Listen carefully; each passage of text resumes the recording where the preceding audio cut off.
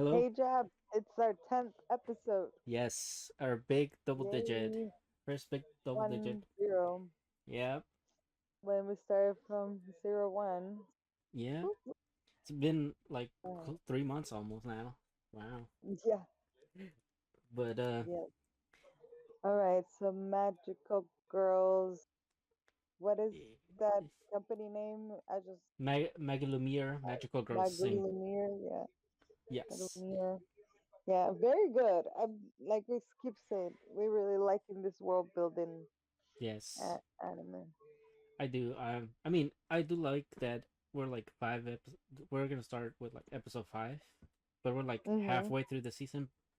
Um, Yeah, and we're still like learning more stuff about this world. Like at least in yeah. episode 5 we kind of find out what they do in their downtime, right? Because everybody's like Mm-hmm. finally like has how can you say, like all their work is done, they're all caught up, they're not no longer like Mm-hmm. in need to do anything major, so they decide to like blow some steam and like hit up a karaoke place, right? Oh, that's right. That was nice. The karaoke. Yeah, Yeah, I they got do. to express their. It's just I really like that the bosses like clothes change, like the transgender, like or cosplay or whatever. Is such intriguing for her. Like she Yeah, like impressed. yeah, Kind of funny. I do like that the a boss, or like the one that runs their little company, he has like a magical girl dress for like wherever he goes, like one Mm-hmm. and off for office and then one for the karaoke Mm-hmm. place. But like when he's out and about in the real world, he has like a suit on, you know? Like Yeah. I think this was like a nice way for like to go off from the extra credit scenes we got in episode 4, where we were learning about his daily routine, or like his nightly routine, and now in here we see Mm-hmm. like kind of what he does in his free time, and they're all really good. Like I was very impressed when they were like all singing, and Mm-hmm. there Yeah. was actual like choreography movement that was like hand drawn, and I'm just like, wow, these this show got something that most idol shows wish they could have, like actual like hand drawn like movement, you know. And I do like that. There was like everybody had like their own kind of like song that fit like their overall style too. Like Yes, that's exactly right. I like that hers was guessed. mm-hmm.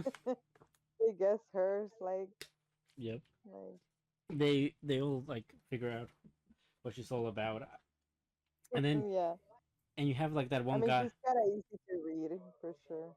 I mean, yeah, she's buried by the book, so like Uh, not too much there.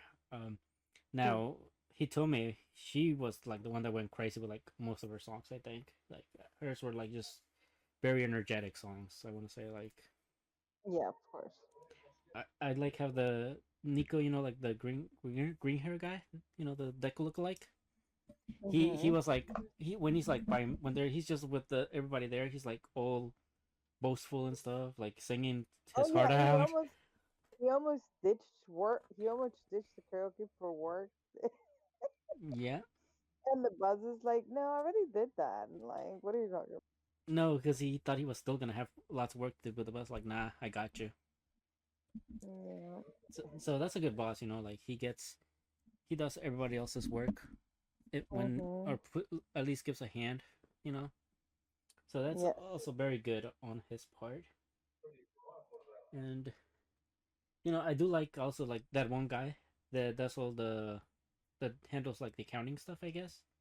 He was Mm-hmm. like, nah, nah, nah, nah, you just enjoy yourself. I'll just pick out the songs that you want, right? It's like, Yeah, in order. yeah, in order. Oh my god, and she ordering honey. I did not know that was like a snack in like places, in public places for Japan. I thought that was pretty legit because my my grandma used to give me honey toast. You Yeah. know, like it's a very simple. home snack, but it's No, yeah, interesting to yeah. I mean, to hear it being served like at a karaoke. yeah. It's definitely like something nice, like something nice to see like all the different type of food that they bring. Obviously, like Hitomi was kind of like the glutton of the group. Like she just kept ordering and ordering. I'm guessing like all the coupons they had was in reserve for her mainly, because like everybody else was just like you know enjoying their time. Yeah, Yeah, and you know it's just nice to see like them hanging out and you know how do you say getting like close. yeah, getting close, celebrate a good job well done from everybody. Mhm.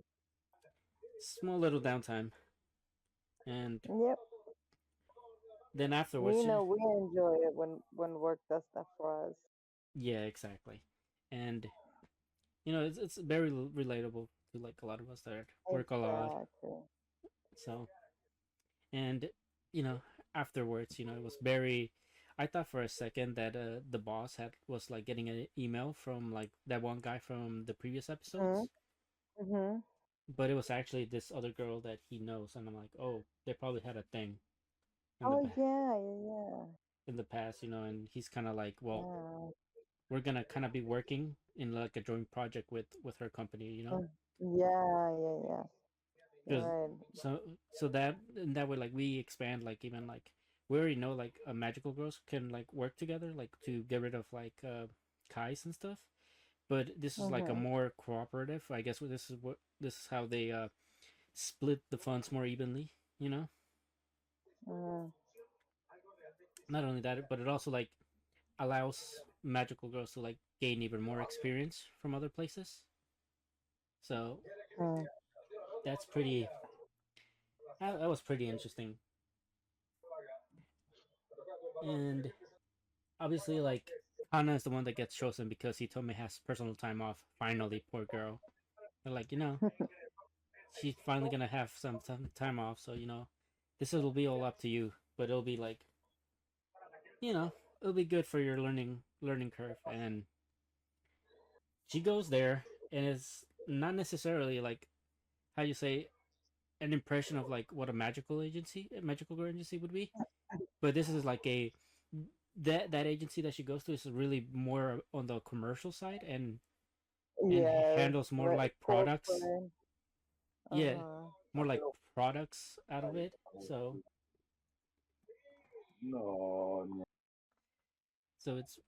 it was interesting to see. It was. It But was. I really like who she got partnered with. Lily, Seems like Lily was her name? No, what's yeah, her it was name? Lily. Lily, right? Yep, Um, yeah, I loved it. I thought that was. I like how. No, I don't like it. But if you notice, they, she, she really compares herself a lot, right? And she's like, oh, this is how it is to be like a real magic girl, like perfect, like, yeah, and and uh, and I really like that at first she was a little doubtful, like she was like, oh, are they just like appearances, yep, like about a since they sell products, right?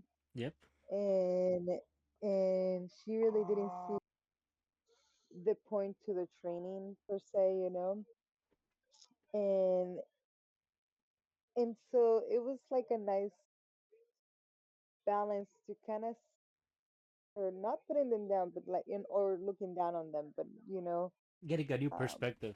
not getting like not understanding, knowing that they're they're in different perspective, they're different like levels and places when it comes to the magical world.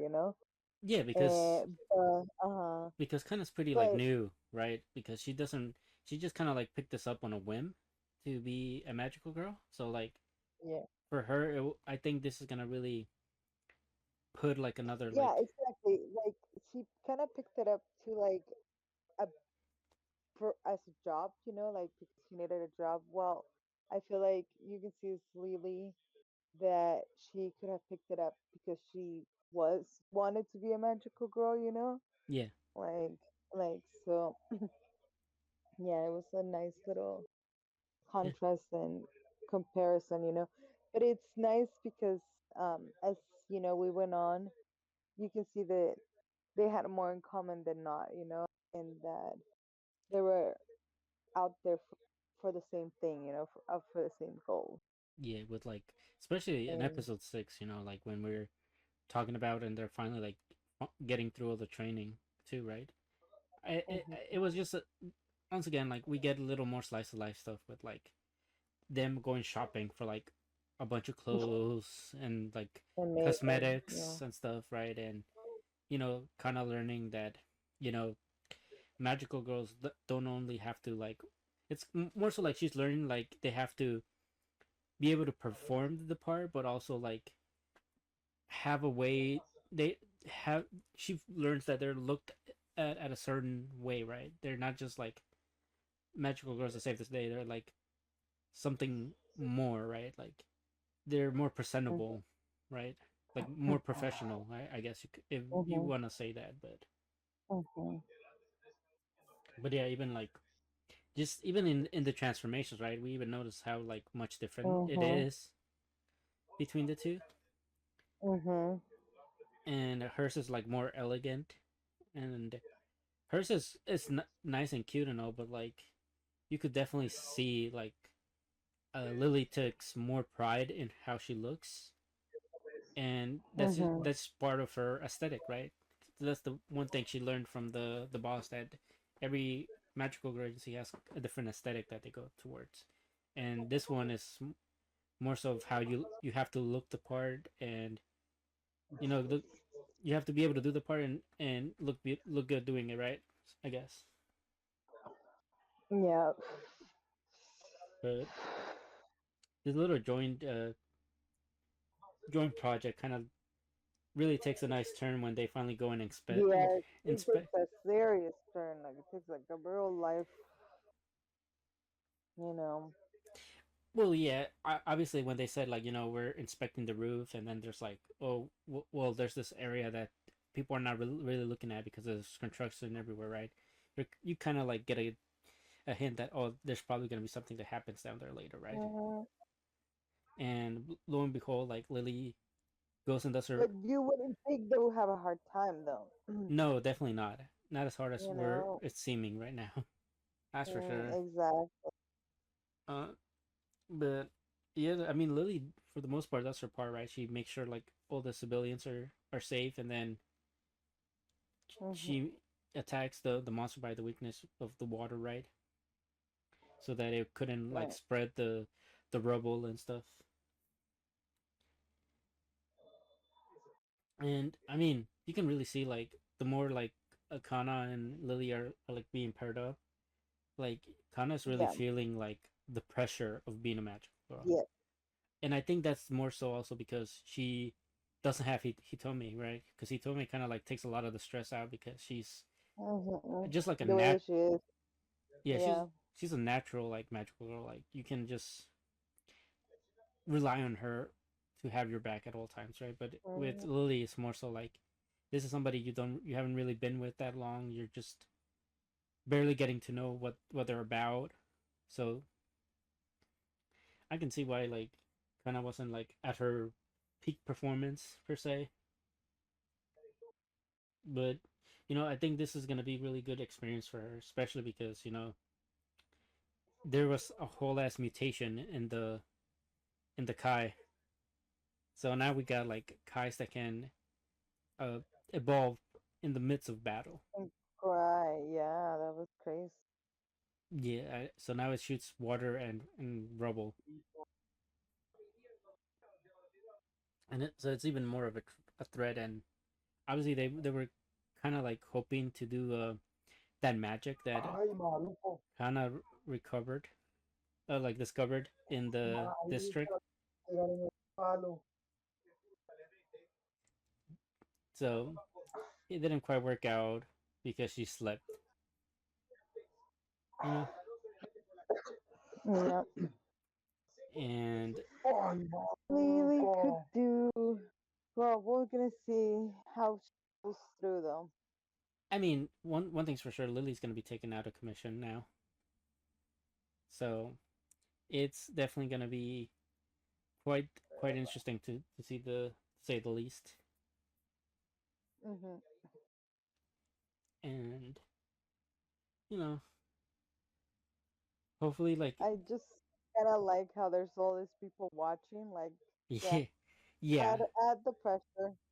yeah, Add the even pressure. yeah, just add the pressure and like yeah, Kana is definitely gonna need something else, but um, She's she's gonna have gonna to think of yeah, something. hopefully. Especially now, I think like Lily got like hit so bad. I think she's gonna have like scars, so that's probably gonna be like Um, that's it's gonna be interesting right. to see like how she someone that like cares so much about her looks like recovers from that, right? Or like that makes her whole like aesthetic about her looks. Mm-hmm. Well, I mean, I other than that, how do you feel about Lily before we like wrap it up? I love her. She is what I would think as like the ideal, or not the idea, but like the common, Like um, like the typical trope of a magical girl. yeah, like exactly, Hmm. you know. Yeah, no, yeah, I like her. Like, So like I feel like unlike Kana, like, she's very like yeah, materialistic, but once again, that just goes with like the fact that uh she has to keep up an appearance and stuff, right? Because not only does she have a magical girl job, but like her hustles are like streaming and posting videos, mm-hmm. so it's pretty I cool. mean, and this is gonna carry the company's reputation to, Yeah, you know, yeah, over to this company at least, yeah. We're definitely gonna. So Hopefully, nothing major happens, and Kana's company. hopefully, kind of really pulls through. So I mean, she's smart, so I think she'll think yeah, of something. Maybe she'll channel her inner me, you know. But yeah, I mean, yeah, I'm excited for this week's yeah, I agree. But once again, and this see show how just they get out of looks it. this show just looks so good. I every week is Yeah, just I'm amazed.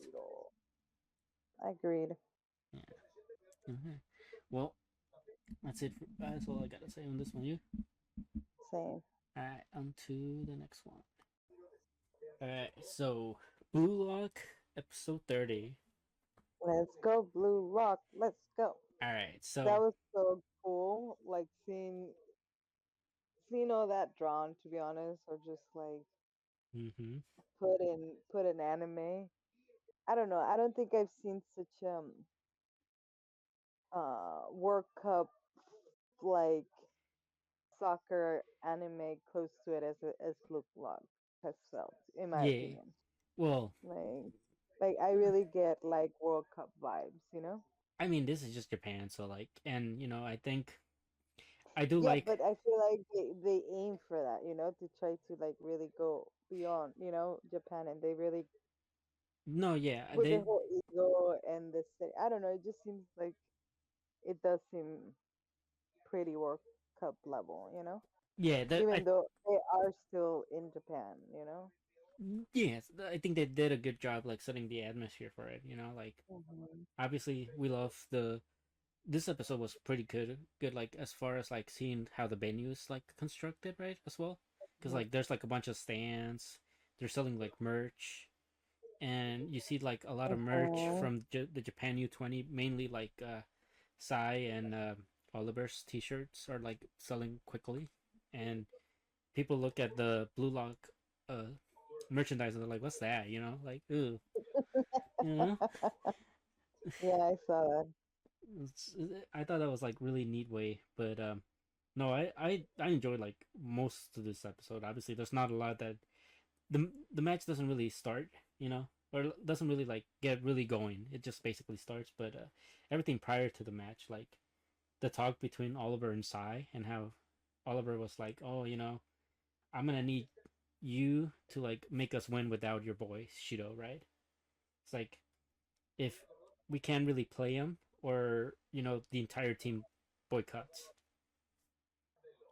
And Sai kind of takes offense to that. He's like, "Is that your orders or like the orders from above or something like that, right?" Mm. And Oliver pretty much has to stay in his ground. Like 99% is like stuff from everybody else, but like 1% is minus the captain of the team, right? Because he does Yeah, I feel. like that he went and confront him for sure. I mean, I just love that. For him as a, Yeah, good for him as a captain.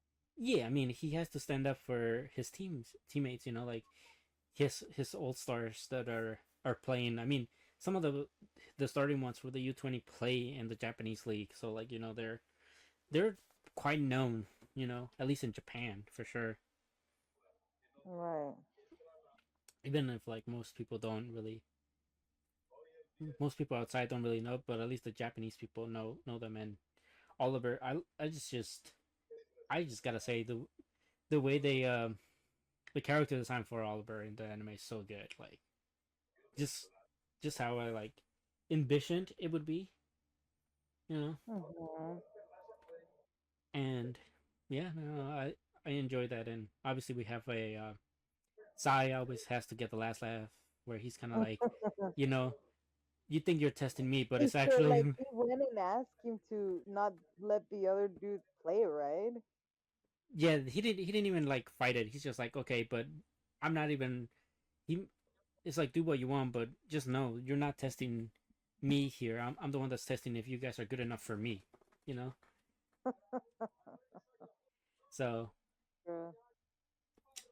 I mean, Oliver does kind of go like, it should, he does like gaslight him. He's like, it should be good for somebody of your caliber to like make us win, you know. But what's Sai's like, yeah, I'll just test if you guys are even good enough for me,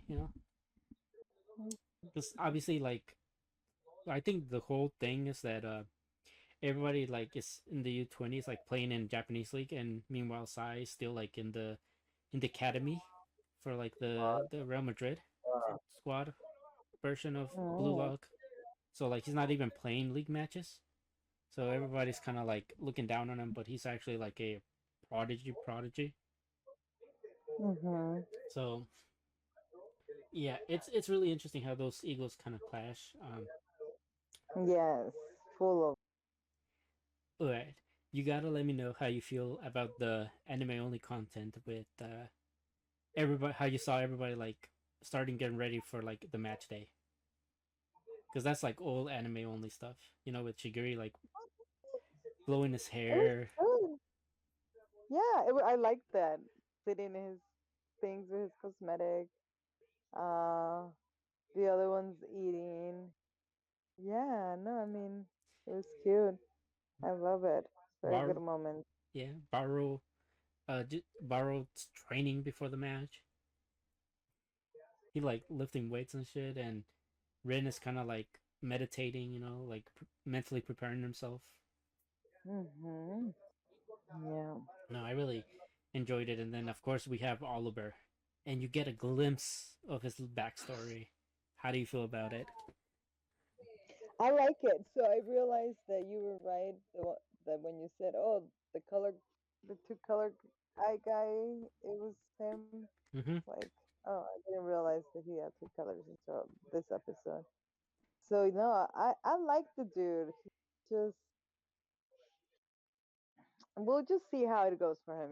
At the same time, like, I will. um, Yeah, go ahead. hmm I will say they do kind of make it a point to put out that Oliver kind of has like what the Blue Lock people had initially, where he was put into a system where he wasn't necessarily like thriving, so he kind of had to adapt to it.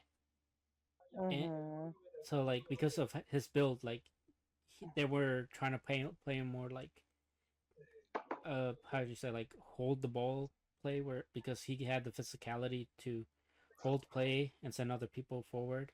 So instead, he just turned into a defender. and you see this little like a sprout that gets like sniped.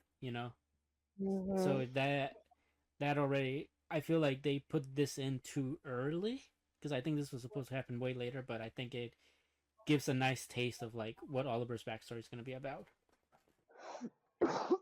Agreed. We are seeing he's gonna be playing a big part Oh, for in sure. I mean, this is the one that Isagi said that, oh, I found my Oh, my he wants to challenge. challenge. That's right.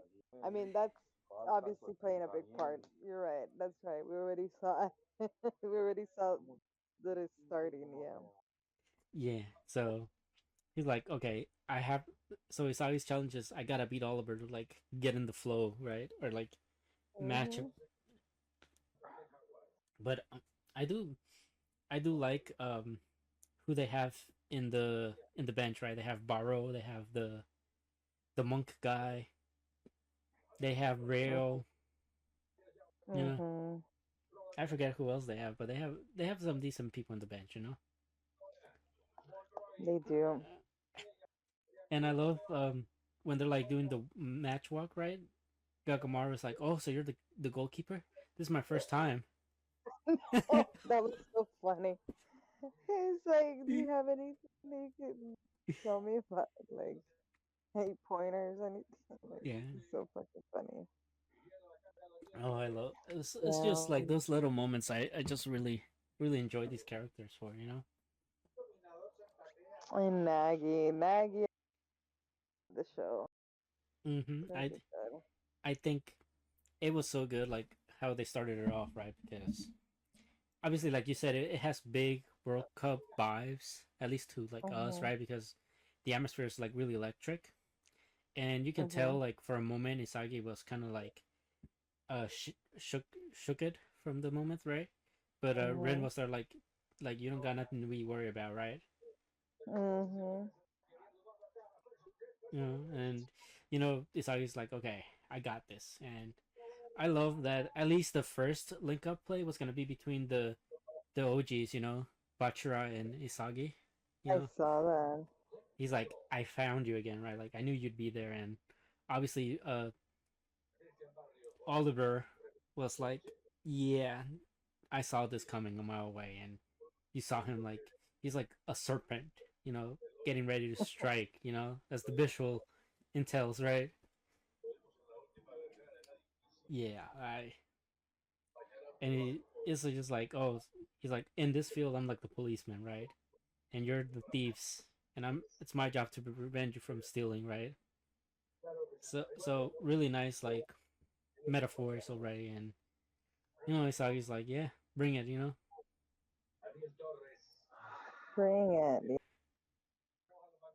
But yeah, I think He's gonna bring it.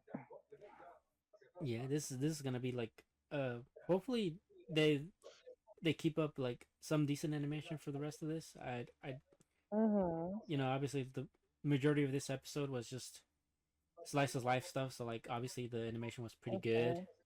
Mhm. Mhm. Once the match starts, we'll see how it plays Mm, out. yeah. But all I can say is Oliver, he might be one of your new favorites. Like at the end, Yeah, I definitely think so. Definitely already feel so. I'm. Excited to see what comes. I mean, out of everybody, that's the one they're really emphasizing from the U20, right? Mhm. And yeah, I mean, got any thoughts on? Oh, I do got a thought that some like thinking on like ego. He just Mhm. I like his suit, his blue suit, Yeah. and obviously like me, having some like background at least and having some sort of like football knowledge. Like I love how he's playing them in a formation that emphasizes like attacking over everything. So Yes. really cool. Hero is cool. And Yeah, the death match begins. This is a must win for the blue lock people. Yes, or their career is over, Mm, and they know it. oh yeah. So all right. I guess this is the part where Good I luck to them.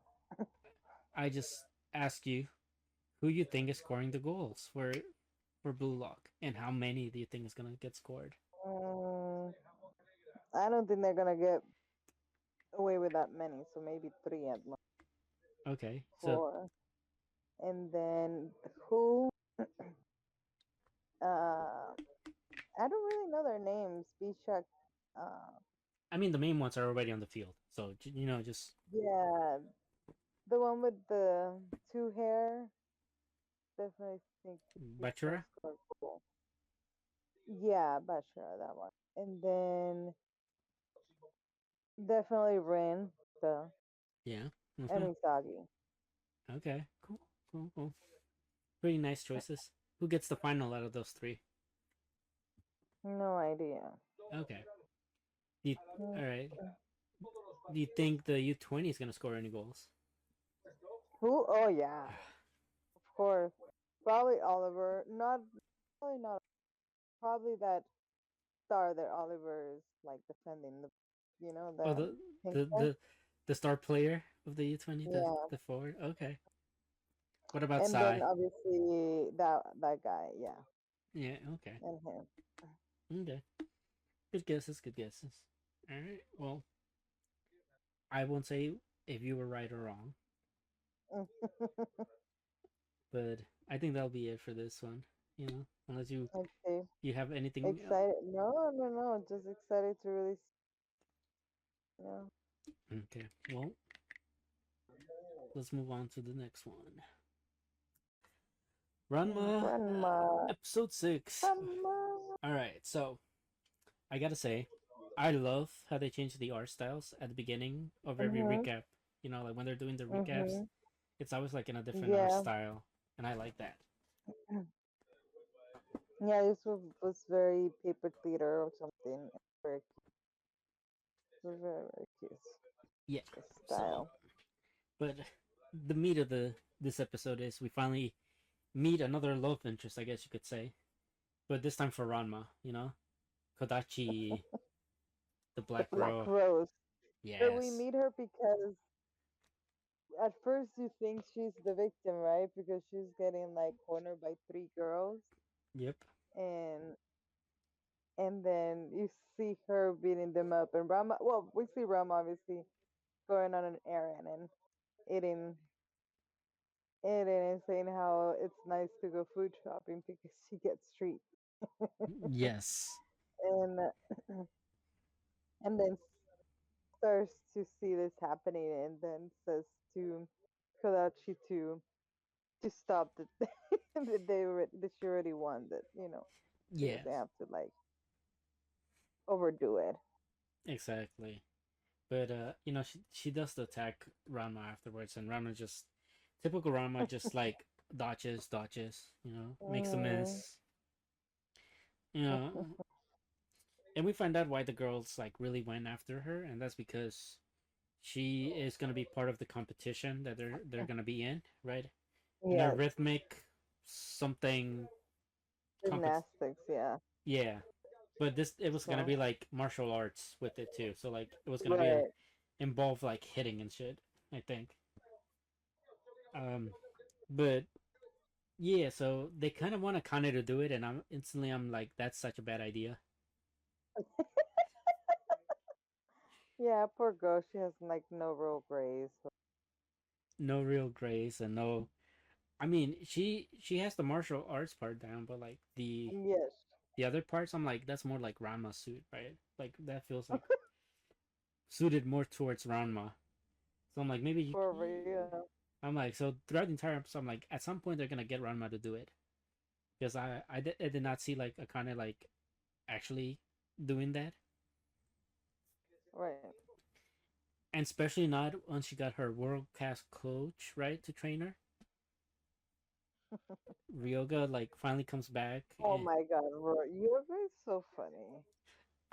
I love that Real he comes back as P-chan, and though. Souvenirs. it is so whenever he wants to be pampered and shit from Akane, he's like all P-chan, but like whenever she's in trouble, he's like, all right, I'm gonna become a man now, you know. And the funniest thing is that he just went up in there while the Akane's dad was taking a bath, Oh, right. a hot bath, I saw that.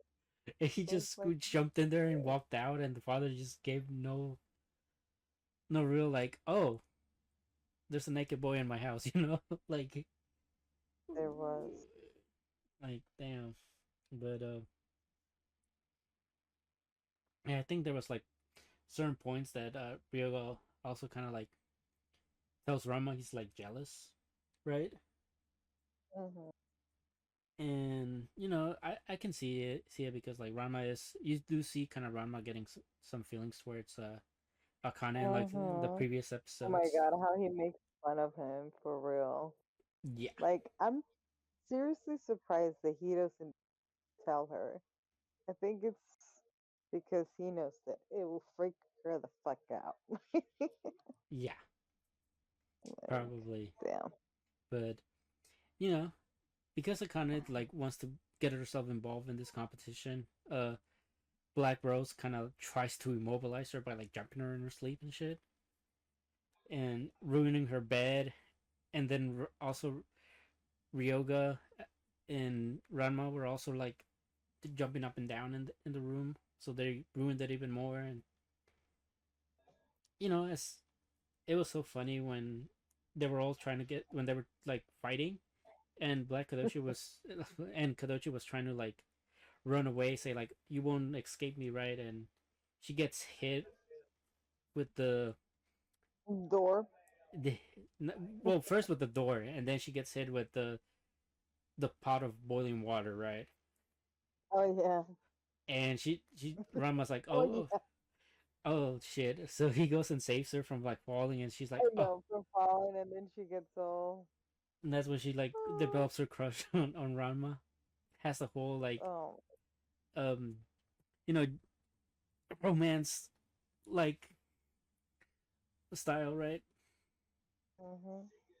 It's I was like, oh, I was like, of course it has to be. Of course, there has to be somebody that actually likes Ranma like that, right?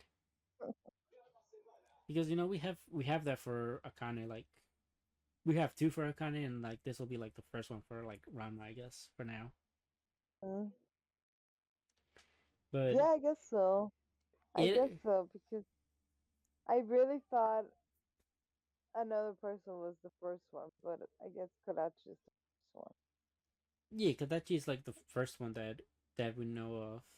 There, who knows if like I know I saw that the because I decided to like look at the opening. There's this other one with like Mm. pink hair that I don't think has been introduced in the story yet. So maybe that could be like another With the one, purple hair. huh? With the purple hair. Yeah, like pinkish purple. Yeah. It's the purple hair. Yeah, that's shampoo. Yeah, she does meet her. I guess she does meet her before her, but it's in the woman. Oh, okay. Yeah. Well, But I love shampoo. She's taking forever to come out. Um, since she's in the opening, I feel like we're gonna meet her before the season ends anyway, so that'll be nice. But she is awesome. The one that I don't think we're gonna meet is the old pervert guy, the master of the parents. no, probably not. I think that But that one, it's a big character. okay, but maybe in the second season. I mean, we'll see. Yes. We're only halfway in, so there's still time. Hmm.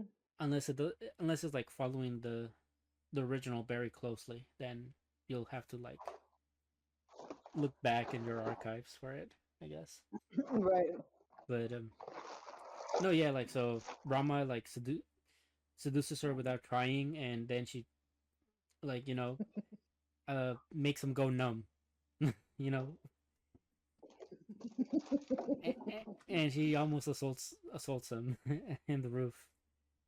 But luckily for him, Akane was there and she just kicked her out, and you know, obviously she's a big gymnastics person, so like she just doesn't really fall per se. But no, yeah, it, I love, oh yeah, I love them. I love Karachi. I yeah, cause think it's funny, and I love how how scared and they were when they found out that I was his sister. yeah, the And tag he's walking. like, I approve of this. Uh, he just said that so So sad. nonchalantly though, like right? Yeah, like Because he he was was like, so well, take good care good of my luck. sister. Good luck. Yeah, Good luck, my friend. Like he feels almost bad for the guy. yeah, no. And that's why he's all about it. It's fucking hilarious. I think it's so funny how they're both very similar, despite that she's like. Oh yes. But I mean, we did find out that she's like in an old girls' school, so maybe like Rama was like the first one that kind of like made her heart skip. So now she's like all up for him, Yeah. and like she does like go chases Ranma to ask him out and stuff. And this is the first time we see Ranma use the excuse that he's engaged to Akane to like get out. Yeah. He's really scared of her. Yeah, I mean he almost got assaulted by her. I don't blame him. You No, know? she did use poison on him, so Yeah, exactly. That's not that's not necessarily poison, but like immobilizing. Like she's like going around like beating up the girls before the competition. Like yeah, she is, and smart of her because she's like I decided to give my all even before the competition starts. Like take him out first.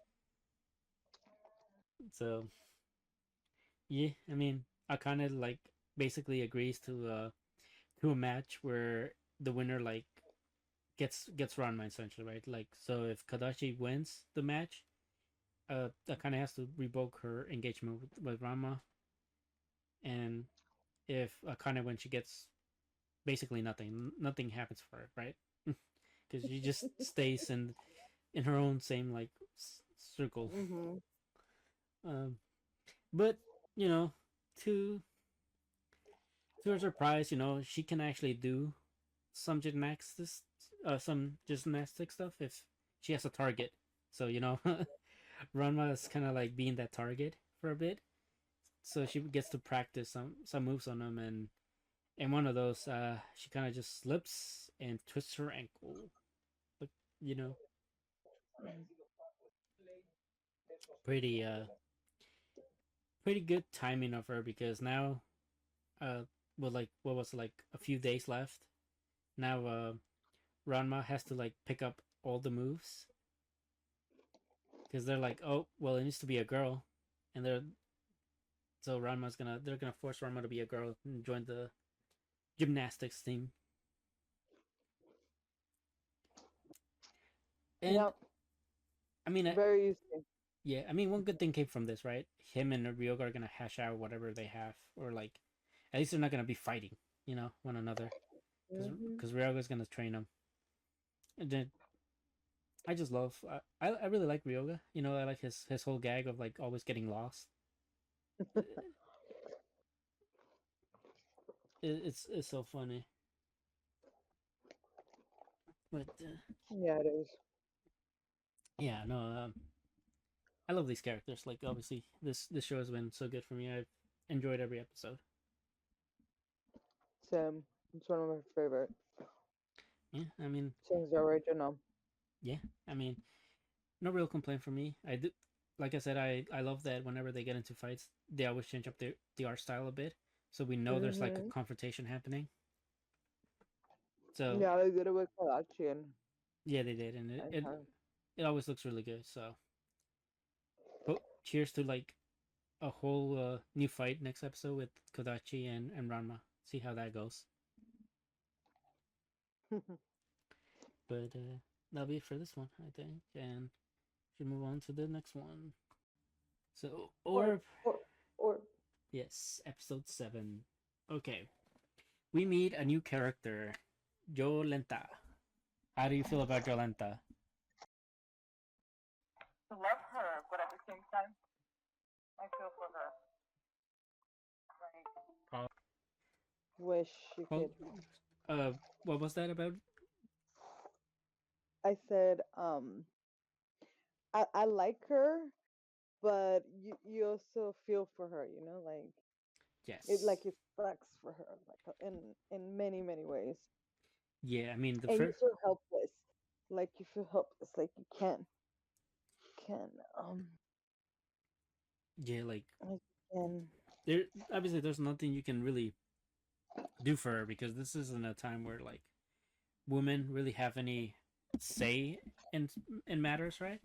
So Mhm.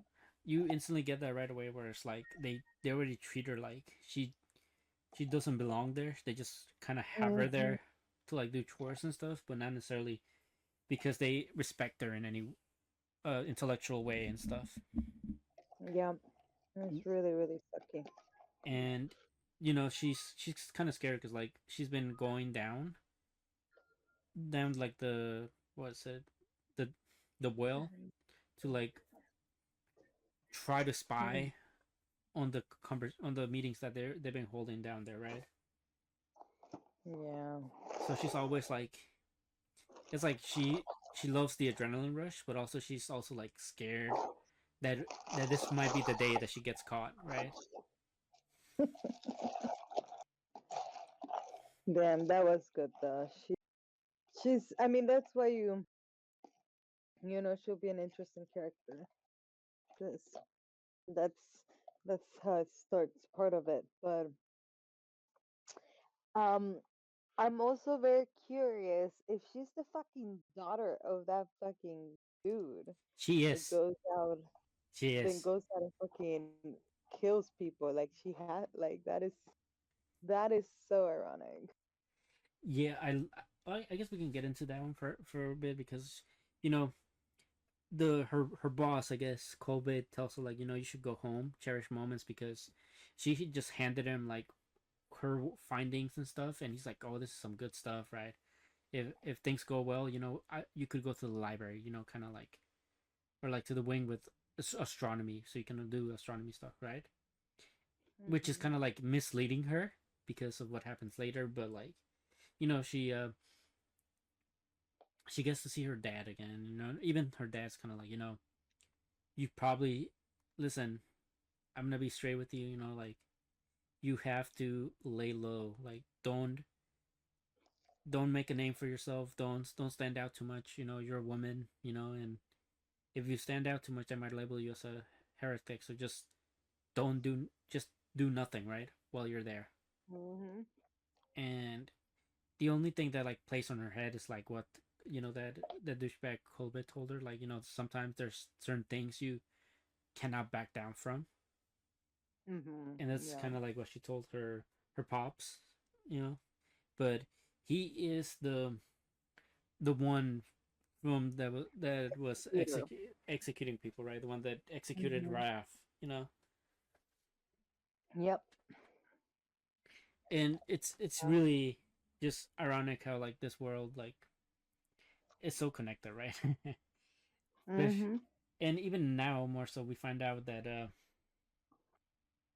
Raph really set everything forward, right? He set the how you say the cornerstone for this whole new wave, right? Because Hmm. the clergyman finds the findings, and he was like, these are all really great notes and stuff, but it's like it feels like a bit naive, right? Like almost like you know. Yeah. So instantly, I'm like, oh, he's probably thinking like naive, kind of is kind of like what some young people are. So I'm like, this is probably like the work of Raph that he's interpreting and stuff. And basically they find out that they have like, well, not find out, but they like find out that they figure they need more help, right? So before that, they're like, okay, if we're gonna continue this, we have to set some boundaries, right? And the boundaries or like conditions that the clergyman's like, if you're gonna ask me for help and stuff, these are like things that cannot be avoided, right? He's like one that if he's not able to complete the documents or publish them in any shape or way, like they have to burn them, right? Because he's like, I'm not gonna be, just a stepping stone for like the next person. He's like, it's either me or they're gonna have to figure it out on their own again. So that was like one, and then the second one is that Oxy is gonna have to participate in the and be his assistant basically, right? And that'll allow him to have a food and place to stay. And that the third one was kind of like, okay, if we profit off of this, I'm getting 90% and you get 10%. You know, That was ridiculous. that's what I said too. But then I'm like, okay, but he is the one that's doing all the work essentially, or like the majority of the work. So I'm like, okay, maybe maybe he can like squeeze like 20% out of him. But Oxy didn't even fight it, and he was like, but there's something else in here, right? The person that wrote. Yeah, that was what I meant too. Like at least he should have like tried to fulfill those wishes of that person that left those things, you know? It was just Raph, because I think that was his father's name, Mm. or like that was his father's last name, something like that. But yeah, the guy was just like, I don't know what you're talking about. Paper's burned, you know, like I know that was so it's like wow. douchey. Yeah, Yeah, make asshole. but yeah, like they go and they post a bulletin board, and they're like, all right, some rich noble person that has too much time in their hand is gonna fill it out, and we're gonna find another person that we can work with. But I do like how the clergy person tells Alex, like, Alex is like still like afraid that, this is gonna lead him to hell. And he's like, we're not like in the gates of hell, right? We're like part of heaven. We're like in the gates of heaven. So in that way, kind of ease him into doing this thing that goes completely against the church, right?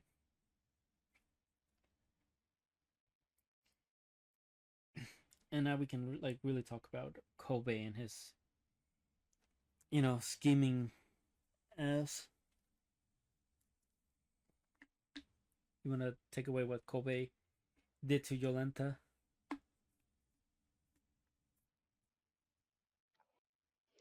Yeah, I'm glad they're gonna cross paths like quickly. Like Mm-hmm.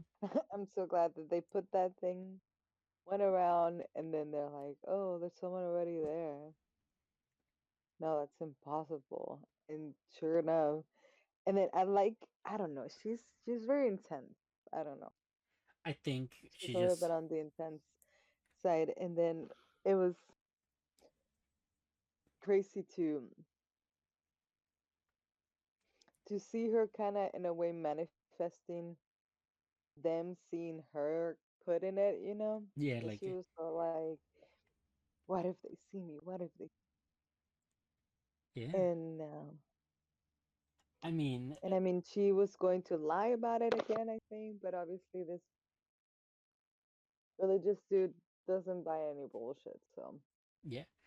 I we mean, already know that he's going to like take her in and be like, "You're perfect," you know? yeah. And I mean, they're definitely gonna treat her better than Kobe because Kobe just straight up Yeah. stole her work and is like presenting it as his own. He's just like telling her like, nobody's gonna listen to a woman. At best, you're Mhm. gonna be labeled as a heretic and or witch and just Mhm. burned to the cross, right? Mhm.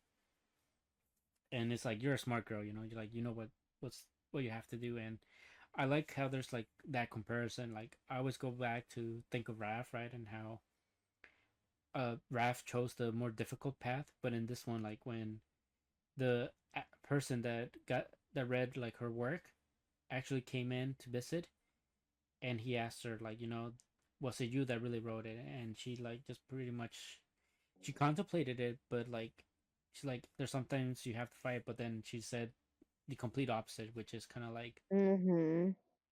what Raph was I know. contemplating in his last moments, right? Like he could have had like an easier life and just played his part, but he chose to go against that. And in this situation, Jolenta did not choose to fight this fight. Mhm. Yeah. But yeah, no, that Kobe guy is such a douche. Like Mhm.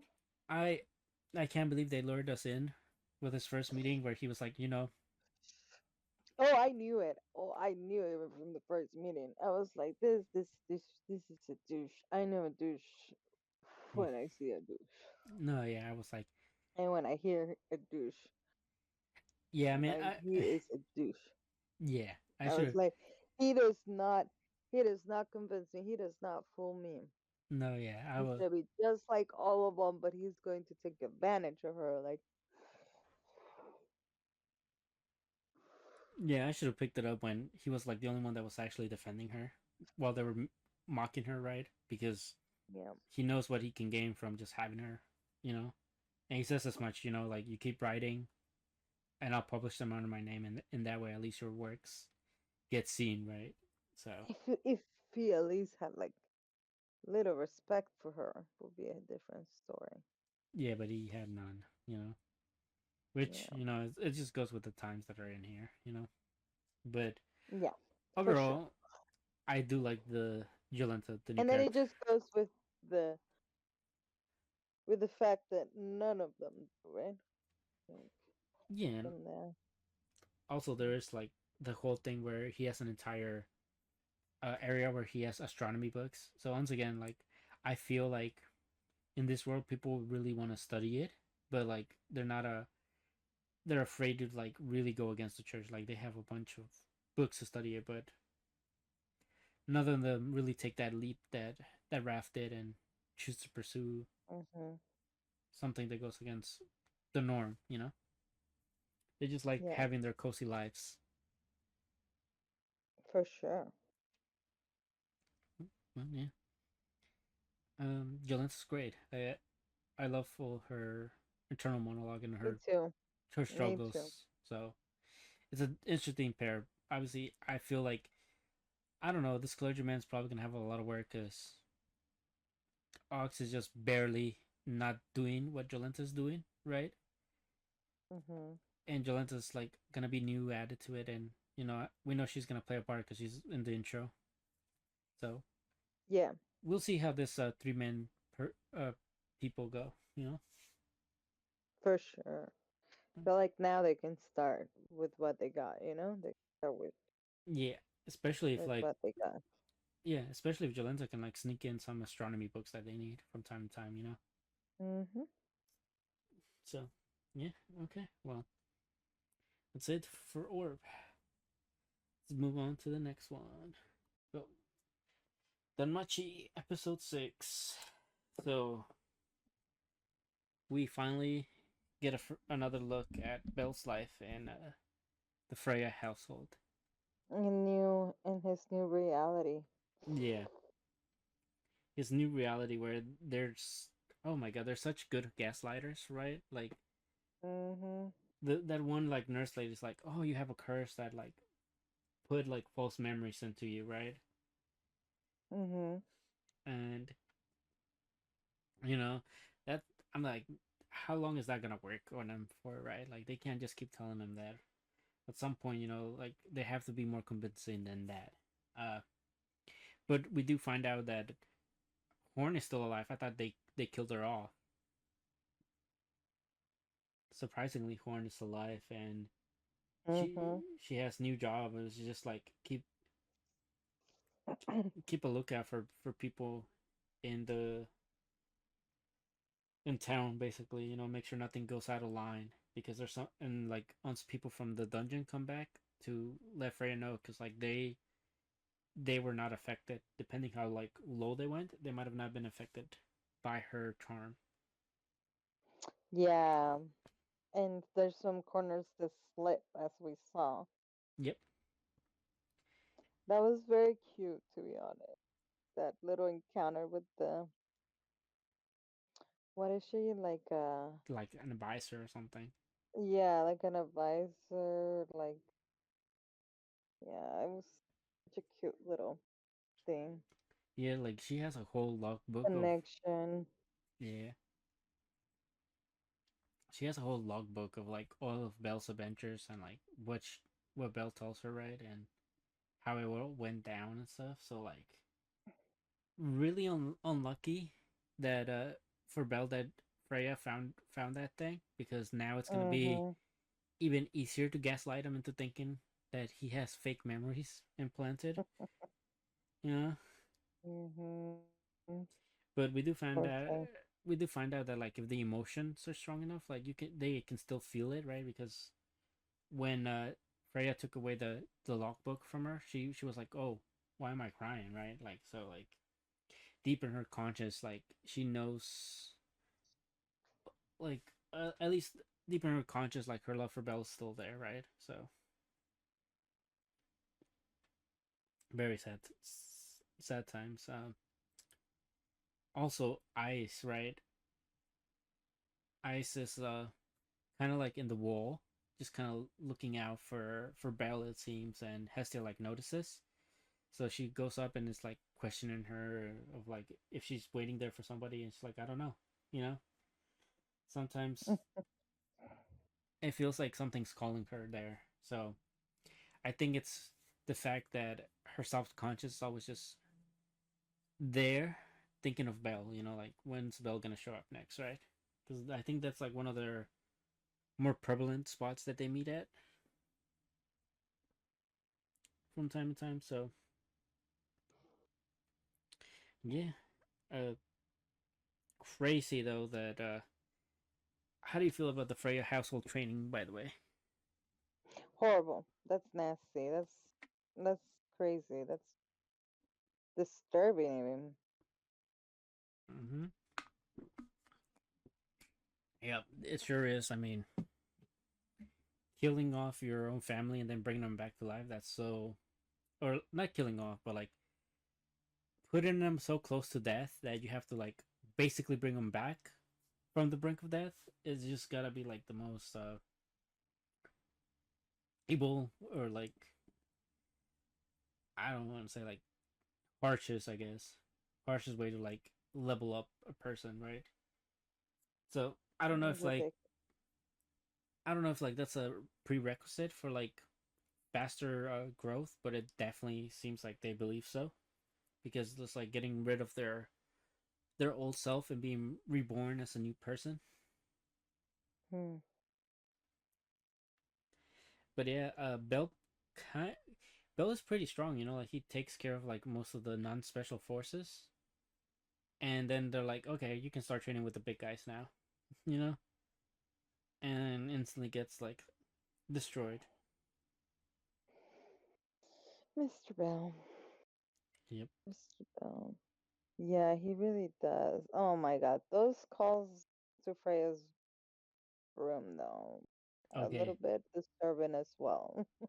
I mean, we find out why what what she got specifically, right? Because she Bell was like still like in the impression that he was Hestia's child, right? So he's like, I know one thing that you can prove to me that I do belong in this family, right? And it's like you have to change my status, right? Which is something only the household you belong to like can do.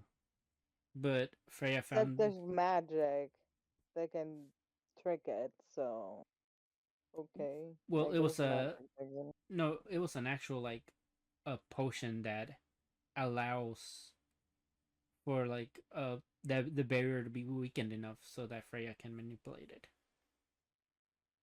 So, and obviously like once I saw that and I saw like Belle be so defeated, it was like, damn, they're really just breaking my boy, you know? Because now he's really Yeah. questioning uh his entire whether it's actually real, right? And especially with the logbook, right? The logbook that Freya got from the advisor of Belle. Now she's just kind of mixing in like her lies with a bit of truth to it, and that's making it even more believable for Belle, right? For impressionable Belle. Mhm. But I love the dress that Freya has for every time that she's alone with Belle. It's Such a it's just it just suits her. seductive goddess dress for. Yeah, suits her very well for sure. And I do like that we do in one of these we do kind of get like the initial meeting of them, right? Because she's like, I met you like at this graveyard, and I fell in love with you at first sight or something like that. Mm-hmm. So like Yeah. I think this is like one of the ways that the we get the proper like first intro on Freya and meeting Belle, I should say, right? Not, but yeah, no, this was hard to watch, especially It because is. especially because we know like the main guy is not even gonna And do it. then seeing Hestia struggling as Yeah, seeing her she struggle, she had yeah. She ran into Hermes and he was still under the charms, yeah. which I'm assuming that the girl with glasses is gonna break him free of it. Because I think she was one of the few people that didn't get affected by it because she flew high enough that Freya couldn't reach her. But Hestia's really going through it. Even like Ice, she couldn't even ask Ice to do anything. She instead like told her, stay away from Belle, right? Basically, Mm-hmm. because she's like, if Belle, if Belle can like focus on her like solely to get himself through it, it might actually break him.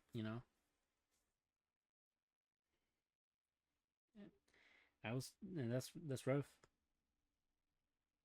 Uh, there is the whole thing with like Rhea also like going to the guy that runs this town, right? Or like this the one in charge of like setting adventures towards the dungeon. And Mm-hmm. Freya pretty much is like, if you don't interfere with me attaining Belle, I'll make sure like my family builds like the groundwork for us to conquer this entire dungeon. And That was intense too. Oh my god. She's just so intense. I mean, she said it herself. She's done playing around. Like she'll she'll stop it at nothing. And based on how strong the family is, I don't blame them if they are the ones who like get them closer to conquering the dungeon. Yeah. I mean, Bell survived that when he was like level 4 at like the lower realms, right? That he's, Mm-hmm. I mean, by the skin of his teeth, obviously, but Yeah. like it's doable, with like lower levels. They just have to be skilled enough to know what to do. Um, Oh my god. but yeah, no, it's so funny, just like how Hestia, how Freya So yeah, yeah. advances on Belle, and Belle's always like running off in one way or another. And she laughs at her ass off. Yeah, Good. she does. She's hilarious. I mean, what else is she gonna do, right? Like she just has to like keep breaking them down slowly but surely. She even says to herself like, Mm. I'm gonna keep breaking you down, and then once you're like down in the dumps, I'll be the one that extends this hand to you, Horrible. and you'll be indebted to me, right? Mm-hmm. So Hessie's sick. Like she's a sick individual, but she's hot. So I think I could fix her. Yeah. Yeah. Yeah, she's cute. Mm-hmm. So she gets away with lots of chat. Yeah, I she mean, did. look how his people are like his children is like, he gets all the attention. Yeah, they're like little children. They're like, man. Mm-hmm. But then obviously one of them gets shut down real quick because he could not beat him. Mm-hmm. So yeah, I mean, well deserved, and Speaking of things she gets away with, it didn't in the first season. Didn't she like kill off an entire goddess? I feel like I remember that, but I'm not sure. Uh, I would need to rewatch, but yeah. Uh, Right. Same. anyway, I think that's it on what I have to say about them. Unless you got anything Me else. too. Okay. On No, to on think on to I the think we just seen how the ground is being laid. yeah. Not that, well, yeah. Yeah, this is the beginning of Belle's torture. I'm not looking forward to more, but Mhm. uh, we'll keep striding. On to the next one.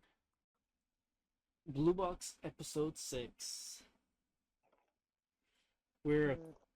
quarter of the way done with Blue Box, and boy oh boy, have we been calling it all season so far. You know, our Mhm. poor girl Hina. Oh, It's it's has fallen oh yeah, deep, very deep.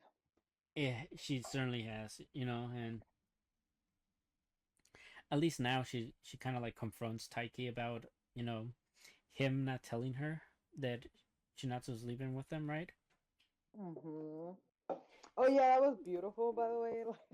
Like she like, Yeah, she's like, hey, punishes him and demands for like an explanation.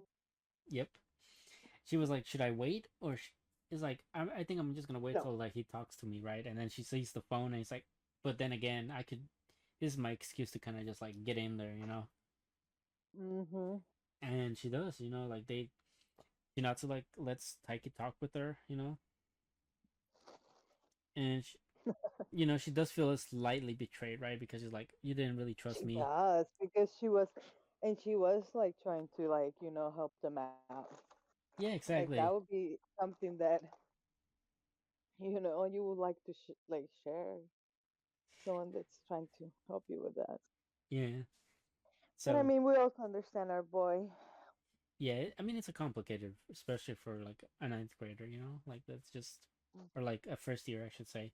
It's just in there with his crush, you know, not really realizing what it could possibly lead to, or like always thinking of like consequences of what happens if other people find out, you know. But you know, this episode's all about Hina, I should say, right?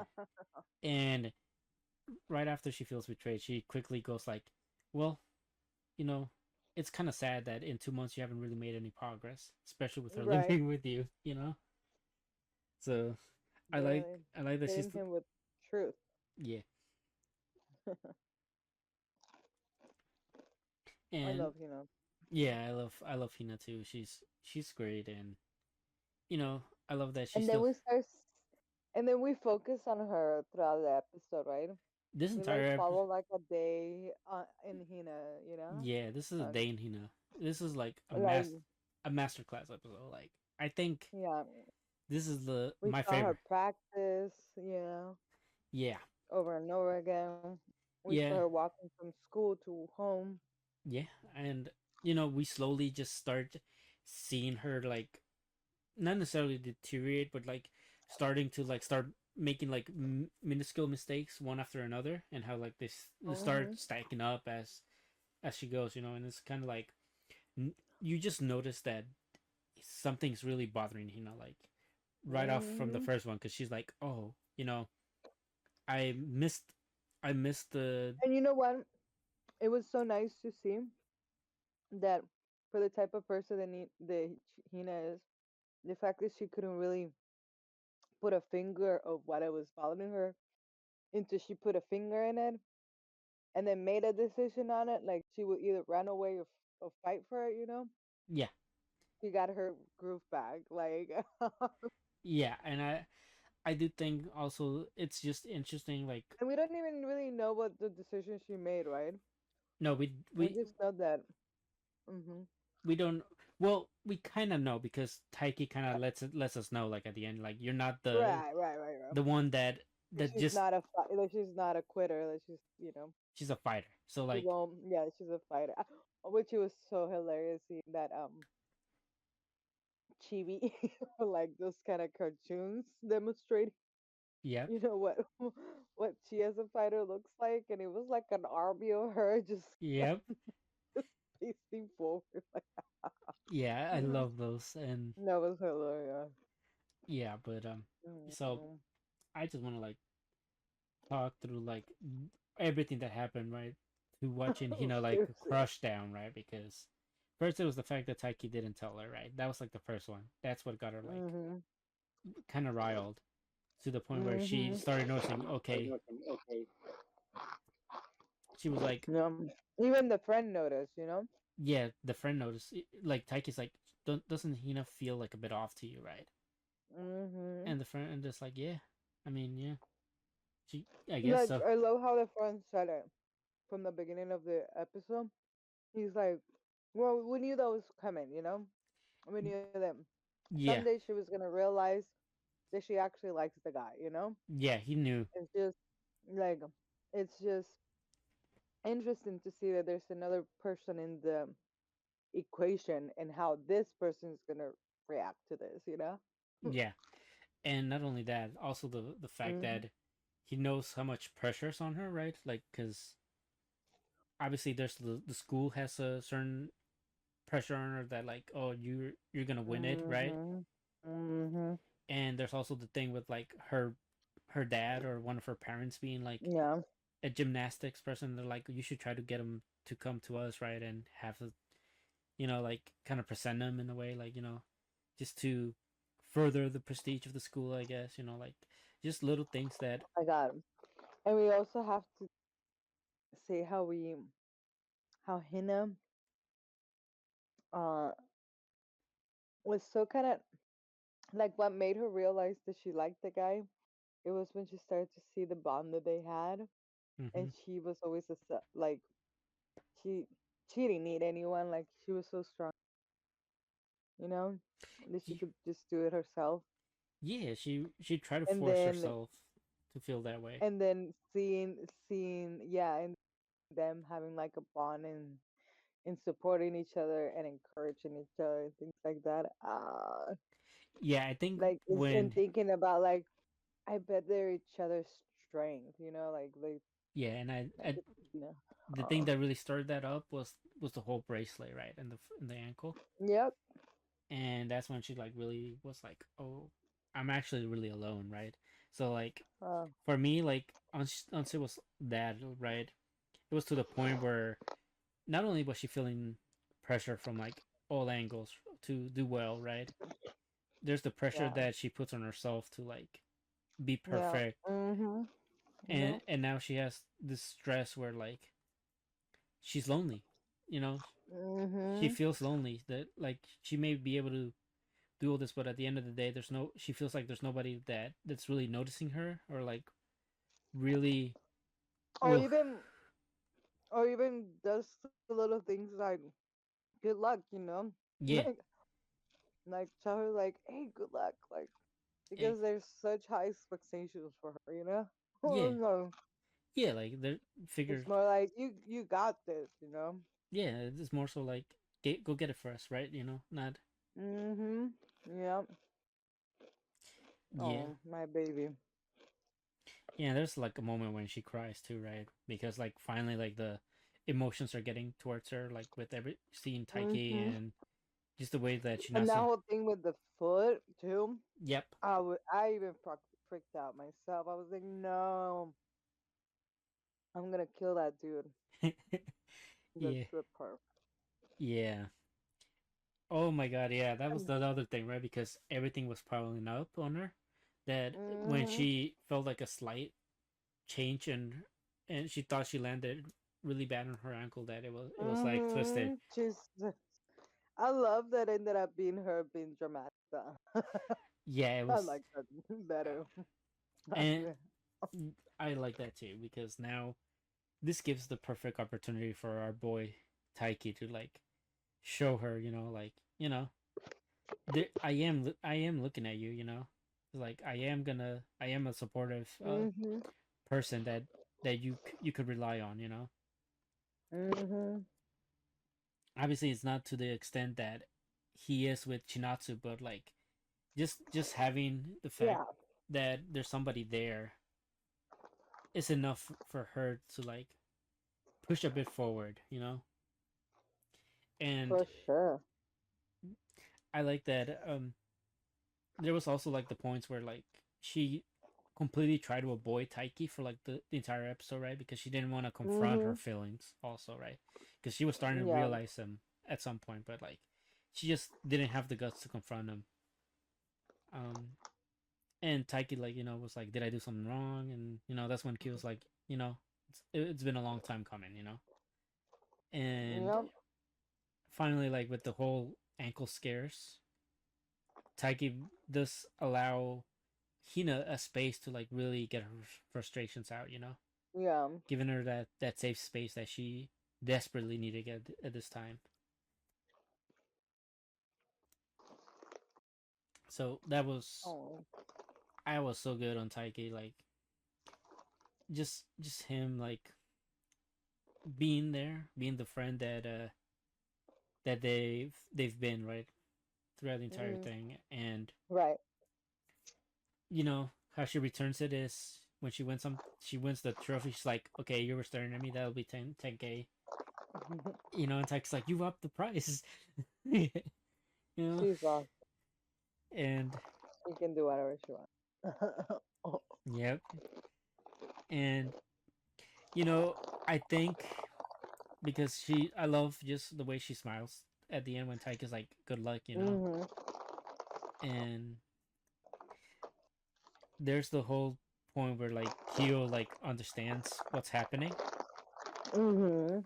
and he's like, okay, so that's how you've chosen to go about it, Hina. It's like, I wonder how Chinatsu's gonna respond in return, right? Mhm. Mhm.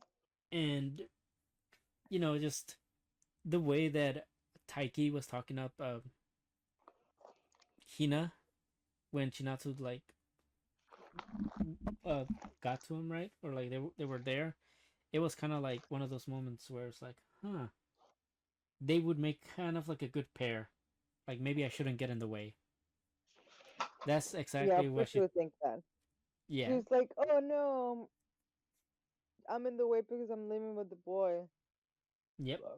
Oh, it's all for basketball. Yeah, exactly. Because she's I'm like, sorry, like. because her whole thing is she wants to like make nationals, and you know she's not really uh per se like looking for a relationship, Mhm. despite the way she acts with Taika is very much so like she's interested to be with them, but Mhm. she's kind of like in that similar position of Hina, like is she, when is she gonna confront those feelings that she's hiding from, Yeah. obviously Hina's confronting them, and we need to we need to see what happens, because right now Hina's up one, and even Chinatsu's kind of Mhm. like, yeah, they Chinatsu's like, yeah, they make a good pair. So I just, oh, so good, such a good character episode for Hina. Oh, yes. This was Hina's episode, and it was beautiful.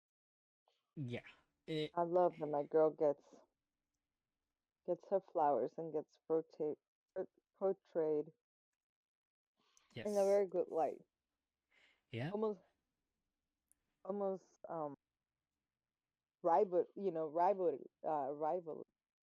rivaling. Yeah, like and with the main one. I mean we Like I know, said, I'm even almost rooting for the girl. yeah, But the reason why obviously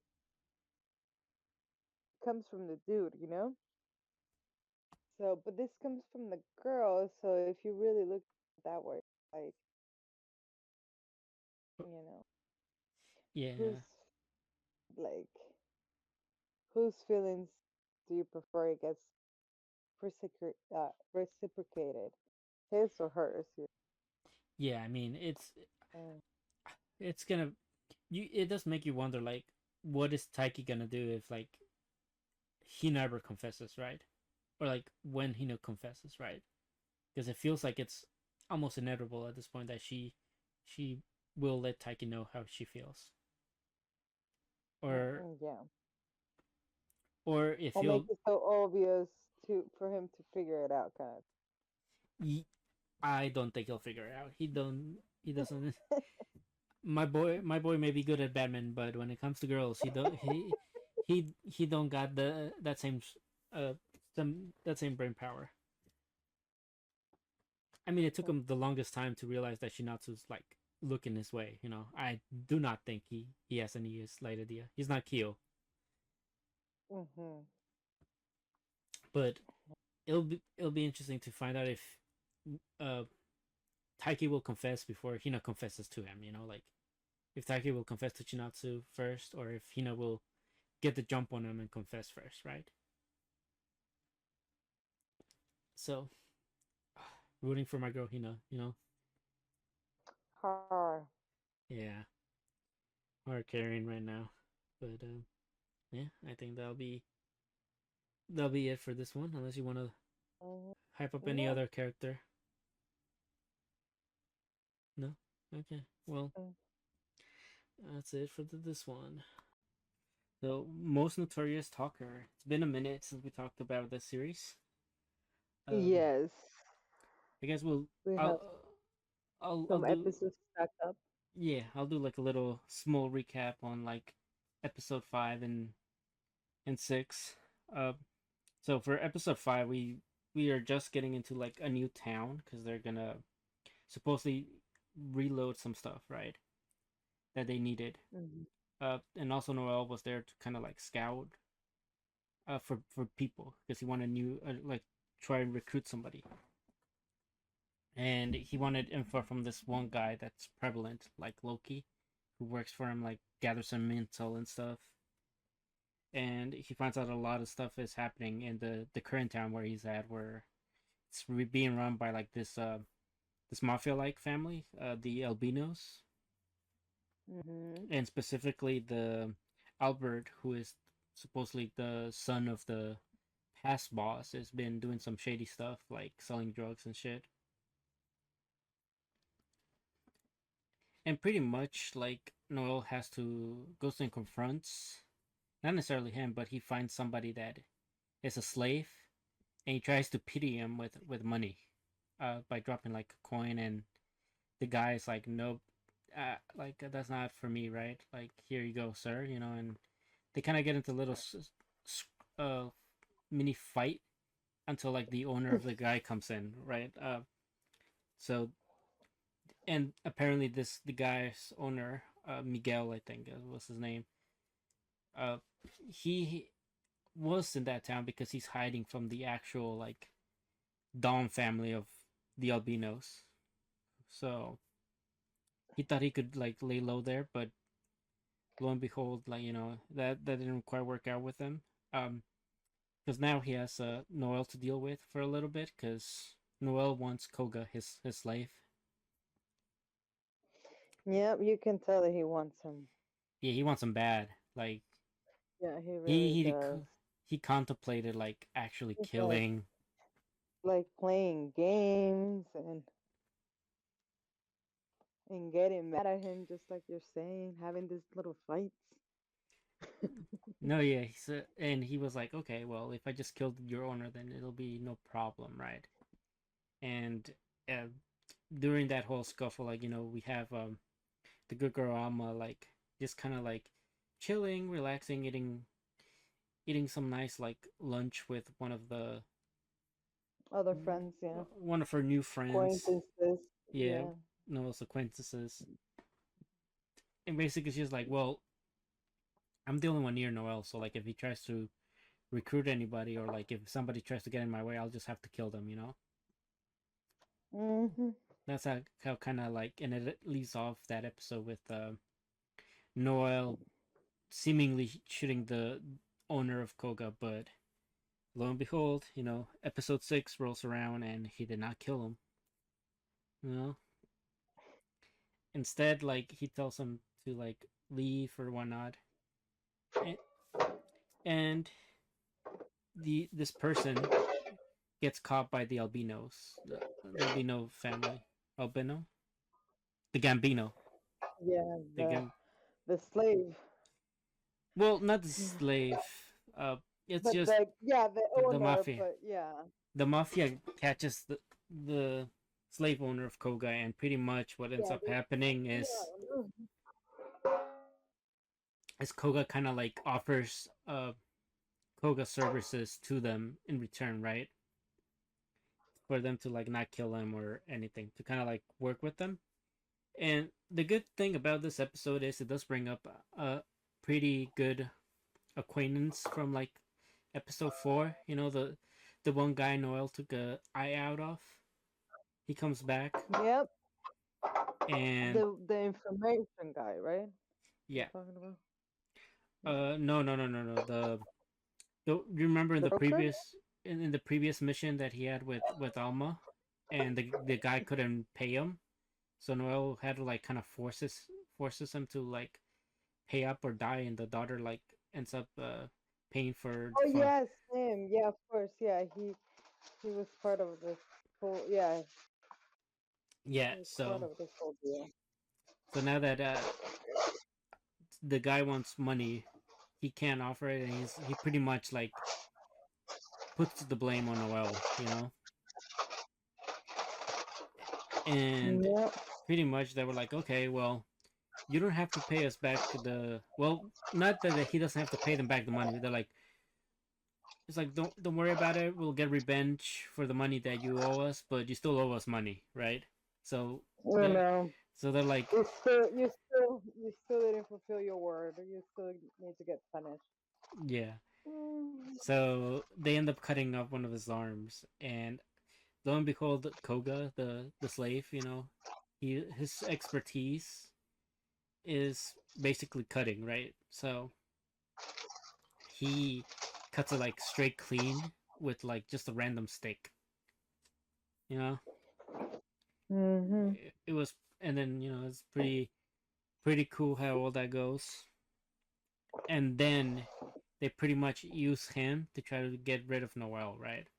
Because obviously now that they know that Right. Noel stole their money, they want to go after him. And once they once they do, Noel like kind of like goes meets up with Loki again, you know, his informant in the town, um, and he pretty much realizes that Loki set him up right away. But this is like the first Oh time. yeah, that's when it happens. The broker sets him up. Yep, and He's that's when pretty much this is the first time we see like Noel not be like true to his word and take a bench like you know in a thousandfold. mhm. He lets him go and is like, "You'll be paying me back like eventually, but for now, you know, you're too valuable not to basically kill right now, right?" So Noel ends up having to fight like Koga again for a little bit, and he ends up kind of pretty evenly with Koga for the most part, right? And Yeah. and Koga's kind of surprised because like you know Noel being a talker class, he's not supposed to really be this strong, but in the end, you know, like no matter what the tricks that Noel has up his sleeve, he just wasn't strong enough to like beat him in the end, you know.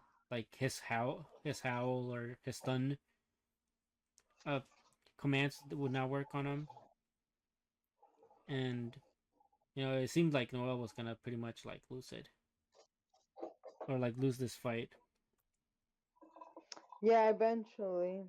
Yeah, and you know before we get on to like the episode 7, we can talk a little bit about like well just like say that we did get a little mini backstory on Koga here. You know the guy is facing Noel like his basically his mother uh didn't want, not that his mother didn't want him, but like at first the mother couldn't have a child, and then all of a sudden you know like she has a child, and the father kind of thinks it's not his, so the father ends up not like liking him at all, like not even treat, and like calling the mother like a Mm-hmm. whore or whatnot, and pretty much neglects Koga and neglect, and because like the mother couldn't handle the fact that the father didn't accept the child as their own, like she ended up taking her own life. Yeah, she did. And pretty much that's when, like, after a while, the father just sold Noel into not Noel, they sold Koga into slavery, and that's how he's been a slave. And basically because he's been fighting for the slave owner in the Colosseums is the only reason why um he felt like, how do you say, any recognition, like, or value as a person, because that's the first time he was recognized for what he can do and stuff.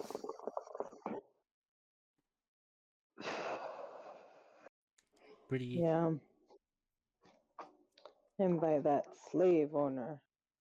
So Hmm. he developed some attachment, and you can say, Oh yeah. yes. And and yeah, that's pretty much like the main gist of what happened, episode 5 through 6. Now we can talk about like the latest one. We can really get into it. Episode 7. Yes, episode 7. So it starts with the fight ending, kind of, Yep. or we can say that, we can, more specific, say that Noel was like at its end, like with the fight. And then Alma appears, of course. Yeah, because Noel was sending, talking to her like telepathically, like they usually Yeah, do. sending signals and stuff. And yeah, so we see that she at first she didn't think much of him, and so did he. Like same with him, he Y- didn't think much of it, yep. of her. Like, but at the end they were both impressed with each other, Yeah. and obviously Noel, like you said, wants him. So basically ordered Alma not to kill him and to Yeah. just retreat. Yeah. So, Yeah. and I'm. he knew that would get him in trouble, like in a way, like for not doing his job, basically. Well, yeah, because he, So, first of all, he had a chance like, to go kill tell off. him. He had a chance to kill off Noel, but he chose not to. And Noel kind of like chewed him out, like, technically it's either your life or mine. Like, you don't get like do overs like this, right? Basically, it was like, Mm-hmm. in a situation when that happens, you should always choose your own over your opponents. Like, don't take Mm-hmm. pity on me. But at the same time, it's, I love, there's like a little bit of humor where it's like, Almost kind of like, oh, I'm the only one that can pin down Noel. Mm-hmm. Yeah, But that was yeah, funny. they did end up having an appreciation for one another afterwards. Obviously, because Koga didn't finish off Noel, his slave owner ended up having to take the fault of his failures, right? Mm-hmm. So they just packed them up and sent them going, and pretty much Noel left just one message to the Gambino boss, right? And he was like, you're basically calling him a coward, and that he should go face him on his own if he wants to prove otherwise, right? Like typical Yeah, Noel provoking people. yeah, being a big talker. Indeed, Yeah, he is, but he pretty much backs it up. Like they're yeah. the Even that dude, that strong dude, said it. He was like, he was he was matching up to me, yeah, Like, do you have any idea how much work that should have taken it for someone in his, like, yeah, and skills and levels? we're privy to like how much Noel trains on a daily, so like we know like Mhm. sort of how much he's actually worked to get to where he is at. And this is Mhm. kind of like where the limit kind of is hitting Noel, because there's it's been stated that there's like a wall that hard work cannot triumph over, right? And that's like the Mhm. natural talent for like other stuff. Mhm. Or just having the skill, yeah. Yeah, or Or the yeah, the aptitude for like another like class essentially. yeah. So that's like the barrier that he has. So like maybe he'll just always be a sea level, but Noel being typical Noel is kind of like, well, I can't be the strongest, but so I'll just have to command everybody that is the strongest, right? Yes, he did make a point that that was gonna be his goal, his ultimate goal. Yep. So So I mean, gotta love that he realizes his own where his shortcomings are, and he's like, shortcomings, yeah, his weakness. and he already came up with a way to solve that and still like be able to achieve his own goals. Mhm. But yeah, the guy like goes and meets Noel, and Noel tricks him into thinking that he drank poison. Very boss move. Right. And that was just Well, like, to get him psychologically like in a place, right, where he needed him to confess one of his buddies. yep, it was all part of like his overall plan to Mhm. basically put him down his pedestal, Mhm. because now that he realized how he reacted to poison, it gave him an idea of like how to take him down. And obviously the people that worked for this Galbino person basically told him, well, you're not gonna come back here, or we're gonna kill you.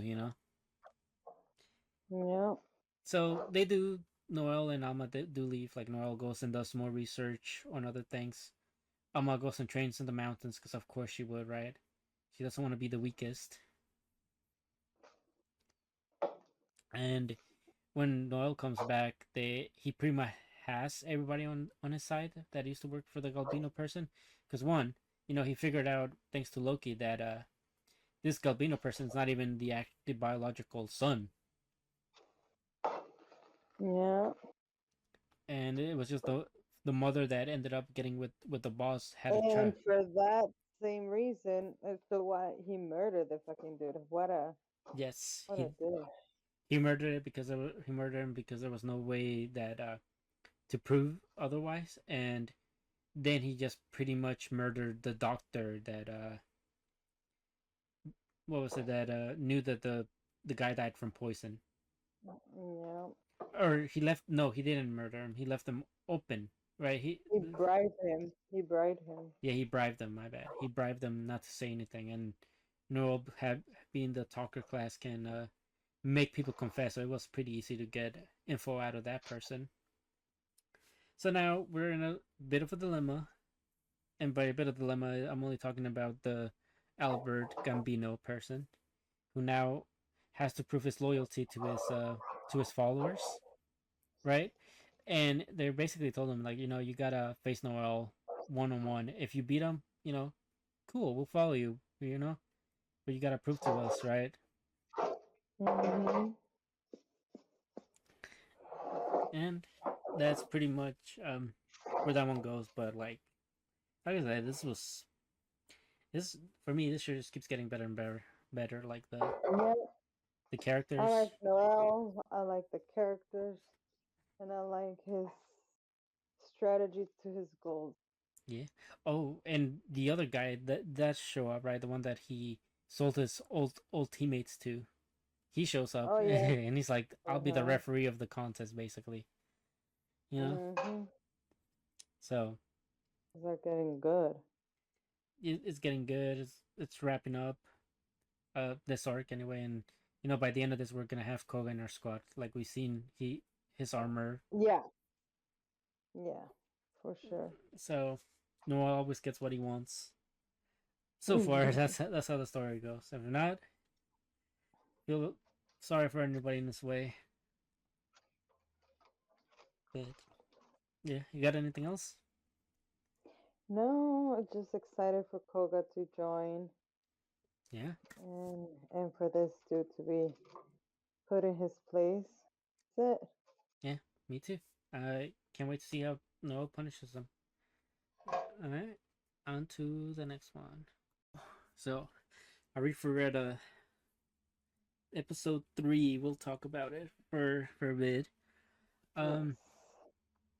So yeah. More Yue trying to kiss Hajime without the other girls knowing.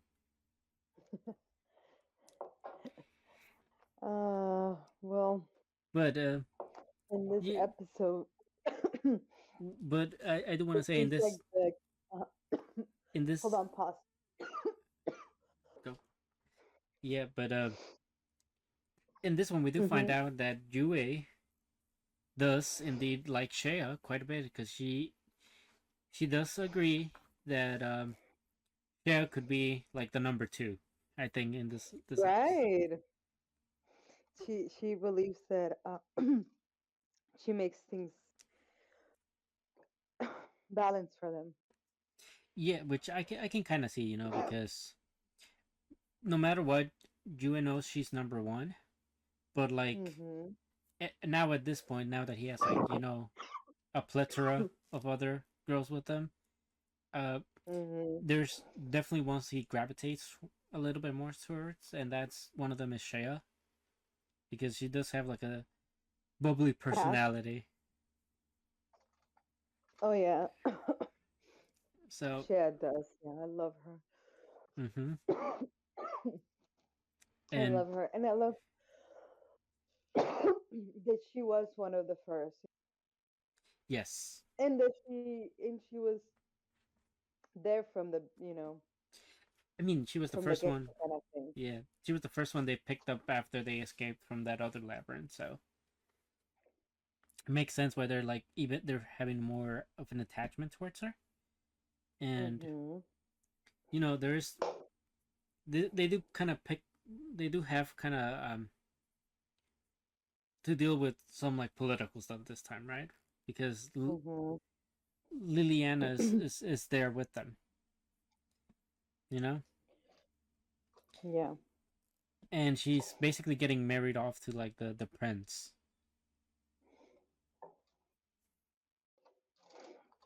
Yeah. And basically the actual king like takes interest in Hajime, and they do have to like kind of like meet the king, but like it doesn't really bow too well because there's a whole that like the way the king does things not just it's not the way like Hajime does things, and he is kind of like how you say not very sophisticated when speaking to other higher Mm-hmm. royalties. Yeah. And plus, he was never interested in being a hero to another world. Yes, His goal is to go home. So. yes, that also is true. And basically also like one of the soldiers kind of like hint kind of like taunts or like tries to take advantage of the fact that Shea is a beast man, right? And Mm-hmm. he's also not Yes. It when just happens that they have crossed each other before. yes they have And she's able to tell. She's smart bunny, but he's a Dumbo. indeed He he didn't realize. He just kind of felt it, instantly in a way. yep Because he was like, take whoever you want. I'll place this one. Let me have this one. Oh, yeah. yeah and you know not to that's not getting on Hajime's good side, to try to take away the things Oh, he no. that's really how you Or say like treat them like bad, like or things. treat him like that, right? Exactly. um but you know aside from Shea, uh Lilian Lily or Liliana, the princess that's with Hajime, Yeah, the she gets a kind of like a rude awakening into the sort of deal she was getting who herself she's into. getting, yeah, who she's getting married with. Yeah, because he boasts in there and really tries to like take advantage of her, but You know, luckily for Lily, like Hajime had her back, and he planted like some sort of like spider that immobilized the prince. You know, long enough for Lily to be alright, and essentially like for him not to try it again, basically. And afterwards, they just have to get up, and get ready, and you see everybody with their, the girls with their nice dresses, and Hajime in a suit. Finally, pretty, pretty stellar stuff. For That's like the gist of like episode 3. Oh, and let's not forget, there's a whole coup that's going around in the back. That now on episode 4, we really get a look into what's happening outside of the palace, and Mm-hmm. all of the Shea's tribe people, they're taking out the guards like in the middle of the night, right, or like with the night, and they're making pretty swift work of it too.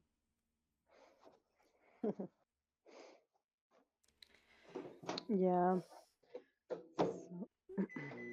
And obviously with everything happening outside, like the people inside have to like do their own part, and Hajime is like quite the man of the hour. First he dances with his favorite girl Jue for a bit, and then Lily kind of takes him away from her for a bit, right? Yes. Which is really touching to do that. And Hajime's like, you sure you should be doing that? Look who's like staring at you, right? Like, The and friends. yep, None other the friends. mm-hmm. But she pretty much is like, at this point we pretty much know that she's kind of smitten by him now, right? Because even like all the girls are calling him womanizer, and I just found it funny that Lily stepped in right as everybody else was playing like rock paper scissors to see who would get to dance with them next after Jue. But Yeah. she cut the entire line, and basically Well, she she wanted, is. yeah, and she wanted Hajime to save her. That's essentially like why she did that, right? She was like, I kind of don't want to do this, or like, is there any way you can like take me away? And Yeah. basically Hajime Well, did not say yes. He just said after tonight you don't have to worry about anything, right? Because he knew what was happening with the Beastman and how they were like invading the palace and stuff. And no, yeah, the it Beastman, was Chef Kiss. I yes, love those revolutions. Like, damn. yeah, it was it was so good that they even had like a signal as to when Shea was supposed to like get in the fray and stop people from stop the backup guards essentially from saving the people inside. You know, Which and ended up being that dude that wanted to yep. So take her. she gets her satisfying revenge, and I just want to know like the once you see a dude like you know get his skull cracked in a wall, right? How do you go like, yeah, I can take her, like you have all your men just like be decimated by like a swing or two, you know. Yeah, she was muttering. I like how I think she hurt him enough to hurt him, but that not enough to like completely kill him in one hit. Like she actually made him like a bit suffer, Mm-hmm.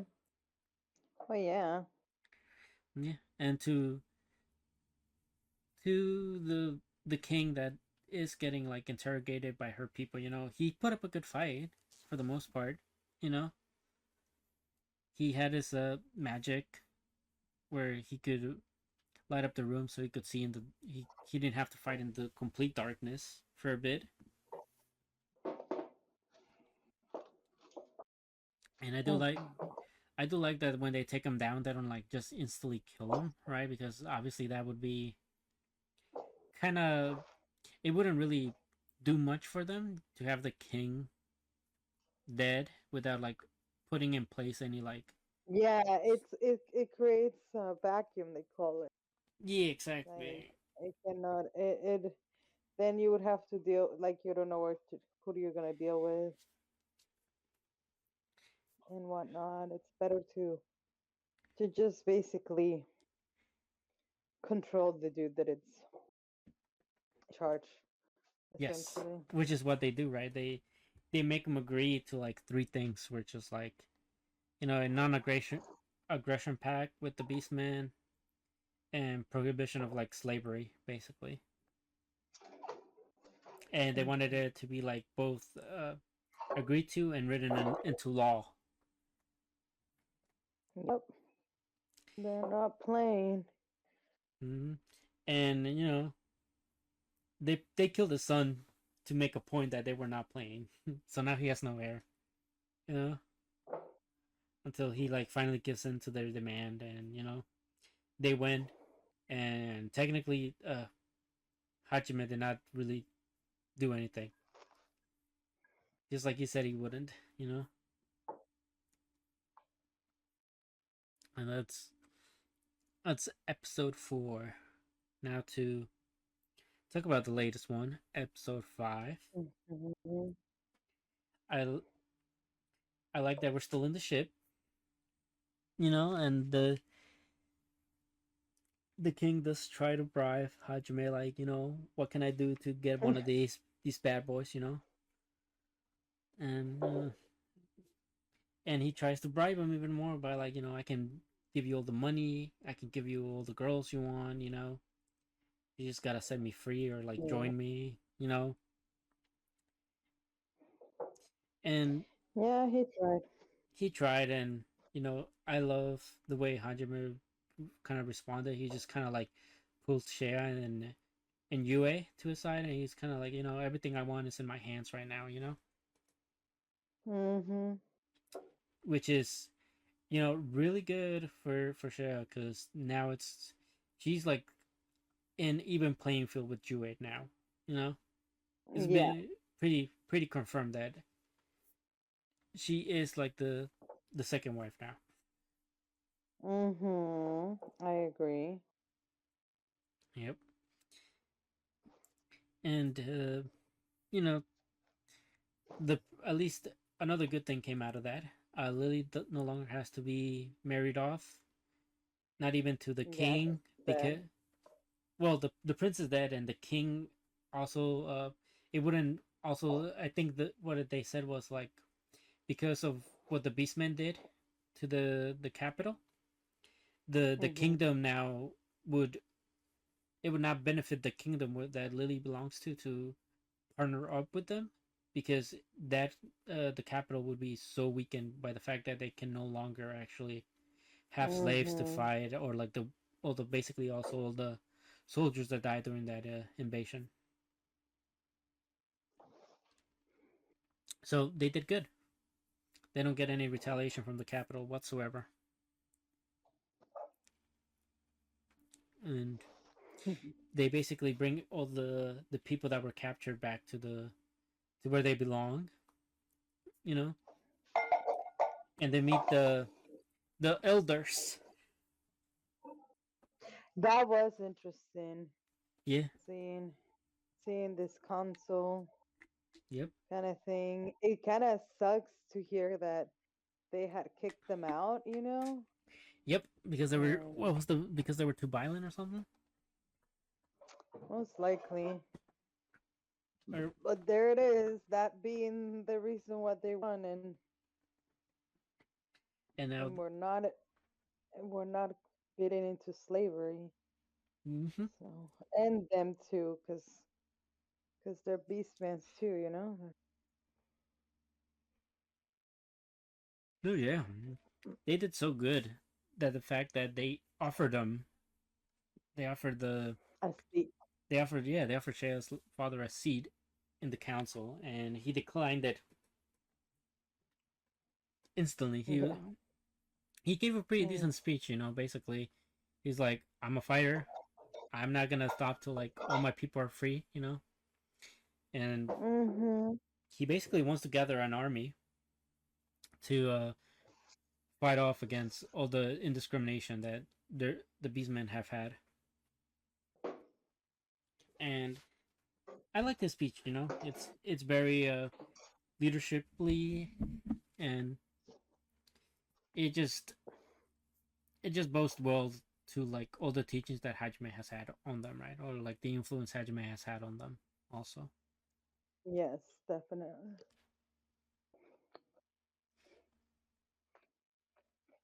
But you know, at last, you know, Argument. Argument. yep, we have this. We have Hajime going up to see Shea. You know, as request of Shea's father, they go and Hajime meets. I like how Dewey knew Yeah, what it was for something. happening. Because I did not. I was like, why is Dewey even bother like getting so mad at them wanting to go? Like I they follow him mean, around all the time, you know? yeah, I just figured she wanted them to have their own like one on one. So like I was like, okay. Yeah, I figured that when he got there, you know.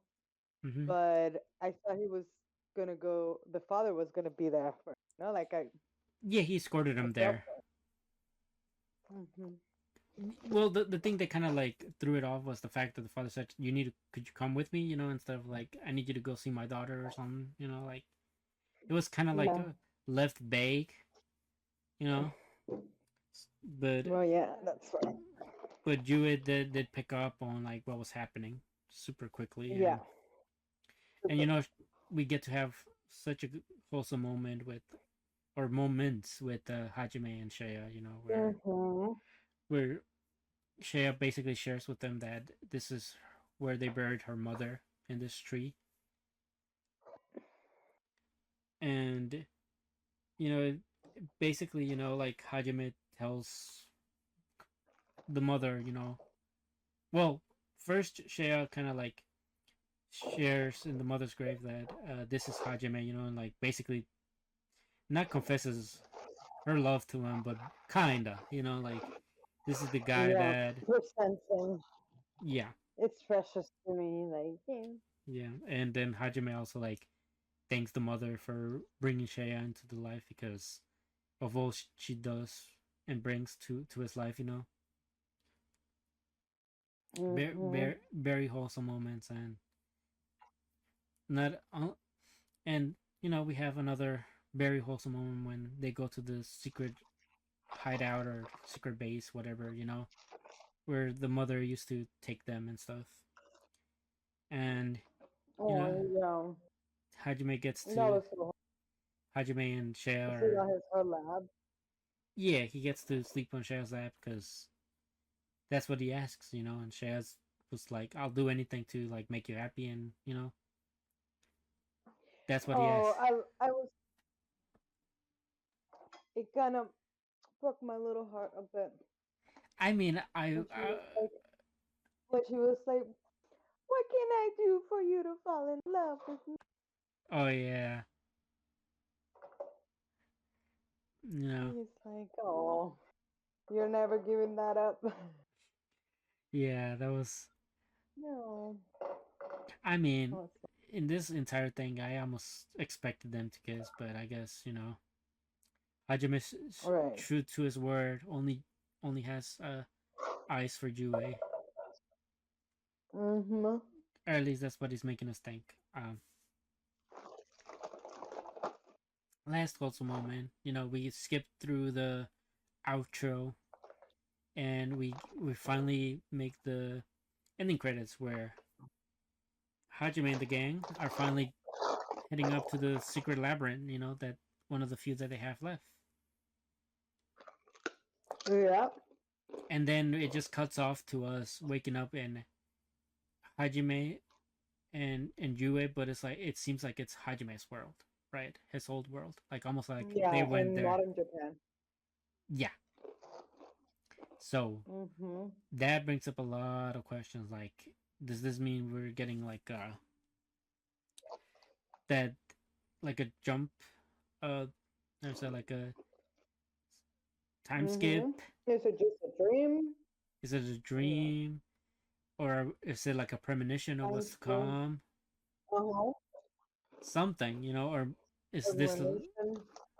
or is this a trick of the labyrinth? One of the pretty Something. pretty good stuff to think about for this series. Mm-hmm. And also we don't see none of the others with them either. So like, what happened to Dan? Lots of questions to be asked. So Oh, but we definitely know that that's in Hajime though. So yeah, because he even has his like old hair back. So like, it's yeah. something definitely came up. He was on his back in his old self, Yep, which is crazy. exactly. So next episode is gonna be pretty crazy. I can't wait to figure out like what's happening or what's the deal with this labyrinth. Mm-hmm. You know, Hmm. and oh yeah, we also didn't really talk much but about it, but like that girl that he used to have a crush on prior, right? The one that like changed bodies. Oh yeah, her powers. Yeah, apparently they're close to Yui's. Yeah, that was legit. So even Yui's like, I have to like work hard to not like fall behind now. So Mm-hmm. pretty crazy stuff. She might be the third one before Tio, which is crazy. But yeah, that's Good about it. stuff. Yep, good stuff. That's about it on this one. Let's move on to another one. TsumasSho episode 7. Okay, want to start this off? Yes.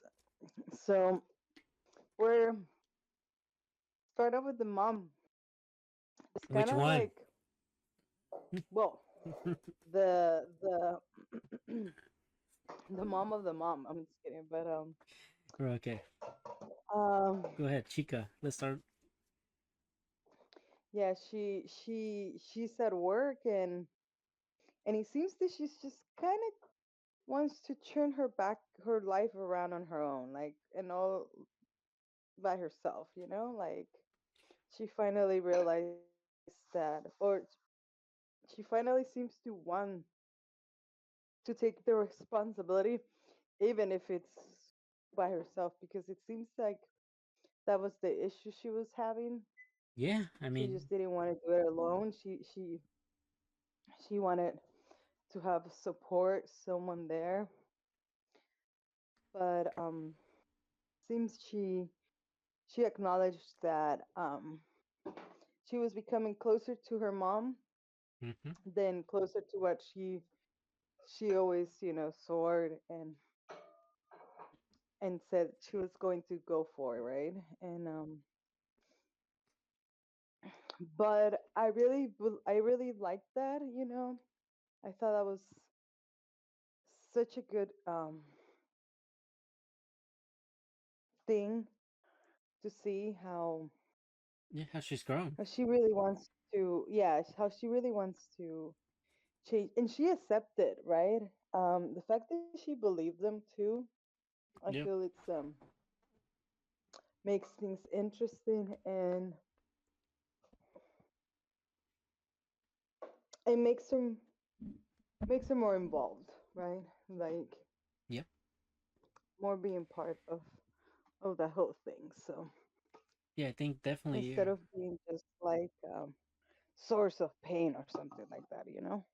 Yeah, So I definitely think the whole part is she just needed basically more outside perspectives to like really make that hmm realization, right? Because obviously, if you have having the having Take inside of her own child, right?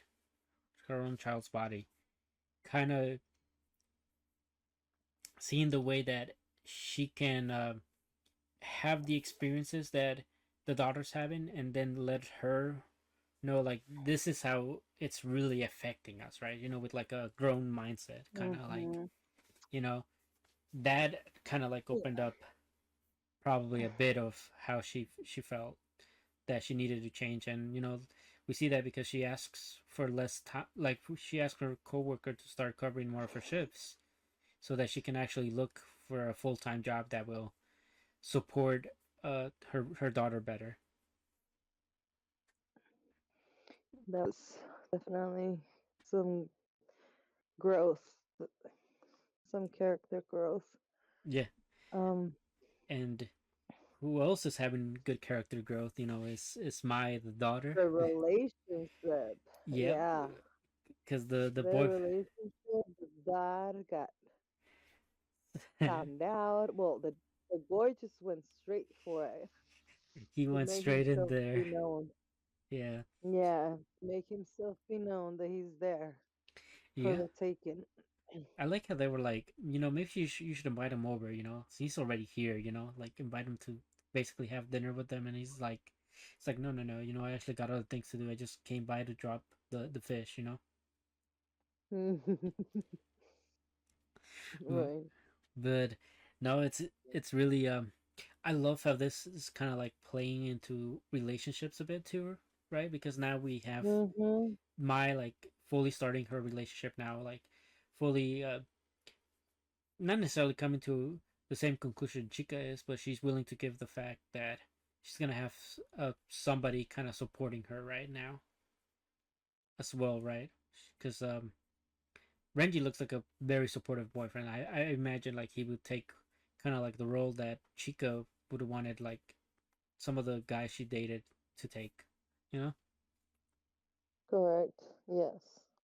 And Yeah, I definitely think well, that's already like Renji and Maya's already like in the books, We have other relationships that are seemingly sprouting some seeds, uh, with Moria and Keisuk, the co-worker of the dad, so.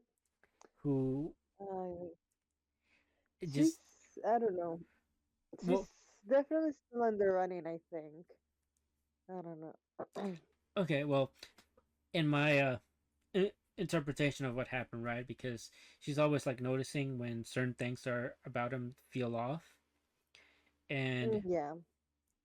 she just hasn't really like she hasn't really put two together as to why she's noticing him more and stuff like that. But like Hmm. basically when the co-workers invite him over for like the drinks and stuff, and he's telling like the younglings like about relationships, right? And how they work and how they should be like, you know this is how like love is blooming. Relationship advice. Yep. Yeah. Like he gives some Mm-hmm. relationship advice and like about what he feels love is, right? And Yeah. after he tells him all that, Moria is kind of there to hear it all, and that's when she's like, oh, so maybe these feelings I have are actually not just, you know, friendly feelings, or she's kind of like thinking that. Hmm. But she's probably thinking like they're probably more along the lines of like love and stuff now. Definitely. So that's why I feel like their relationship is coming to bloom, uh, maybe Mm-hmm. soonish. And there's lots of hints also to indicate that things are moving, right? The mother's moving Right. on, a Mai's moving on, the father seemingly is now moving on, right? Or getting his life back to move on. And then we have the small hint that the show brought us for like the end of the episode, where it's kind of like Take's like, I've been feeling a lot more sleepy lately. That was like a big indicator of like what was gonna come at the end of the episode. Mm-hmm. Um, but no, Well, I also think that our that question of that it was kind of not brought up. I don't feel like it was really brought up, but it was definitely like I don't know, um, set up. It's like, did the girl die? And like, is that why she was? need to take her over, but we seem to be able to get that answer. No. So I think I guess we can talk about the ending for a bit, right? Since we're already here. Um, the ending of the episode. The ending of the episode. Marika comes back into her own body, and Take becomes dormant. And it came out of the worst timing possible because Kasuk was like Kasuk and Mai were walking her home. Oh my god.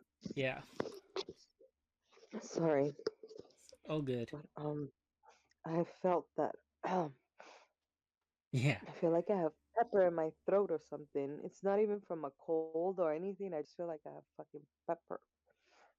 Hmm. Okay. Well, be Like, careful. yeah. Well, Um, but yeah, seems like we're also going to get that answer too, yeah. Um. I mean, which is fair. yeah.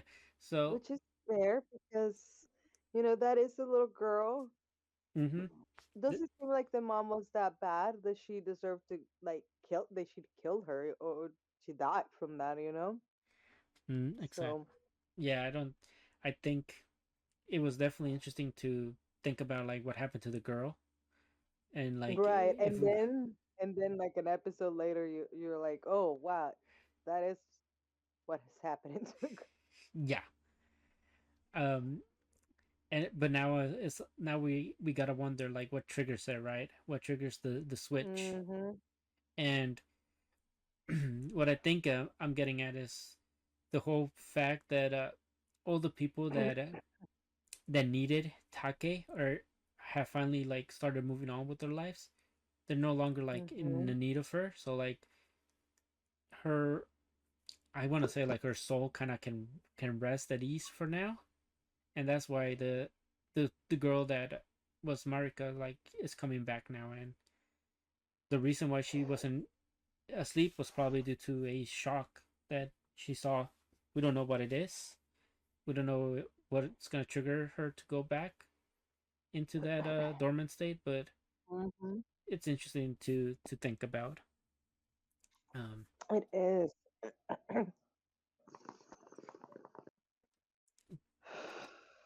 and uh, Oh, it is. yeah, and I guess we'll finish it up with Renji and Mai practically uh saying they want to marry each other. Because they Renji kicks it off with the Keisuk, good old fishing trip, and That they bond and was my so cute. mm-hmm, yep. It, That it, was it, definitely cute. it was pretty cute, and Mai's very happy that they're getting along. Obviously, I think she wants every, everybody to get along and be a big happy family.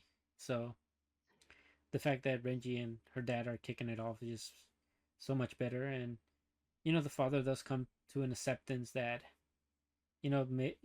he's gonna have to let go of his girl, at some point, and at least he's off to she's gonna be handed off to like some good hands with Renji and a good Mm-hmm. looker according to her mother,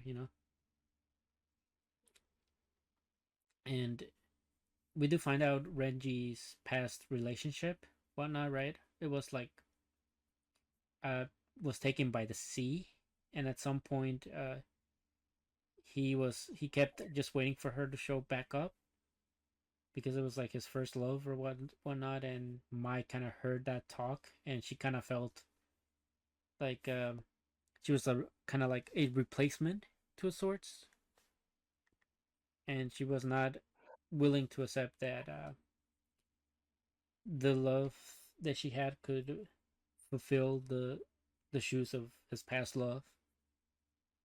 But Renji cleared that up that he he's now finally able to move on because he found her, right, and she's not a replacement, and he basically yells out to the world, this is the girl I want to spend the rest of my life with, to this old lover. And see, pretty pretty baller move.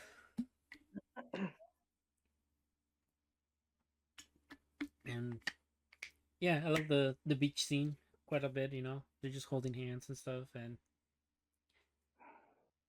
he really he really comes through. What about you? How did you feel about the confessions? The With the Renji. confession. Yeah, Renji basically telling his ex lover that was carried off to sea, Oh, like, this is the girl I want to spend my oh. my my life I with. mean, I definitely thought it goes with what you're saying too. It's helping everyone's perspective, Mm. like just like that mom needed people's perspective to see her situation and change it. Mm-hmm. I think this was the same with the dad, seeing Yep. his perspective and dealing with it differently. Yep. Puts him to have more courage and strength to also move on and. So I think that was very very, and I definitely like that about this series, that it has those um it's very emotional intelligent, and you can say, Yeah. in the way that its drama develops or even comes to be. Yeah. So And yeah, I thought that whole thing was chef kiss. That guy is really what she needs, and I feel like she was what he needed, and yep. uh and it was and it's a nice little thing to see. So Yeah. I And like this show a lot. yeah, and also like you were saying about like seeing different perspectives. Um, just the whole Mhm. part that the father hasn't really tried to like get another girlfriend, right, or whatnot. Now he's seeing the perspective of Renji and Mai, right? Renji having a past lover that died, just like him, but choosing to not uh have his time be stopped by not trying to get a new love, right, or to start loving again. Kind of makes me feel more so that the father will get together with that coworker at some point also, because he's seeing that you can still love the person that technically has died and love another person. But yeah, I like you said, the series very emotionally intelligent. I mean, lots to discuss about, and we talked about for just one episode alone. So I think Mhm. we can call it for this one and head on to the next one. Reincarnated as an aristocrat. Reincarnated. Oh my god. I picked so. So So the war continues. it sure does. It feels not that it feels like this war has dragged out, but it definitely we are in for the long haul. We have like important Mhm. battles, and Exactly. we got one important battle that they have to send a send the arson his vessels to. But before that, they want to try to settle it peacefully. Like good old adults and diplomats. But prior to that, like they do get some time off. Like I think they get like 3 days off to like just basically just enough time for the armies to get all their supplies together before moving on to the next battle. And in that, you know, I love how everybody has like their different ways of spending that time with Roselle going to the library because he likes to study and read and stuff. The girl, she's like, I'm gonna go drink alcohol because it's like some of the best booze in here, right? And Charlotte's like, I'm just gonna eat a bunch of stuff, right? So she's like picking down in town, and for the first time in like feels like forever, we have Ars and Reed's finally spending some time together at long last, right? Just the two of them,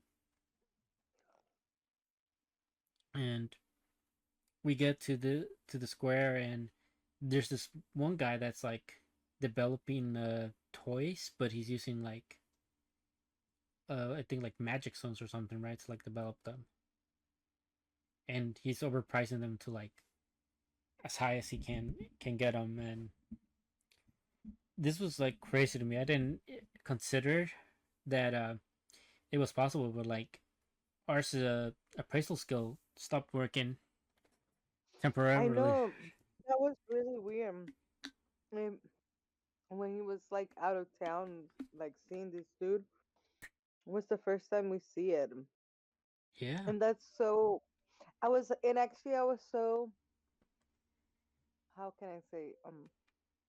Looking forward to seeing his appraisal to this dude. yeah, He's like inventor and whatnot. yeah,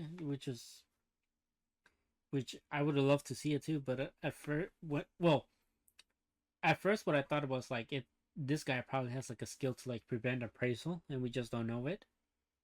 But then as it kept happening throughout the episode, it did not end up becoming that.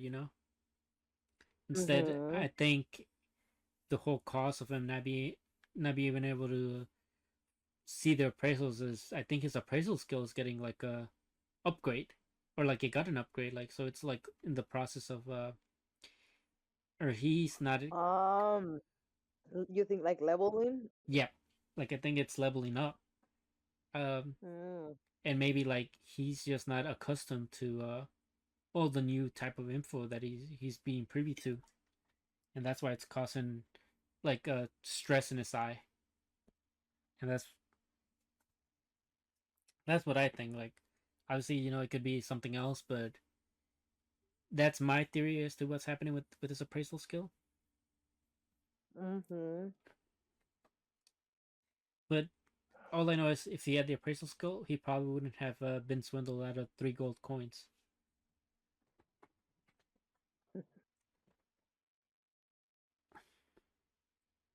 So we do now. We go back to it's wartime.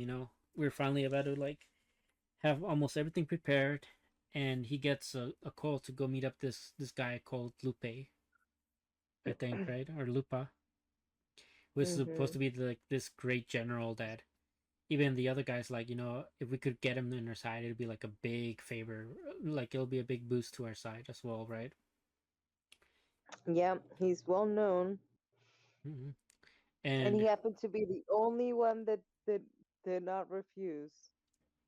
yeah, and also he replied very late, like he waited till everybody else said no and then responded to him to agree to Mm. negotiations, or to agree to negotiations, right, as in air quotes, because when they got there, they were pretty hostile towards him and his vessels, and pretty much Reitz was kind of like on the fence and was ready to kill people, but ours was like, we're here to negotiate, we're not here to like brawl, so he basically makes them all like drop You their can order. see making it obvious with the focus and the throughout the episode of things that he was noticing, right? Yep, Throughout the whole thing, yep, throughout, like he said, he waited.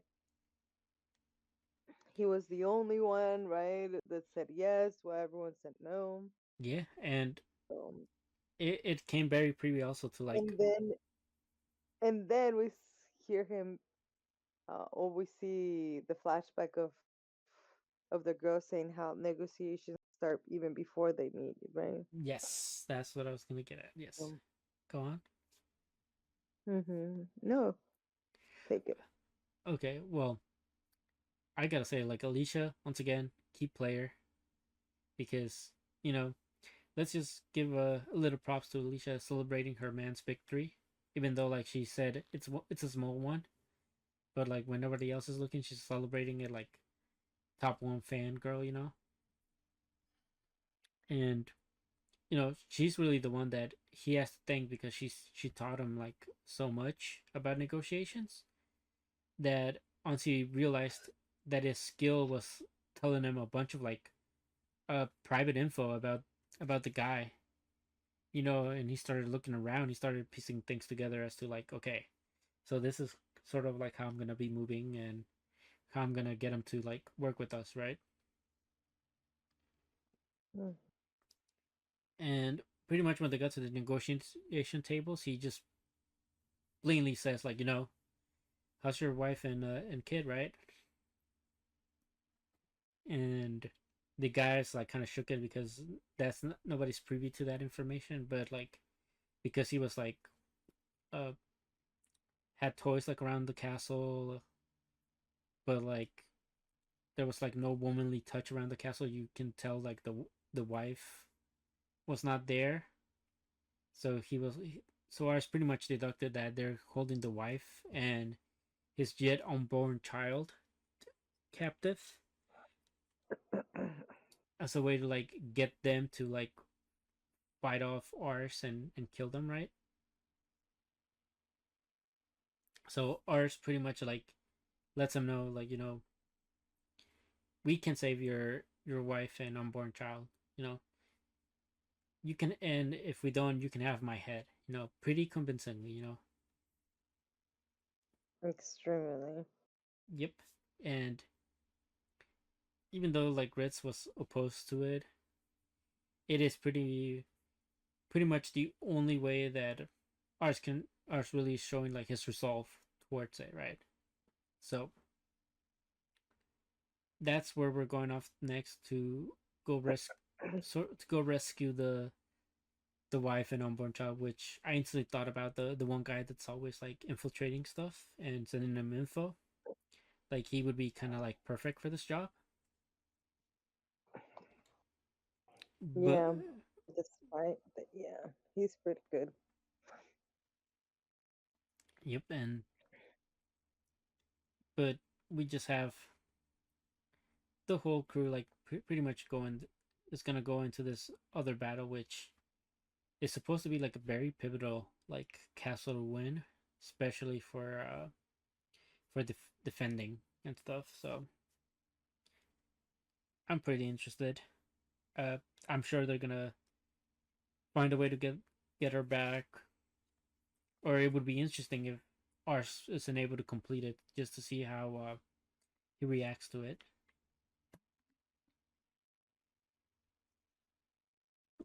What about you? Any thoughts? Um, no, not really. That's it for now, I think. Okay, well, on to the next one. Tower of God, episode 19. Oh boy, where do we start off with? Do we want to start off with the beginning with Anak and Ran? I, you know, Yeah. we pretty much kick off like where it left off. The episode kicks off where it left off in the previous one with Ran and Anak staring off at one another, wanting to kill each other. Mm. And pretty much Ran was like, okay, I just want to fight you. So they pretty much get one of the announcers, and it's like, all right, you guys make all the rules, but could you like add this last minute rule where only me and Nock can fight one another? So basically, like one of them would be allowed to move on to the next round, essentially. And I mean, Anak agreed to it, Ron agreed to it, but the other people weren't. Like the higher ups weren't up for it until like pretty much the crowd was like yes, and the gamblers were like, "Yep, we got it's all good," because like they were all betting on one of these two anyway, right? So it worked out for them as well, and we get to see Ron's ability with the what was lightning pill. How do you feel about it? That was good. I mean, I thought he was a little bit like cheating, but I mean, he wouldn't have lasted without that. So I And think he made the call. he made a good call because Anak is more. Mm, They were pretty much saying, like as far as skills go, Ron has the better skill usage, but Anak overall has the most strength. So the only way he could like really close the gap to really force himself in there and beat her in her own game was through the lightning pill, which we found out is like a coon special, like a family coon special where not everybody can actually eat it, or like they could risk death. But if you're compatible, it'll like greatly boost your power by for like 5 minutes.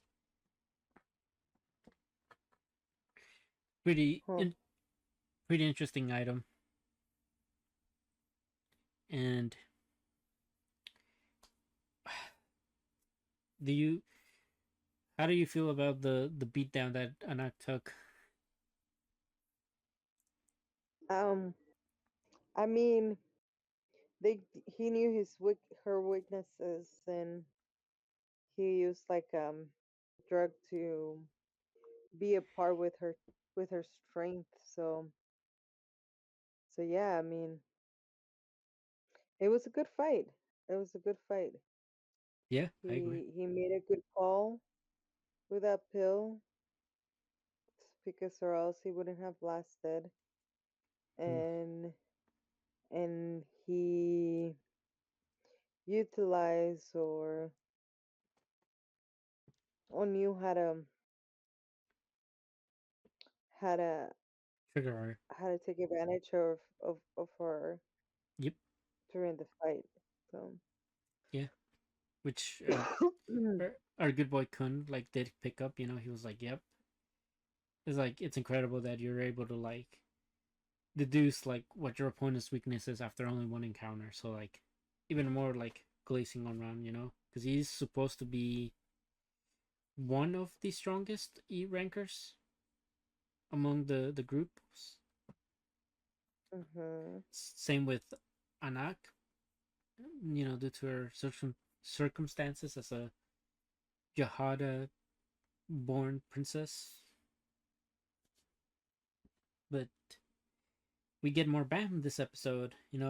We get to see him talk with Beta a bit, which was really interesting because he puts a lot of things into question for Bam, right? Like, do you even have any idea why the Foog would want to do this tournament in the first place, right?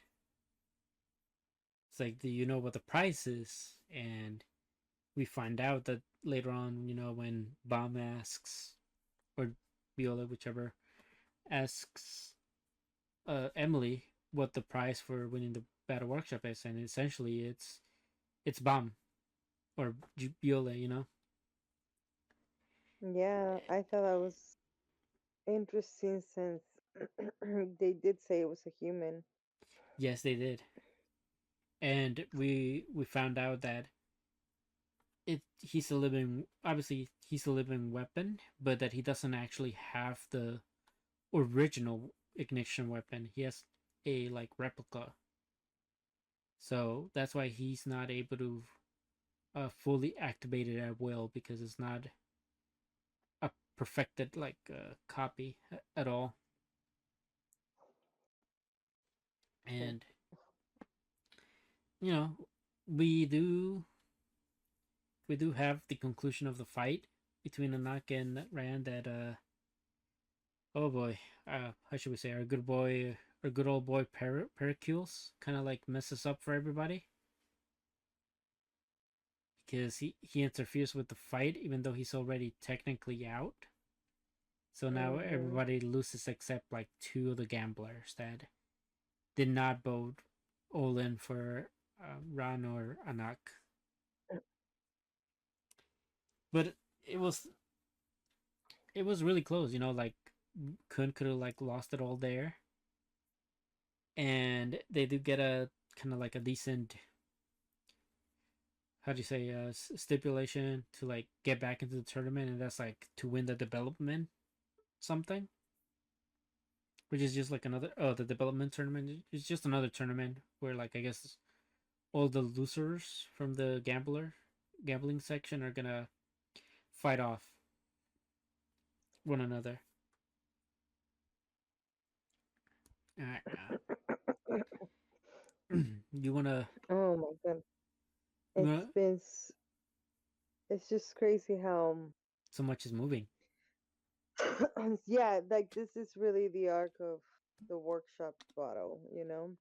Yeah, Like s- everything was, set up to this.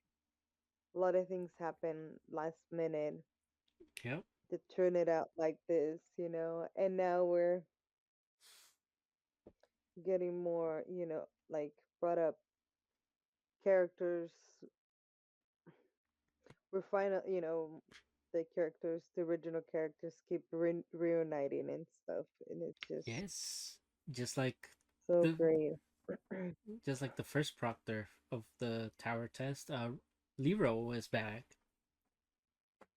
Mhm. and he met up with Hots. You know, pretty pretty unique combo because Hots was about to like be really in a bad spot with the patrol bot essentially after him, but Lero was able to save the day, and it Mhm. seems like he's whatever he is doing is completely the opposite of what Foog wants. I'm pretty sure. Yeah. Mhm.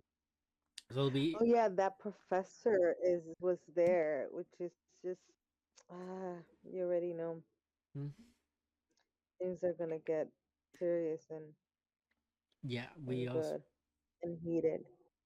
yeah, that And like that sword dude also got like I don't know. It seems like he was being like string around in a way. yeah, I don't, So it's kind of like okay, Hats has like some more significance because you don't just like hang tell him to go around here for no reason, right? First he was just snooping around, then he got captured and he wasn't tied properly, and now he's getting rescued by another group. So whatever Hat's importance to this arc is going to be, it seems pretty relevant to whatever items are in store for people in the tournament, you know. hmm. But aside from that, you know, old stuff moving around, we get to see Dorsey and Bomb in some like nice outfits for once, you know.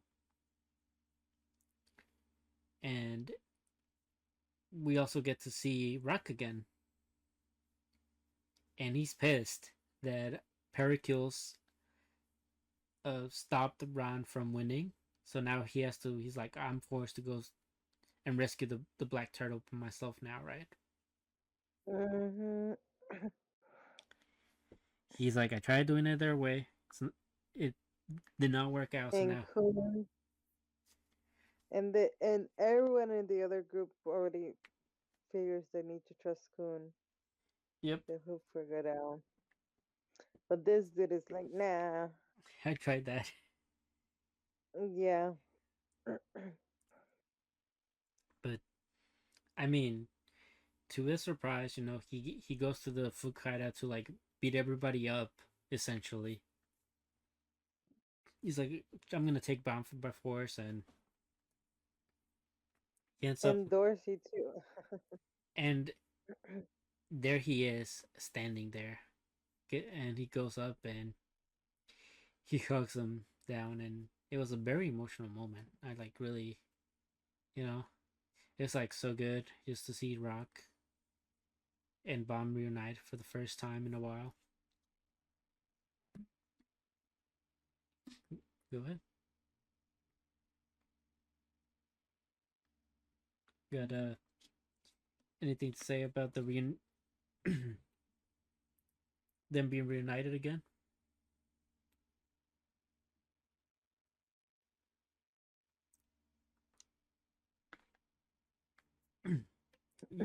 Your thoughts? So I'm really glad that we seen Dorsey marching in as as Rack also coming marching in, but him with more of a purpose, and Mm-hmm. Dorsey's more of still Sneaky. like sneaking, yeah, trying to figure out, trying to see what's going on, and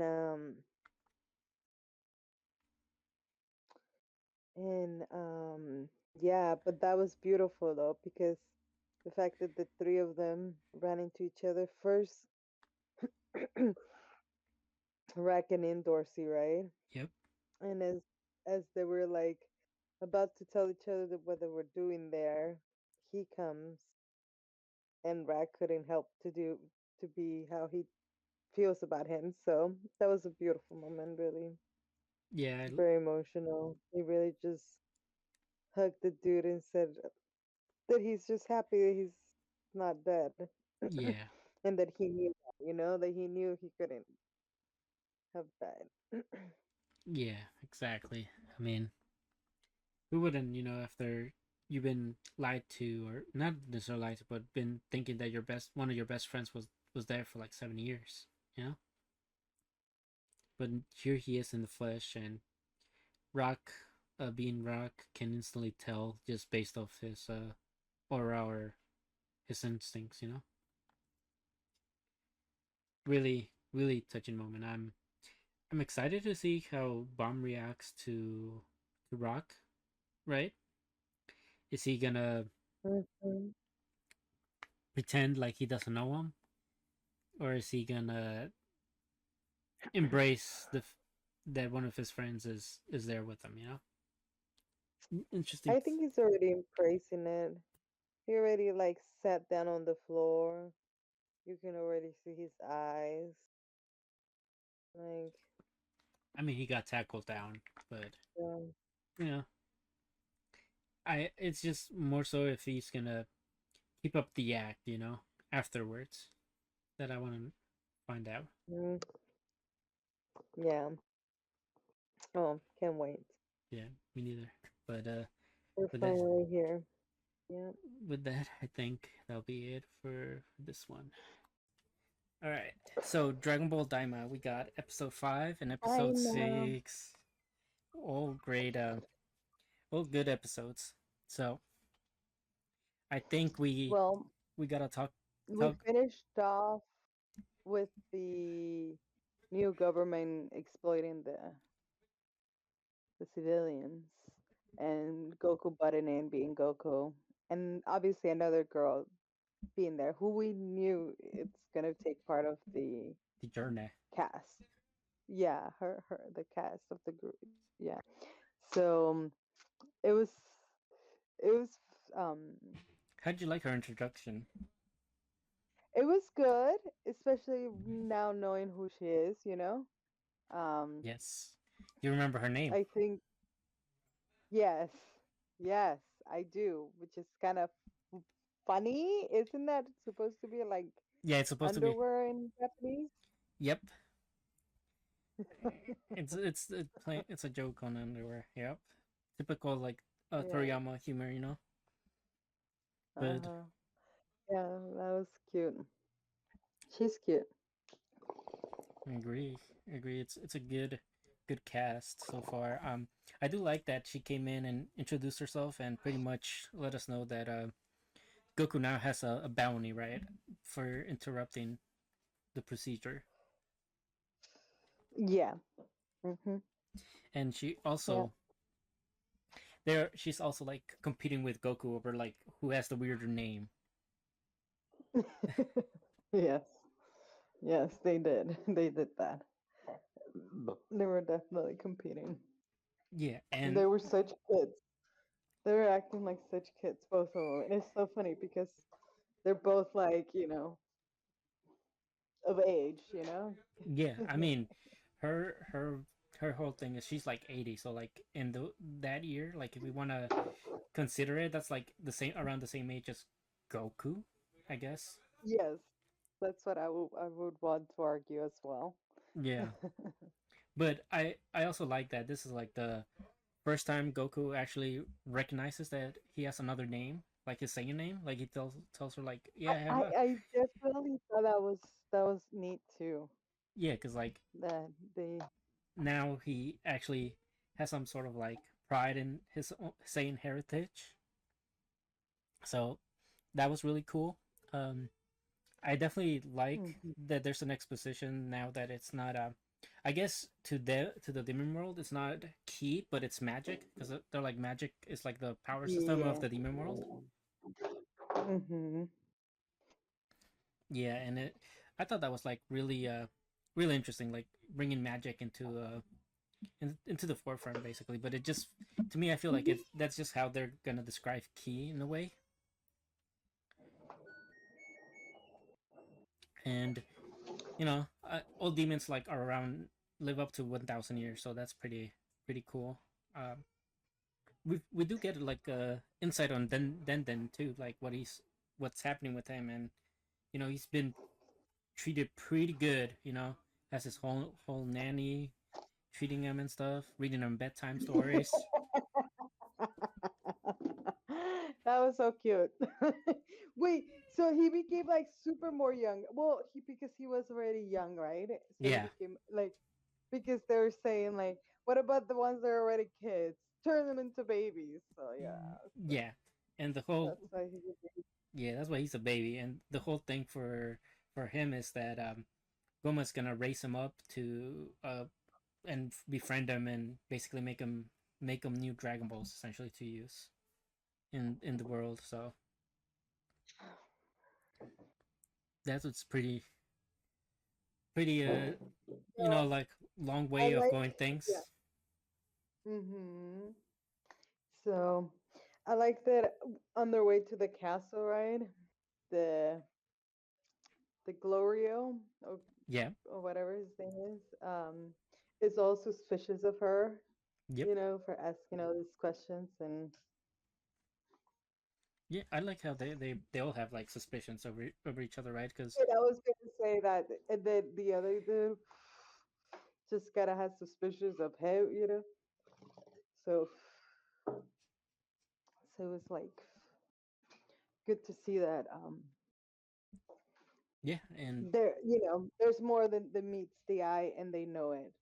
yeah, especially So now after they make it to the castle, right? I love how first of all Goku's just such a kid or like such in his element where it's kind of like that's a pretty ugly mhm. place, right? Or like he makes fun of how the castle is, and it's like no, that's actually pretty high class for like this part of the demon realm. Yeah, you know, and Yeah, and definitely. then they find out that Pansy's actually the princess of the Princess third yeah, of the castle, of that castle. specifically, yeah. And then of course it's just like so interesting that the Glorio actually been there but didn't see her, right? Because we find out that the person that hired him to bring somebody that could defeat Goma was Pansy's father, right? So Right. so interesting that he never saw Pansy while he was there, but I guess for the better because now we got like this doubt from the king that Goku's actually strong, right? So like Yeah. he kind of makes him try out in his martial arts skills, which then he just gets the whole royal guard pretty much against him, and he was like, "Nah, you guys can try to kill me. I'll just hold back. It won't be no problem for me. It's like that's actual training for me." Yeah. Uh, yep. He did show everyone that Yeah, like they can't he really touch is the him. strongest. He is the strongest. Yeah. Yeah, and not only that, he's also like showing off his skills, right? He uses instant transmission a bit. He makes he like Yeah. allows Yeah. He's himself. using all of them, Hmm. like all of his skills, basically. Yeah, including like we got a little in episode 5, we got a glimpse of Super Saiyan without him like actually transforming like fully. Mhm. Uh, Yeah. Yeah. He went Super Saiyan too. Did. yeah, and I mean after that showcase, it was kind of like, yeah, you're the real deal. So they kind of meet their demands and provide him a ship and stuff. And also, they were trying to marry him off to Pansy, and he was like, Little mm. do they know they already got kids and a wife. Yeah, so that was funny. He was like, yep. He's like, no, can do. I already have a wife and 2 kids. you know, but their trip was pretty short lived because like they packed it up with so much stuff that it just like basically fell from the sky right away. Right? They probably went like 3 feet or something, or like 9 yards, and then it just Mhm. crashed. But yeah, I mean, I like that. Kai does warn Goku like Glorio's hiding something from us right before they get on board, right? And Mhm. Goku's all like, yeah, and who also is this? not very suspicious. He's just kind of like, okay, well, it won't matter. Yeah. And after the ship crash lands, we get on to episode 6, where pretty much it is the whole cargo that made the ship go down. So like they're gonna have to like first of all fix the ship, which lucky enough they have Pansy, who is a like a mechanic expert and whatnot, right? Kind of like Bulma. Mhm. And secondly, they're gonna have to let go of half their supplies to just make sure it doesn't happen again. And then we get into the little uh potty humor from Toriyama where Goku goes off to go because he has to poop, even though he could have done that before they left, but he was like, I didn't need to back then. And Thank God though, because that saved his butt. I think that saved. Or at least it would have, tracked him down. Because if he would have killed those dudes then they would have known that he was there. Yeah, So exactly. it really worked on his favor to have been able to, yeah, Yeah, and not gotten caught. exactly. And we find out that he has like a what was it like 3 gold coins to his head. Yeah. So, You're right.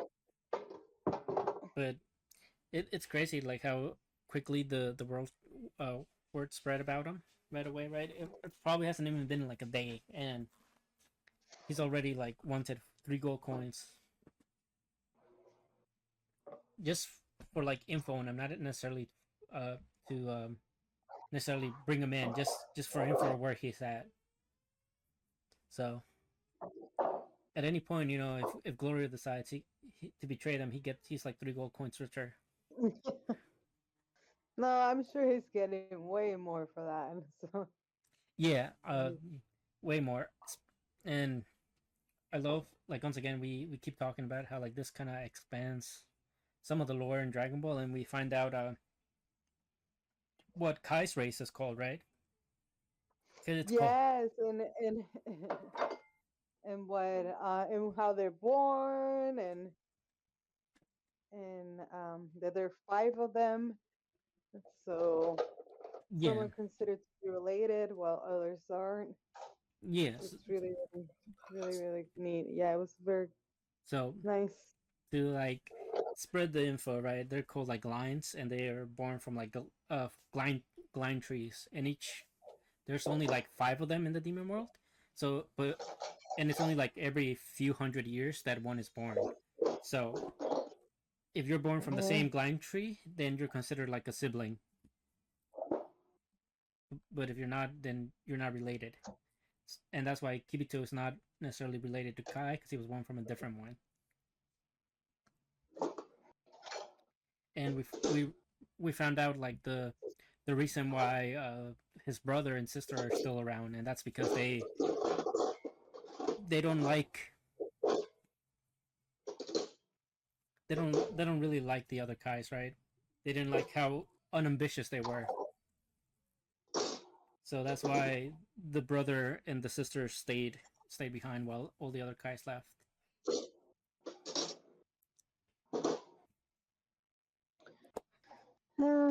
Yeah. That was interesting to watch Yeah, I mean, almost as interesting to as find the out. yeah. It was even more interesting was the Minotaur supposedly it was we got robbed by the way of the Minotaur fight. Just saying, you know, Mhm. because he showed up getting ready to eat everybody, and, Mhm. and Glory was like, you know what, just step outside, I got it, and then Goku's like, nah, I got it, you know. Hey, we got robbed, but we got bad fight between Gloria and Go, Goku, and that was way better. I agree, it was so much better. We really got Yeah, it was so much good. we It got was to a see good like fight. Glorio's like full skills. Obviously, Goku was Yes, because he really was being under under undermined. estimated. Yeah, and you know that gets people going and boiling. So he was really going for Goku. I mean, Yeah, Goku was really like coming close to breaking his sweat. So I mean, it's just I don't I don't necessarily think so because Goku can like sense ki, right? So in a way, he already knows that he's much stronger than Glorio. It's only really when Glorio like charges up his magic where I feel like Goku can probably would have had like a tougher time. But if it was just like mhm, straight up like martial arts or like fight like that, I think Goku would have gotten it pretty easily. But you know, after seeing Glorio charge up his magic of sorts, he was like he got an idea. And he's like, okay, maybe I can actually do it. So mhm. he turned Super Saiyan fully for the first time, right? Not just for momentarily, but like actually fully for the first time, and he stops Gloria's like magic attack with his fingertips. Pretty Right. pretty pretty cool stuff. And then obviously after that it was like GG's for Glorio.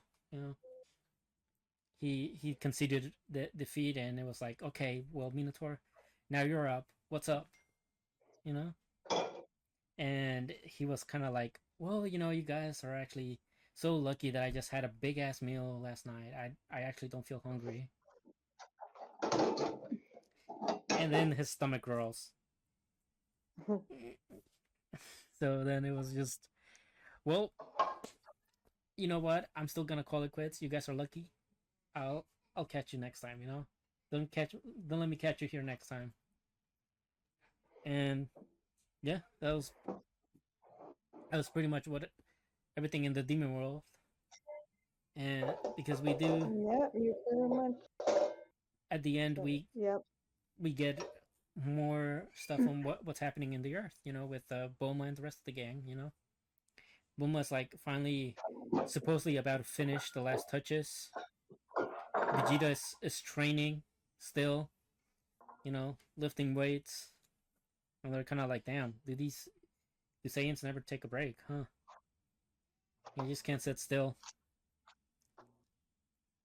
And yeah, I mean, it seemed all good to go until like Bulma's ship crashed back down. So obviously, next episode, we're gonna get an explanation as to what Bulma's missing. Oh, but let's mention how they were gonna get fetched though by that guy.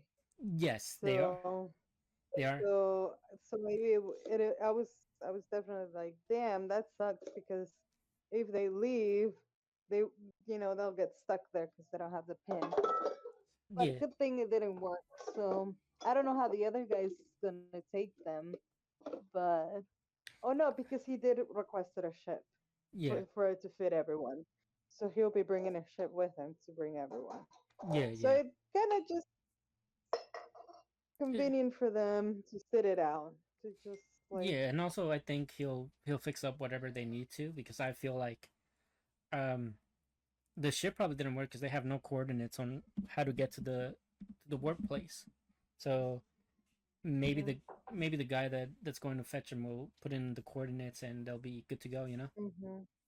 Mm, yeah. But overall, you know, animation beautiful. I'm enjoying it. I need I need to see more Goku, more Vegeta. Hopefully we get like Mhm.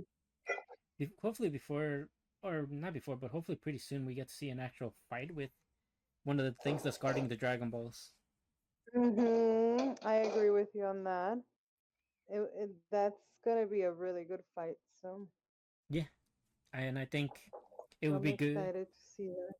Yeah, I think it would be good if Goku's not able to do it alone, and that he needs the other people to come in to help him after they like Yeah, do of course.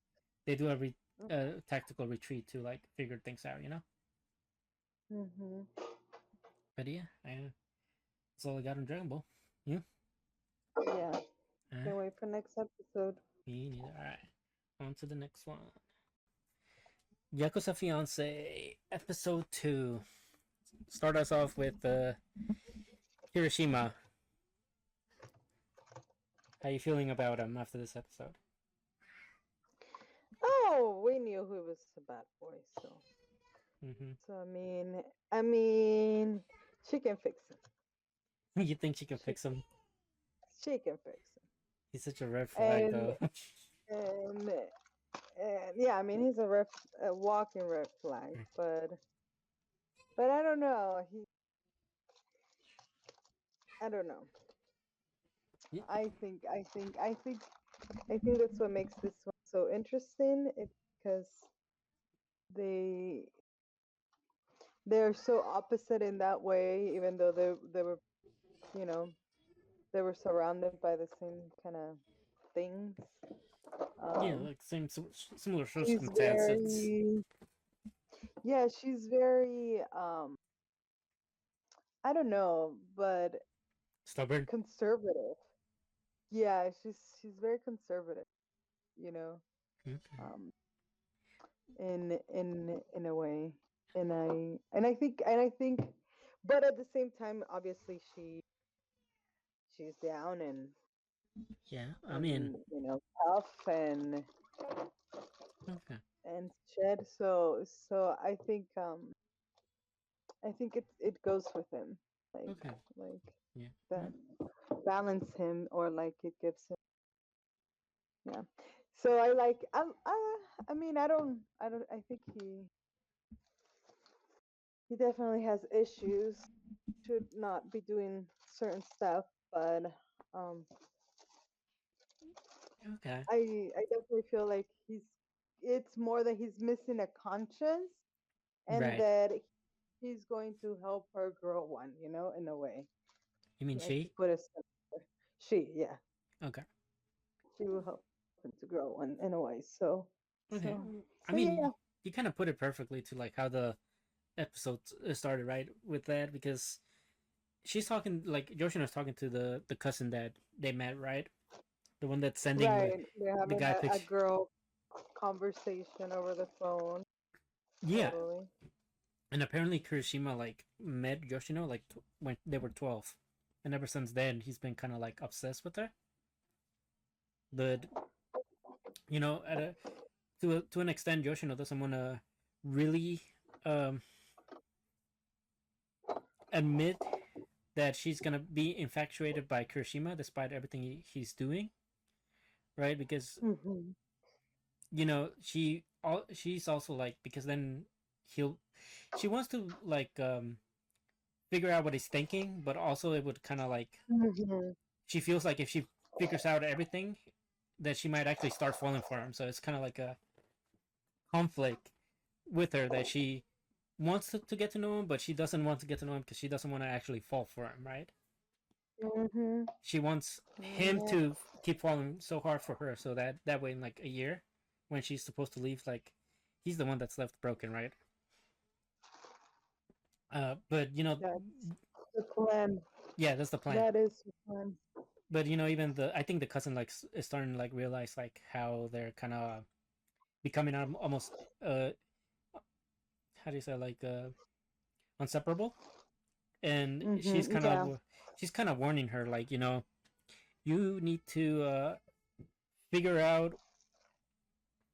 What you really want and what you really think of him. Yeah. Like Yeah. start putting real thoughts, Yep. like real like yeah, a real conscious to it, like real intent, like, and then and what to follow up with it, right? Yep. Like I feel like the cousin really put it into perspective to her, like, okay, but is it really like out of the question for you to like marry him? Like Yeah.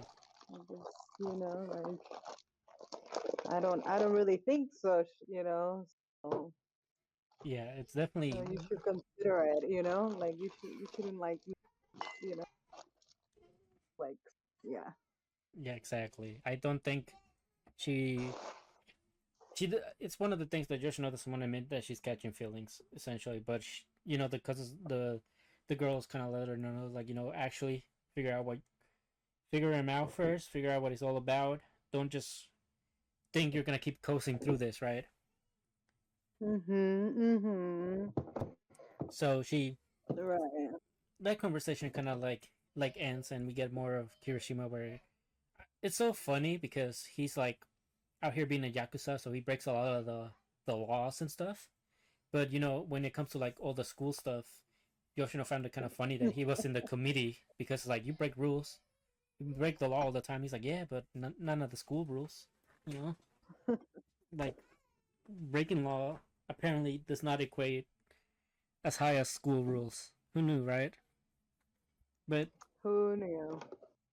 I like how we have like a more inner perspective of like Kirishima, right, and how he feels about Yoshino this episode, where he's kind of like letting her know, like, you're the only one that's I can actually talk to about certain things, right? Because all these other people just want things from me, but I want nothing to do with them. They don't really get me. They don't really say anything to me, right? They're just kind of there. But it's like with you, you're like the only one I can actually have a conversation with. So it's like you're my one and first true friend. Like the only Right. That relationship. was kind of sweet.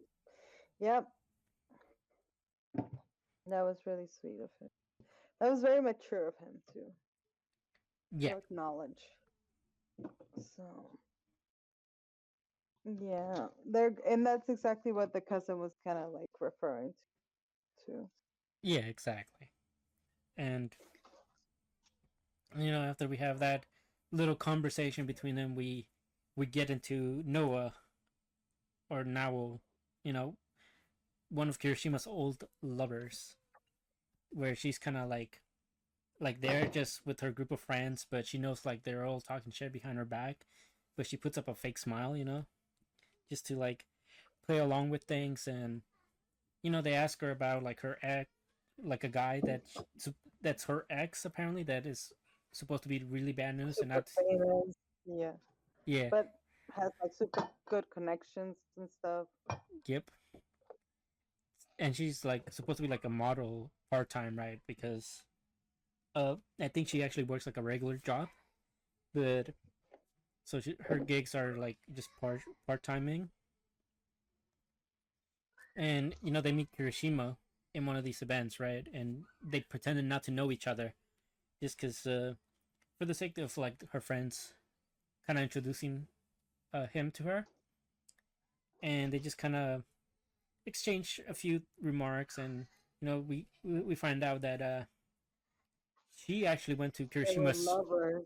Well, yeah, she Yeah. went. They were lovers, and she actually went to Kirishima school. The one where he like beat up all those like fifth graders or like sixth graders and sent them to the Mhm. hospital. She was actually in the same school as Kirishima during that time, so like she already knew he was bad news, but she still like went along with it. So like I guess you can say she's kind of like likes the bad boys, I guess. Mhm.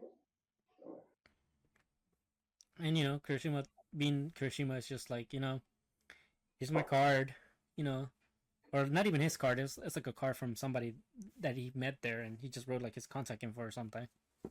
Gave it to her, and during this, like Yoshino was kind of making plans to like head back for like the summer break to back to her old town, and Hiroshima basically like makes her go during the time that he knows that Nawa was gonna be there. So So that yeah, so manipulative and calculative. yeah, pretty much. And poor Yoshino has no idea, but obviously she doesn't pry too much into him because she doesn't want to get to know like all his Because she business. knows him, but she doesn't want to know, kind of thing. Yeah, One of those. well, she knows that he gets around, right? We've known that she knows that he has other people that Yeah. he goes and sees, but like I don't think he would like imagine that this was like the reason why he wanted to do it during this time, Mhm. because the whole plan was for them to like essentially be in the same living quarters still with the grandpa, you know. But obviously he's like, nah, I'm just gonna rent a hotel and stuff.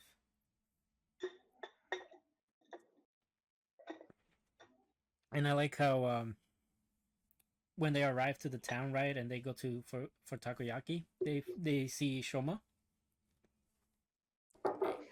and they instantly get into It like seemed like it was planned, though. the Like, well, on well his part, maybe not on her part. on Shoma's part. Yeah, I mean, because he knew they were gonna be like, there. oh, like he's like, this is gonna be one of the places you will come, like when you Ye- get here. well, yeah, So, obviously, because that's a old friend, so like he knows like all her likes and dislikes, right? So obviously hmm he's gonna go to the place that he most likely will see her once she gets there, which is there. And I like how like all the stand ladies are right there, like gushing over Kirishima, like, oh, we haven't had another youngster look this good since Shoma. but Showman, it's not a smooth talker Yeah. like the other guy. Yep. That was so funny. That was so funny. Getting all the old ladies like loving Kirishima and hating on the good guy. Like it's just Yeah, typical.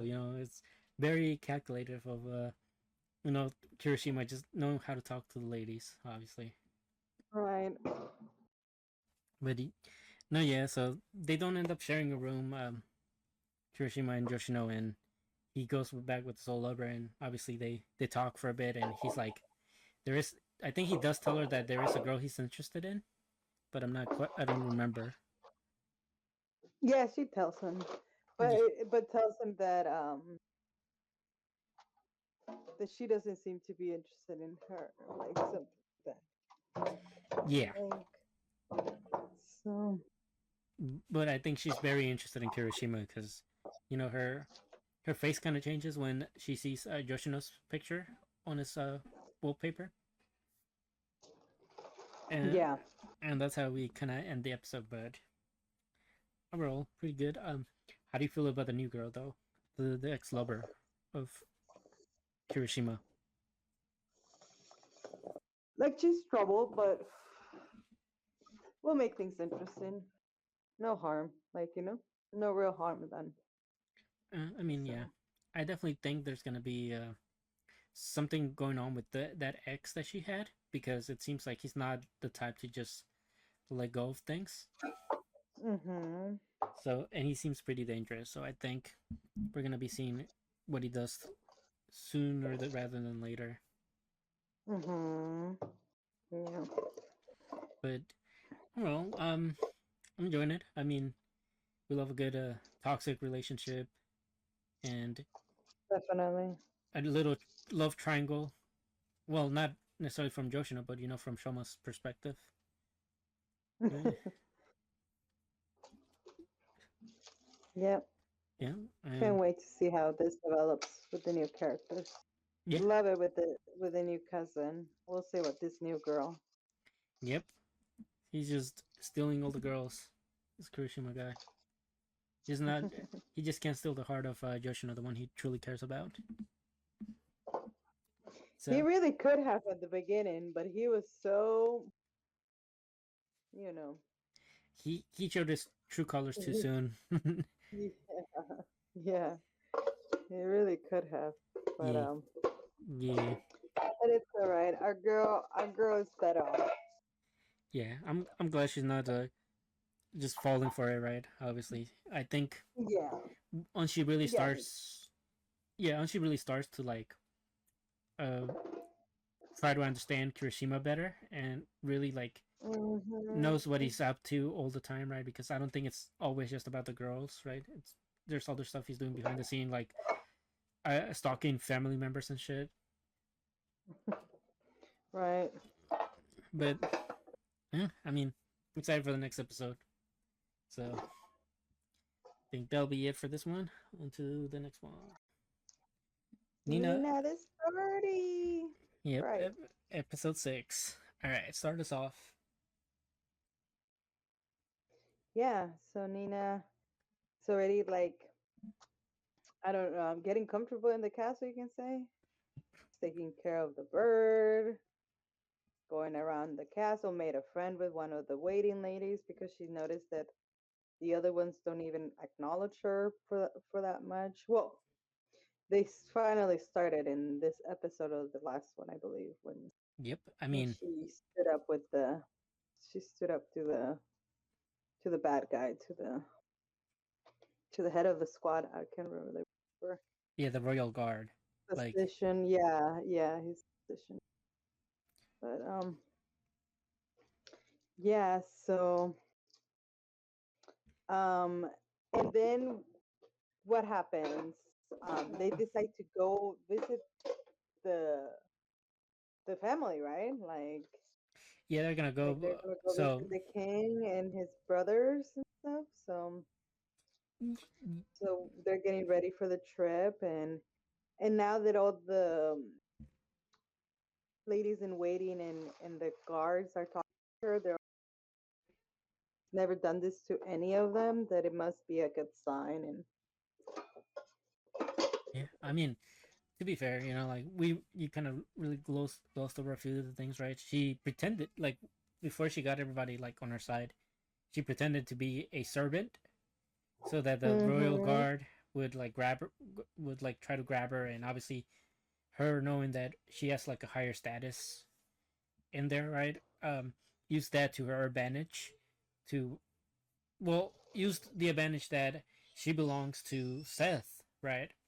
And the fact that the royal guard was grabbing her was kind of like what he was deeming the other maid to do, right? Like Right, for like the grab, touching set stuff.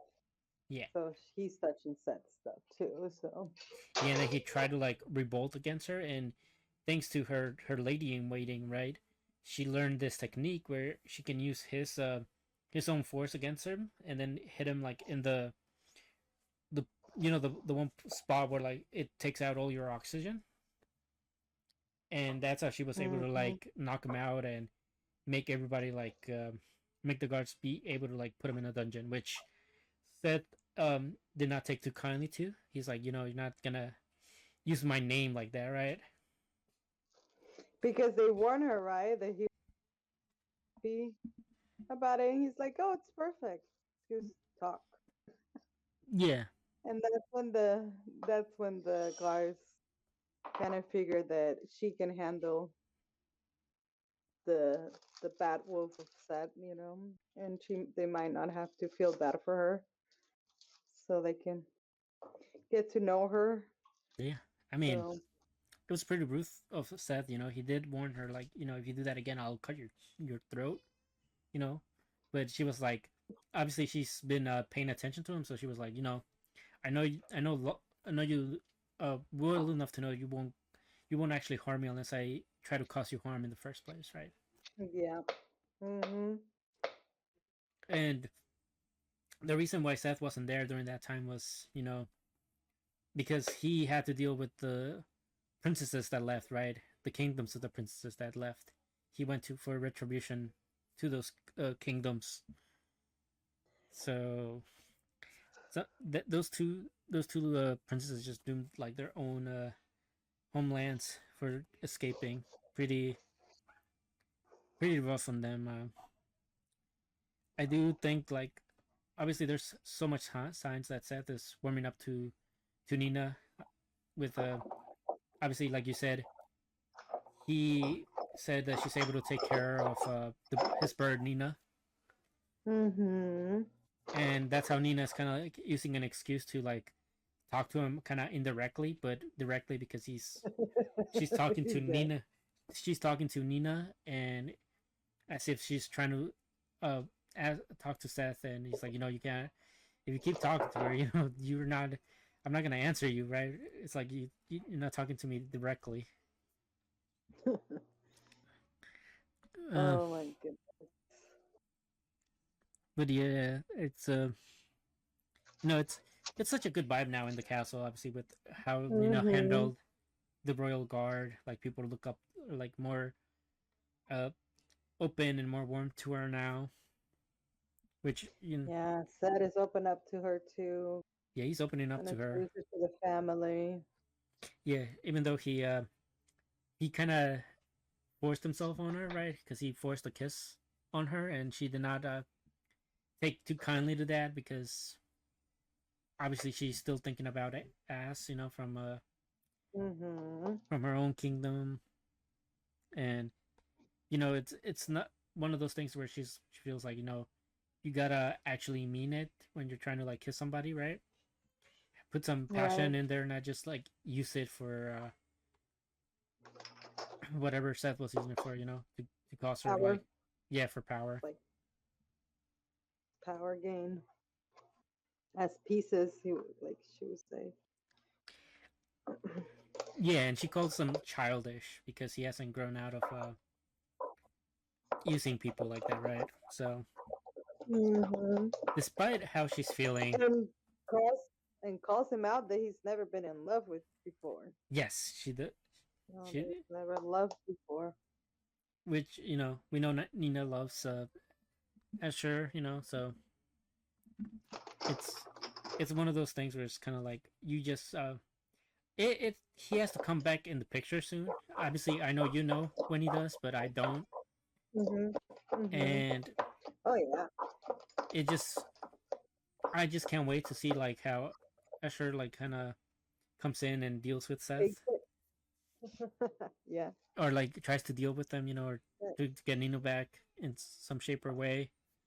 Um, but despite everything she's going through, despite how she wants to cry, she refuses to give Seth the Mhm. satisfaction of her crying. Obviously, that's her whole thing was like no matter what, she was gonna in kind of like endure and win, right? So Yeah, this is a game of endurance. yeah, and one that she doesn't have to win, but like she just has to make sure Seth is the one that gives out first, I guess. Um, and we're on our way to Galgada, which is where the family of Seth is, and Nina gets her own carriage, and she's kind of happy because she's her mind is kind of like clouded with everything that's happening. She doesn't know exactly what to make of things, right? And lo and behold, there's a thunderstorm on the way, and they end up her carriage ends up like falling from a cliff. Yeah, she definitely. Oh, it's kind of crazy because it's how the real Nina died was supposed to be, right? Yes, that's how the first Nina died. So luckily she like the Alicia, I should say, right? That's how the Alicia princess died. Oh yeah, the Alicia, yeah. But Right. Nina luckily survived. But the bird Nina kind of like flew away. from fear, Yeah. From being scared. and now it's kind of like a race to like find them, find the bird and stuff. And it almost seems like she definitely has like a maybe like a fractured arm or something. Something had to give from that Mm-hmm. fall, and she's like on her last whims, and she spots some glowing eyes, which kind of instantly we're all reminded of Ass, but it's actually like a Uh-huh. wild tiger. So pretty big Yeah, cliffhanger. she's about to get attacked. Yeah. My poor Nina, baby. Yeah, and I think what was the worst part about this entire thing that happened towards the end is that she feels like this is her punishment for taking on a new identity and like leaving her old one behind, right? So, Mm-hmm. oh yeah, and that's a pretty pretty much everything that happens in this episode. Yeah, that's all the episode. We're Uh, just have to see what happens now. yeah, and Once she gets to the castle, yeah. how she gets rescued. Yep. Well, if I had to take a guess, I don't want to say Ass is the one that saves her because I think that would be like too cliche to have him be the one that saves her. Mm-hmm. I think it's gonna be Yeah. Seth somehow that finds her. Maybe because Right. Nina flew to Seth, and she's able, Yeah. and that's how he's able to at least figure out where like a certain person or where she's at. So that's how I feel. Correct. It's Yeah. that's the one way that Yeah, I that is exactly what happens. Yeah, exactly. That's exactly what Nina Slice just said, yeah. and Okay. the rest happens. Yeah. Okay. Well, yeah. I mean, aside from that, Nina, one of the best ones this season. I feel still, I love it. Yeah. and Sure. I'm excited to see what happens on the next episode. On we should talk about the next series now. We Three zero. zero. All right, we got All right. episode 56 and 57, but we're gonna start off with 56, which is Subaru getting rescued by starts out with Subaru getting rescued by Priscilla and the songstress. Oh, Priscilla, I love that we're seeing what makes Priscilla such a badass, right? Or the top candidate, or what was so great about her. Love Yeah, that. so we definitely get to see like her in action, which she's able to defeat Mm-hmm. some of these demons, semi demons, right, that are like Mm-hmm. roaming around town and causing mayhem because she has that one sword apparently that's really powerful. Which we gotta remember, she almost busted this sword out on Reinhardt's dad, right? Just for simply Mm-hmm. trying to overstep his boundaries. So Mm-hmm. this sword would have like killed the guy right there and there. Um, we Yeah. we definitely also like see what happened to Subaru now that he's infused with dragon blood in one of his legs. His leg that's infused with dragon blood like instantly heals as soon as it's cut or punctured or anything. But like the rest of his body is still like functioning normally, which is kind of weird, right? Mm-hmm. So I definitely think Yeah. the dragon blood is gonna play a vital part in Yeah. a lot of things going forward, and maybe that's why these bishops are the way they are. Maybe because they were all infused with dragon blood, and it made them go crazy. So it'll be interesting. I think we need more lore on the dragon blood, but it is definitely a good a good thing for Subaru because now he doesn't have to worry about his damaged leg, at least for the meanwhile, right? Mm-hmm. Yeah. So now, well, after this happens, we got Subaru and the songstress and Priscilla all kind of like trying to have they all have like their own separate goals, right? I think the songstress trying to get to a shelter. Priscilla is obviously looking for something, Mm-hmm. and Yep. It seems like she's scouting too, like trying to assert the situation in a way. Yes, she Yeah, is. And and Sub making moves. Obviously she played a big part of you know kind of like pushing or directing Cyril where to go and what to do. yeah, Or to think about what his next move should be or where yeah, he's at and that. yeah, she's definitely, like, you can see like she has some really good leader qualities, and Yes. especially once they get to the shelter, right? And we have Subaru trying to like explain to her like how wrath um powers work, and how like if people are easily swayed, like Rat's influence kind of takes over. Uh-huh. And we were seeing like the It was entire show. really good to put that into, the play. Like, Yeah, yeah. we were finally getting to like understand Rat's power better.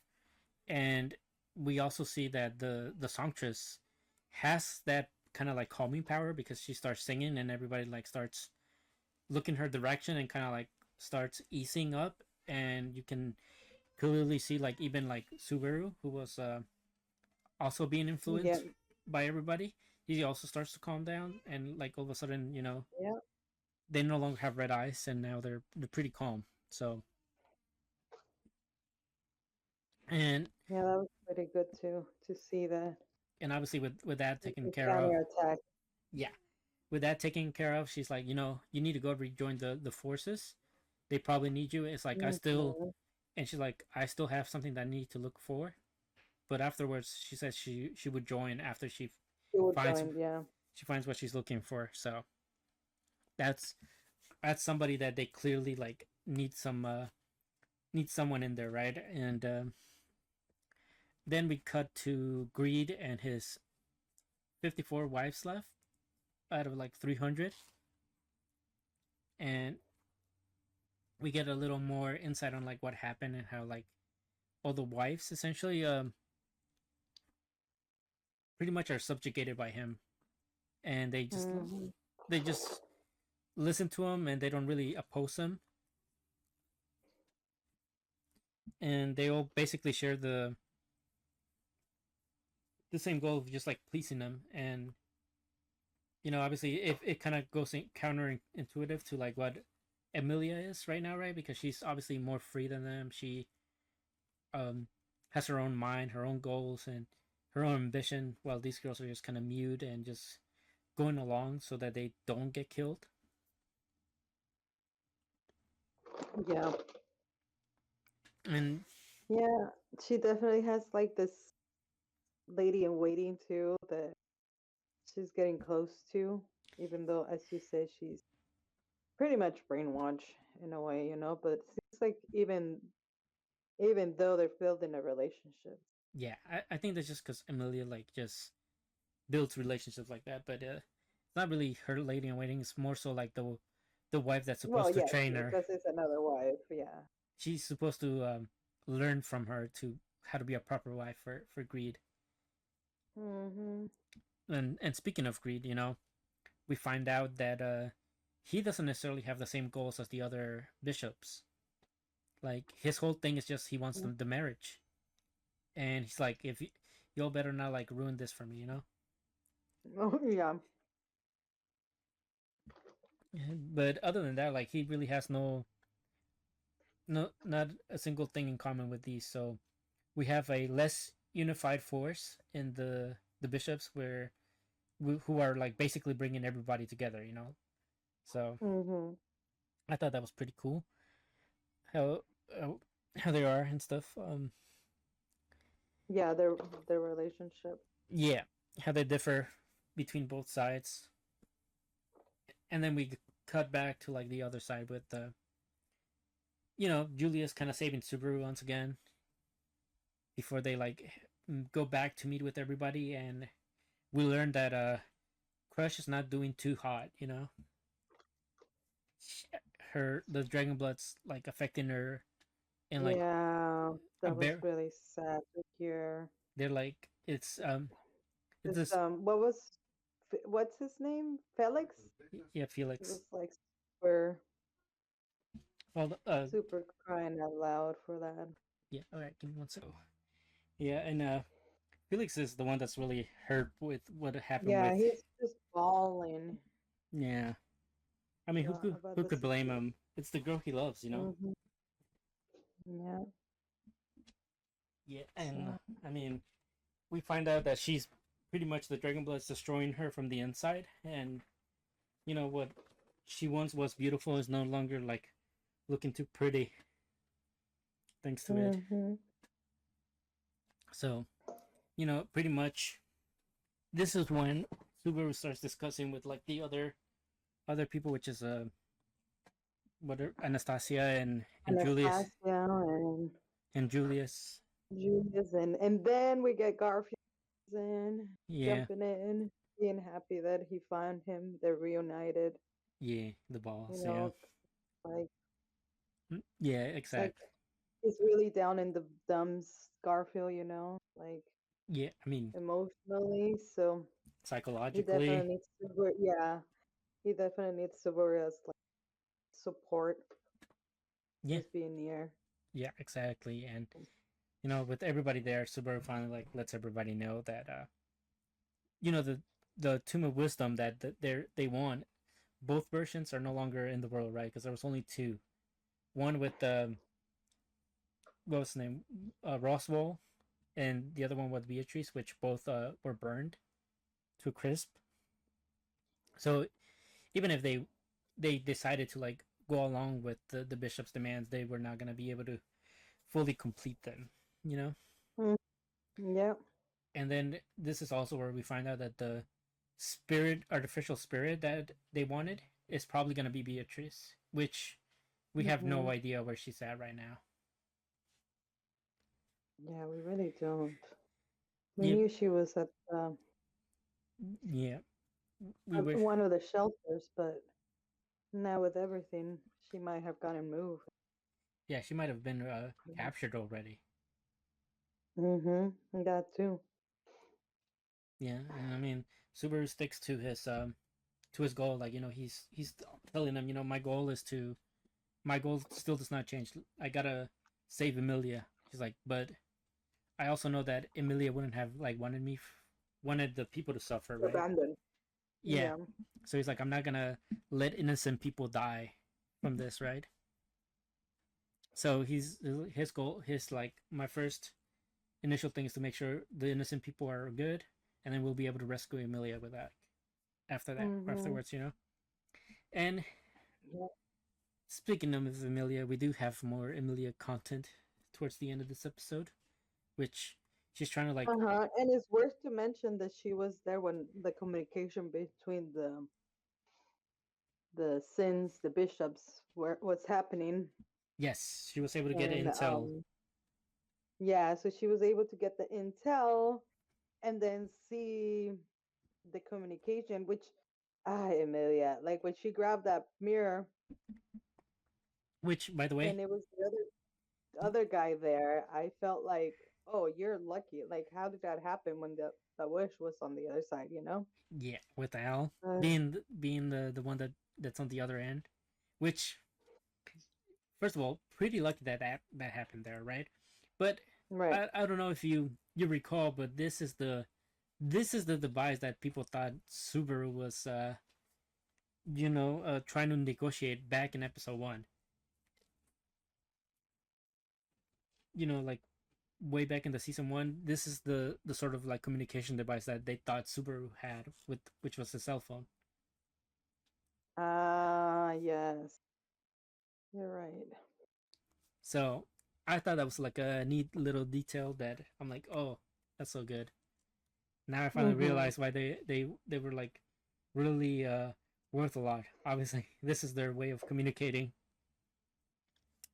But yeah, I mean that's episode 56. But now we'll talk about episode 57, which is just Mm-hmm.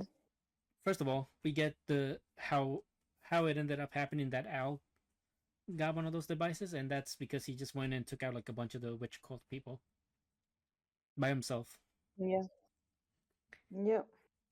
and he just obviously he ends up talking to Emilia, and Emilia lets him know all the info that she picked up when Greed was talking to Lust and stuff about how he's in like the third tower and she's like directly in front of him or something like that. Mhm. So, and I think it was really good because Al was like, you must really trust Subaru to be like saying all this, right? Or like to come and get you. Yeah, and not even like trying to help him while you're the one that needs help. Yeah, exactly. So it's like, Yeah. shouldn't you be like telling him to save you, right? And she's like, no, this is just one thing that I can do, right, to help everybody. It's like I know Subaru will come save me when he can, right? Kind of like, Mhm. which is really good, seeing how far she's come compared to like the first season, when she did The not. crybaby that she was, yeah, Yep. and not trusting, like Mm-hmm. think that she's alone. And Yep. I like that, right? That it kind of there's a part there that kind of tell her like you're alone, like, and she's like, no, actually, I've never been alone. No. Like, oh, it was about marriage, right? Like when they were Yeah. talking about how what marriage means or what this marriage is or whatever, and what she thinks. Oh, or why she wouldn't escape, right? Because Yep. she comes back after sending that message Which, to her bed, and the other wife kind of just sees all that happening, and she's like, you should have just run away. yeah, and then Like, no, then you would have suffered for that. It's like like that's not real winning. yeah, and I think the reason why it was so hard for them to watch her come back, right, was they were ready to follow her in her footsteps and to try to escape, right? Because I think they would figure like maybe if not all of us would make it, but some of us will, right? In that If they way, all do it. if they all did it, then some of them would get lucky enough to escape his grasps. And Mm-hmm. but now with her there, it kind of like dampen like that hope and belief, right? And pretty much this is when they let her know, like, the reason why we lost all hope was because he pretty much took everything from us, right? he So yeah, he killed our family. There's he nowhere to go back. not only We their ran away, and yeah, not we have only nowhere to yeah, and go. not only their family, but anybody that knows of them was taken out. Mhm. Mhm. So there was no place left for them to go except in his grasp, right? So her Mhm. coming back just stomped everything, all the courage they had and stuff. But Emilia being Emilia is like, you guys deserve to be happy. Marriage is not like you Mhm. said, it shouldn't be one of suffering. It should be one where you're happy to be with the person you love and Mhm. stuff, right? And then she Yeah. recalls back to the previous season with her mother and Petelgeuse, right? Before Petelgeuse became the Bishop of Sloth. Yeah. Mm. Yeah, So yeah, and I mean, so Amelia moments. It was very nice. yeah, I love all the Emilia moments. But you Me know, too. we gotta I love him. we gotta really talk about the actual MVP of the show, right? The Subaru, speech. Yeah. Subaru in his speech. First of all, Al joins the fray, right, before we get to the speech, and he lets them know how things are, right? And he pretty much tries to convince Subaru not to be the beacon of hope, right? Because if Mhm. he's like, this is gonna be way It's more a big different. responsibility. Yeah. He's like, yeah, this is gonna be way more different, right? There's no there's no do overs this time, right? If you Mhm. if you die, like you're pretty much damning everybody else that's put their hopes on you now. Which Mhm. the reason why it's really different is because this is the first time where Subaru's gonna actually take lead, right? The previous times he was just kind of like he was a nobody with no name, so like whatever happened didn't really damn anybody else, right? Except him Mhm. and I guess some of the people that were with him, but it wouldn't like been as felt as this time, where he is putting himself up out there to be the one that's leading the charge. Yeah. And I love how obviously Garfield was like, boss, you have to do it. You're the boss of bosses. And Subaru was kind of like, after Nell tried to put him out, it was kind of like, well, that doesn't really change what needs to happen, right? It's like at the end of the day, it doesn't. I have to do it. Yeah. So Love that speech. Love how simple it was. yeah, it was. Love that. Like as you said, he's always been like a fly on the wall or in the shadows per se. Yeah, So so his name barely like came to start taking, uh sound or shape when he did the well, right? But now that like he's kind of like introducing himself to the public yeah. as a Now, knight hero, like he's already done it with the court or you know with those people in the competition or whatever, but now but now he's this is with the public. So yes, exactly. Now it's actually to the public where he's hmm claiming to be the beacon of hope. Which I love his speech obviously because he starts off by like basically saying he's scared just like everybody else, right? He doesn't know what he's hmm doing. He even though like people are placing his hopes on him, he doesn't know how to like really respond to it. But he says the main thing to take away from the speech is that he says, "I am scared, I am weak, I am all these things, but I'm gonna keep fighting." And it's yep. like, and I want you Yeah, all I to like fight. that his simple request is not to look down, just to look up. Yes, Like don't look at the floor, don't deem us, don't believe that yeah, it's and over. I love that his thing is like it's not just Just don't give up. don't hmm give up And and I love that because that really goes with what Amelia was telling the other girl. Like, yeah, if I run away, it's not like she's given up, but she's them basically letting the guy win. or letting him be alone essentially, which is also the other thing that Subaru made them be aware of, that they're not the only ones that are feeling this way. That the person next to you or the person in front of you or somebody else close to you is also feeling in the same way, right? hmm So in that way, it's like if you're all together, if you know you're not alone, then you can fight. And it's like, and he's like, I'm not asking you to like actually, pick up a sword, pick up a fork No, just or don't a give gun. up. Yeah, just Don't don't give give up up hope. and keep looking That's straight, that's and a fight. Yeah, that's a fight on its own. yeah, and he's like, Yeah. you know, do this and just leave everything else to me. So, hmm and Yeah. you know, Very good speech. very good speech. Obviously I cried. It was a big Subaru moment. I love Yeah. Subaru, and just the growth he's had, and I love that as he's giving the speech, they start like going towards like everybody, right? Towards Priscilla listening to the hmm speech, Emilia listening to the speech, hmm even Reinhardt and Felt, hmm and they're all like feeling Subaru's words, and just listening to Subaru kind of reignites also like Emilia. Emilia's like fire to like keep doing what she's doing, hmm right? And to help out these people, these women that are in need of help. Yeah, she's gonna go through the wedding. Yep, she's gonna go through the wedding, Gonna go through it. Yeah, she's going to go through it. but not really go through it. Just do what she can to appease greed. I want to say, Yeah, to stall and to stall his wrath. His keep him busy essentially. For I think yeah. she's gonna keep him busy enough for like Subaru and the rest of them to take care of the rest of the bishops, so that they can then focus on saving Amelia. Which, Yeah, and take care of him, yep, which we which it will entail taking care of him. So.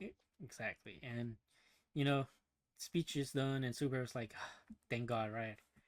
Like how I hope it was good, right? And everyone's like, "Yep." The only one that seemed kind of like not moved much by it, right? Was Al, because hmm he literally let Subaru know, like, I everything I do is for Priscilla. I don't care about like the hmm rest of what happens to everything else, right? As long as Priscilla's Mhm. is good, I can keep on sacrificing the rest. Mhm. Yeah. But you know, everybody's praising Subaru's speech, and the good boy Odo comes in, right? He comes back Oh in, yes, that's right. He finally gets back into action. and he brings reinforcements. He brings Reinhard back into the fray, and Ah, which is the old hero, right? Like, the red hair. I Yep, love that. yep, Yep, he's the old hero that says in the title. Well, yep, Subaru is our new hero. yep, So, yep. And it's just like, first of all, just having Reinhard finally join oh, them. he's so powerful. Yeah, So, especially towards the towards them, right? Towards the bishops and stuff. Like, yeah. he I has like, I mean, he can manipulate the mana around himself, right? So he has so much power. Like he is quick. He manipulates mana around him, as far as we know, and he pretty much is able. We know he can take Wrath out by himself, so he is gonna be essential. And now that everybody's like in the shelters and bunkers and whatnot, now he doesn't have to really worry about Wrath affecting the people, right? So now he can actually mhm. like unleash Wrath on Wrath, you know. But Yeah. yeah, uh, love this. Love ReZero. I am sad that we have one more episode left before the end of the core, and then we have to wait till February. Oh yeah, that is sad. Yeah, it's gonna be a sad day It's indeed. gonna But leave a lot of things hanging. Oh yeah, but I'm excited to see how they wrap it up. I know they're gonna give us the biggest cliffhanger. I just know it. yeah, that's why. There nothing's gonna get wrapped up. It's gonna No, be just more yeah, things hanging, like yeah. big yeah, big cliffhanger if anything. Oh We'll yeah, see. yeah. But I guess other than that, I just gotta let you know that there's a few things that we didn't get to discuss. That well, one major thing, right? Because they didn't make it part of the show, but they made it into like this comedic, like a little mini comedics stuff in Japan, where they pretty much confirmed that Al is from Subaru's world, like Subaru and Mm, Al and Beatrice back when they were all together had a combo, and Al told Subaru that he's also a reincarnated person, or like a isekai person. mm, I don't awesome. Yeah, I don't know why they left that out of the main show, but that is kind of like important intel to know. Yeah. You know what? There was something about especially I mean, he's using especially towards Sober.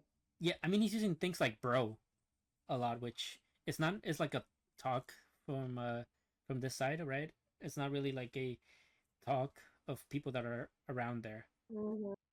Yeah, I agree with you on that. And the other thing I saw like Yeah. floating around was that people are kind of suspicious that Al might be like a different version of Subaru because they have like the same colored eyes in like one of the steel frames or something like that. Mm. But I mean, other than that, unless you have anything else you want to say, I think No, all that's right, it. all right, that's a good ReZero talk. Until next time, Dandadan. Dun, All right, dun, dun, dun, dun, dun, dun, dun. such a catchy tune, right? Yeah. Okay, so we're gonna be talking about two episodes, and we're gonna start off with episode 6. I want to know your thoughts on Ira. Oh, the new girl? Yeah, the pink hair girl. She's she's something. She's something. Do you I hate her? mean, that whole with like, oh, I'm so beautiful. That's why the gods chosen me to see spirits so I can purify the world. I don't know what she's talking. Yes. I don't know. Just so full of herself. But other than that, she's cute. I mean, she is cute, and she doesn't mean harm. You know, like she's just full of herself. Yes, Yeah, because but she means no real harm. Although kidnapping her and sipping her yeah, hands were it's a little bit too much. But yeah, yeah, I definitely. Because this episode kind of like this episode made the entire world hate Ira. I want to say like just the way she's put off, like obviously the like you said, her condescending ways of like mhm, being being full mhm, of herself and stuff, and mhm. Yeah. and I think it was mainly the part where like she was playing with Okurun's feelings that really tore people away from her. But you Mhm. know, she's 15, 16. Like we gotta, Yeah, yeah, exactly. it's just a kid, you know. Exactly. Exactly. We can't really She like she ain't really a bad girl, you know. She's just stupid in a way. exactly just hasn't grown enough. Which you know the person that is really stupid is the Turbo Granny who lost Okurun's balls. Mhm. We start off the episode with them looking for them, and you Yep. And know she not helping at all. she's not helping at all, but she does tell them, you know, they you can't miss them. They're like round and they have like spirit. They're full of like spirit energy from her, right? So it's like they're kind of hard to miss. They look gold and big and stuff, and she's basically like, you know, you should probably hurry to find them because they're gonna attract Anyway, like they're gonna attract yeah. like supernatural creatures and stuff, right? Or and I love how they both of them kind of like jumper, right? Yep. Like they give her a good old beating, and obviously good on them not taking shit from her. And then when they go to school, we get Okarun, you know, being kind of like the Okarun he is, shy and stuff. He runs into one of his bullies, right? And they're like, "Oh, are you going out with Momo?" Right? And he's like, "No, not at all, right? We're just friends. We're not like that, right?" And he's like, "Oh, well, you know, she I heard she was kind of easy, So you know." cute, and she's so cute. Yeah, and they're like, "She's kind of Yeah. The first he says that he's really cute, it puts her into a spin. Like, wait, so busy that she was my friend that I yeah." And then you know once they're like, you know, we heard she was kind of like letting everybody hit it and stuff. He was like, "Who said that?" Right? And he kind of know. lost it a bit, and the Turbo Granny power like kicked in, and you know he almost killed the guy, choked him to death, Mhm. and Yep. Good thing he got into back to his senses though. yeah, I mean he did, and I mean the Turbo Granny kind of told him, you know, it looks like you really can't handle my power at all, you know. Try to play him again, and it's like you should just let me take over your body again, right? I'll make sure to Mhm. put the power to good use and stuff. And he's like, this time I mean, he's a pretty smart kid. He's like, I'm not falling for that. You know, we have a deal. Until I get my balls back, you get nothing. Which, you know, just saying that out loud is so funny. We Yep. we're literally having a story about a guy trying to get his balls back. That's pure That is comedy. hilarious. That is hilarious. And you know, we have Momo who's trying to talk to Okarun, and Okarun obviously because the comment about like Momo being cute is stuck in his head is now being like more self-aware of that fact, right? And he's getting shy and can't really look at her. So Momo instantly thinks that he's avoiding her, and you know the friends tell her like, you know, that's kind of odd because he kind of put a guy in his place after he heard him talk smack about you, you know. Yeah, should talk about that rumor.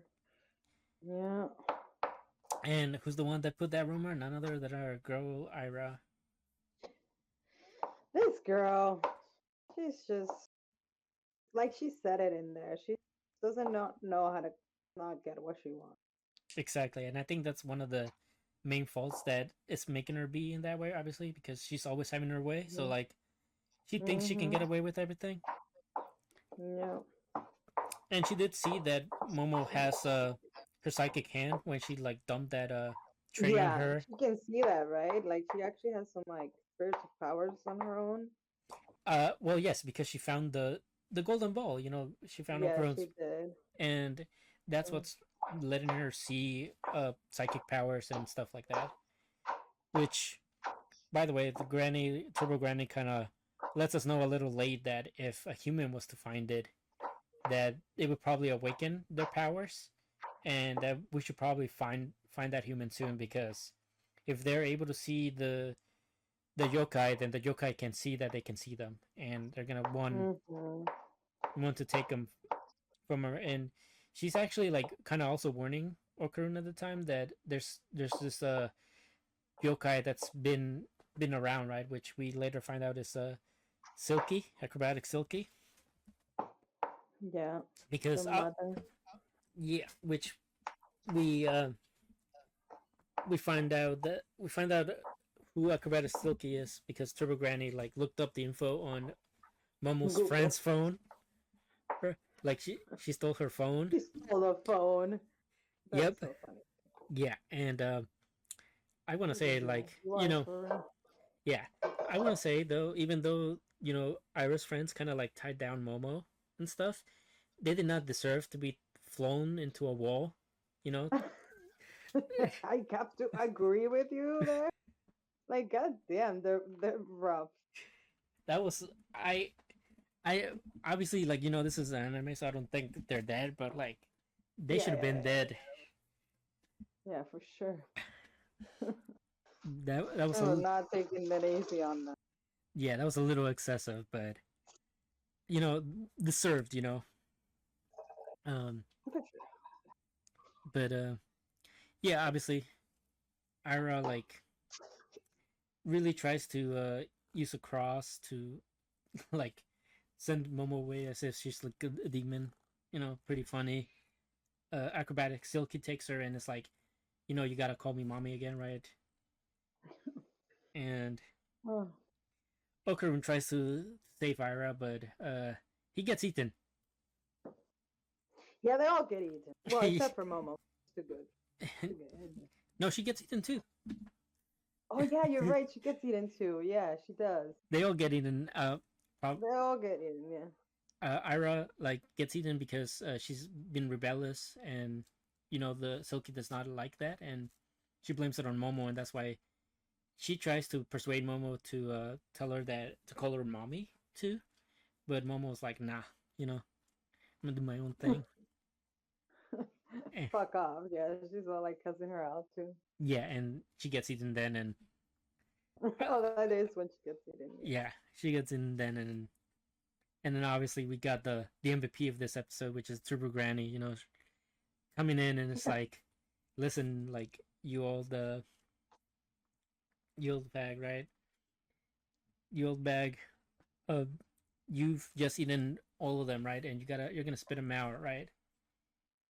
Because what you ate, firstly, because Momo being wrapped around her hair was able to use the little cross that smelled like oil because it actually is oil, right?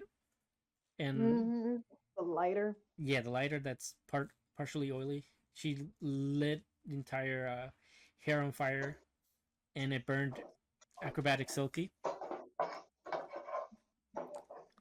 And pretty much sped them all out. And then it was like, I just love the Turbo Granny was like, I'm not helping you guys out. This is like a lesser weak spirit, she didn't really know who it was at first because she's like, I'm too high up to like pay attention to the small fry, right? But she ends up like helping them in the end with the lighter thing, and I love how even though they're saved,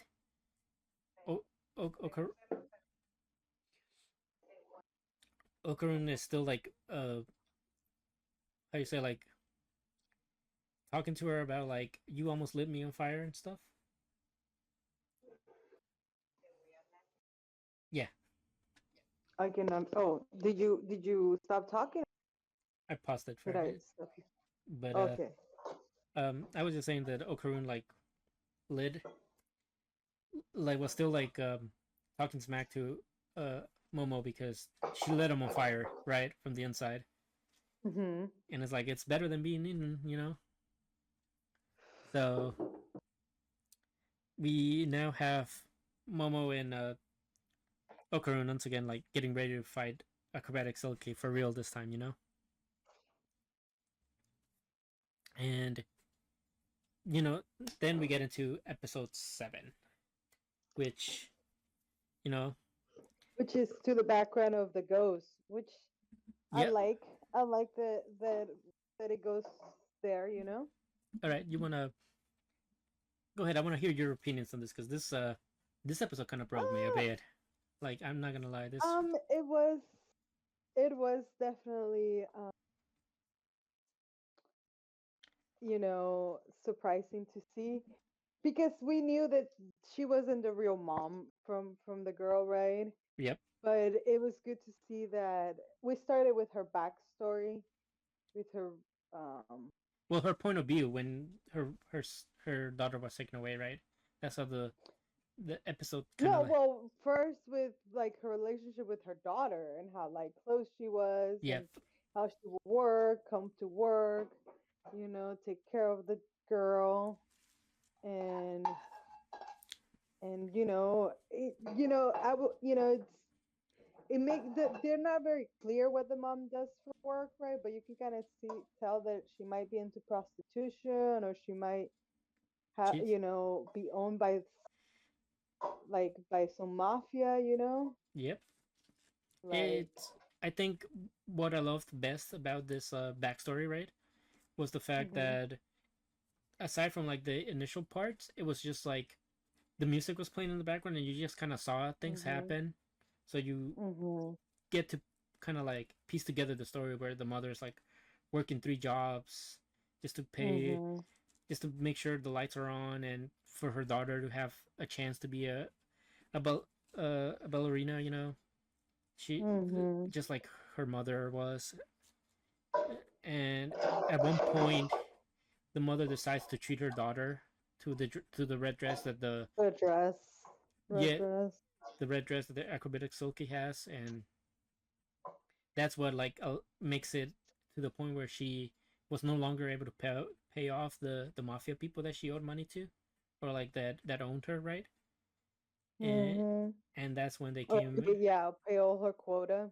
yeah, pay her quota and stuff. So now they came in and they destroyed her home and took her daughter, and that was like obviously like probably one of the saddest things. Cause then you wake up and she wakes up and you just see her like bloodied, and she goes out into the rain, tries to look for her, and just the whole like art direction during that portion where it was you were seeing it as her point of view, right?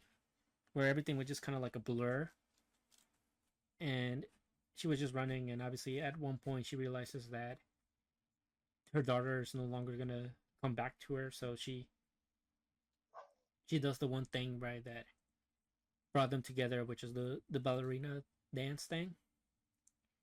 And you don't, it's not really said or shown quite as clear in as it was in the manga, but like she starts dancing in the rooftop and she jumps off from it. Obviously in the anime you just kind of see her dancing and you just see the lights as if she's somewhere high, and then she does the sleep, and then all of a sudden you know you get the shot of her being like a ghost with the grudge, with like not grudge but like regret, Mhm. and Yeah, with regret.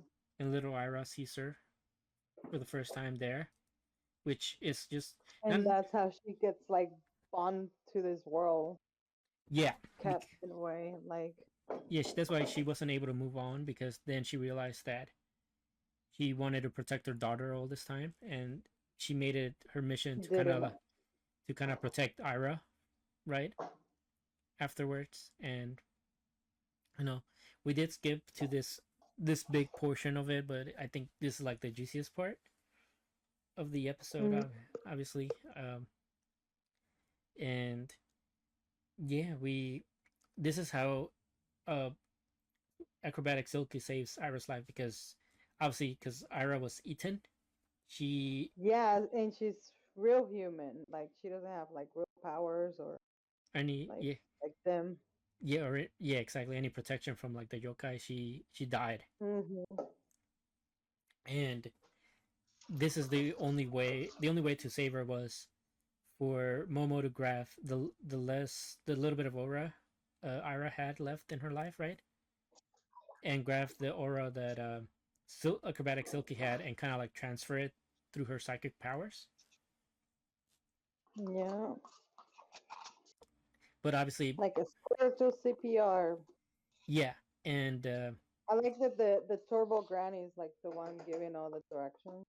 yeah, uh, I do think that it is important to know that as all this is happening, like Momo is also experiencing all these memories, and that's why Uh huh. she cries for what happened and stuff. So, and obviously, like as far as the ending goes, right? Ira starts seeing like acrobatic Silky kind of fade away, and we get like a little bit of Ira's backstory too, right? Which her Mm-hmm. mother passed away, and the father was the one that told her that she went away somewhere better, right? And that's also like kind of like why she hung on to like acrobatic Silky, because she was looking for her mother at that age as well. And now that Yeah. acrobatic Silky was gonna be leaving, it was basically the Turbo Granny was saying like, she'll go on, and because she's still here with regret, like she'll be forgotten soon, right? But Ira goes and hugs her and is like, thank you, mom, right? Yeah, I thought that was very, very good. Yeah, Giving her some sort of goodness, like actual. yeah, some good character moment. Yeah. And Mm-hmm. she basically says that she'll never forget her, right? And to yeah, that she thanks her for everything, Yeah, taking care of her, which really, really is what the woman needs. yeah. So I'm a, it's not really stated, but we can pretty much submit that acrobatic Silky passed on with no regret now. Yeah, So, yeah, I agree. and that's the later half of the episode. We can talk about like the action portion, which was like the just the beginning before the intro,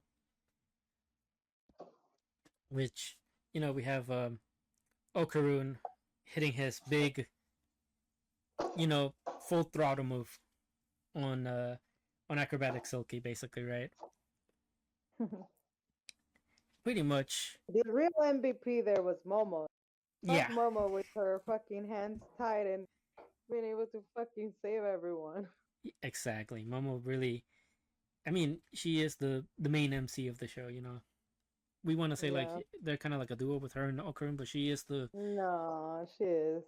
she is kind of like the main one. She's the one that gets her tangled up, right? When Okarun is fighting her at first, Hmm.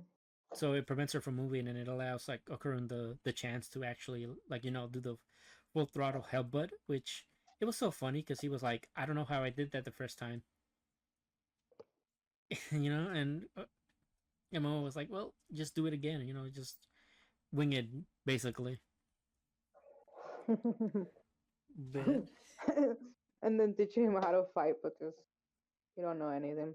yeah, which I mean, it's good to know that Okarun really has no idea what he's doing, right? And him and Momo are kind of learning on the fly right now how to fight and stuff. Hmm.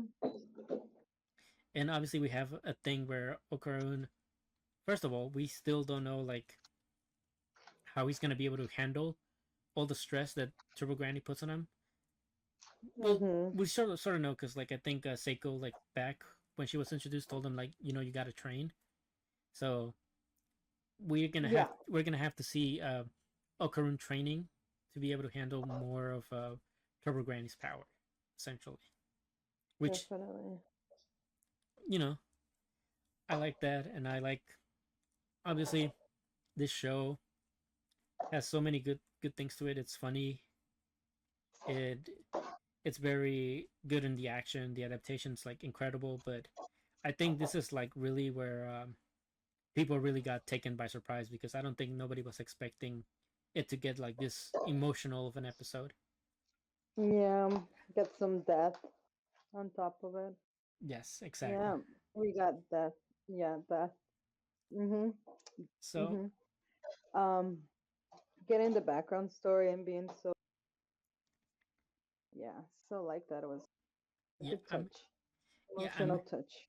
yeah. I mean, and this is like a character we knew for like less than an episode, right? Like one episode, Mhm. and it made us feel like in this way. So I think it. Imagine how it will feel like if we get like a emotional story for like one of the characters that we actually care about. Mhm. Agree. And so Mhm. yeah, I mean, I guess I gotta ask you: do you see Ira joining the crew? Oh yeah, I mean, I can tell that she is going to. I mean, she was part, like she was there, Yeah. and how nosy she is going to involve herself with. Yep. And do you see any? Well, I should ask you: did you see the previews for the next episode? No. Mm-mm. Okay, good. Okay, then I guess I Mm, won't. I won't ask you about it. So okay. Anything else you want to touch on for Dandadan? mm-mm. No, that's it. All right. Well, on to the next one. Blue Lock, episode 31. So we're finally continuing on with the U20 match, Yes, and they're finally facing off. yep, and we get interesting comparisons right off the bat with Isagi and Oliver. You know, the main defender of the U20, which basically Oliver is what Isagi wants to be, how Isagi wants to be moving as a forward, Hmm. but he's doing it in a defense position. Right. He's he's defender. Hmm. So instantly we're already hit with like a big wall that Isagi is putting for himself, and not only him, Yeah. right? We start trying to like make others play as well, right? With Otaya, the ninja guy, he he's the first one to try to get through after Isagi, and he's stopped by the one guy that's being able to copy his movements essentially, right? He looks at him and is able to mimic where he goes, so like there's no blind spot to explore from his side. Hmm. So then they switch it over to Kenya, you know, the one on one best dribbler, right?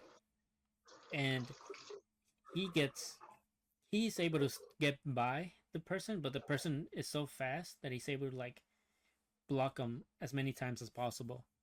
So right there and there, there's another obstacle that they have to overcome.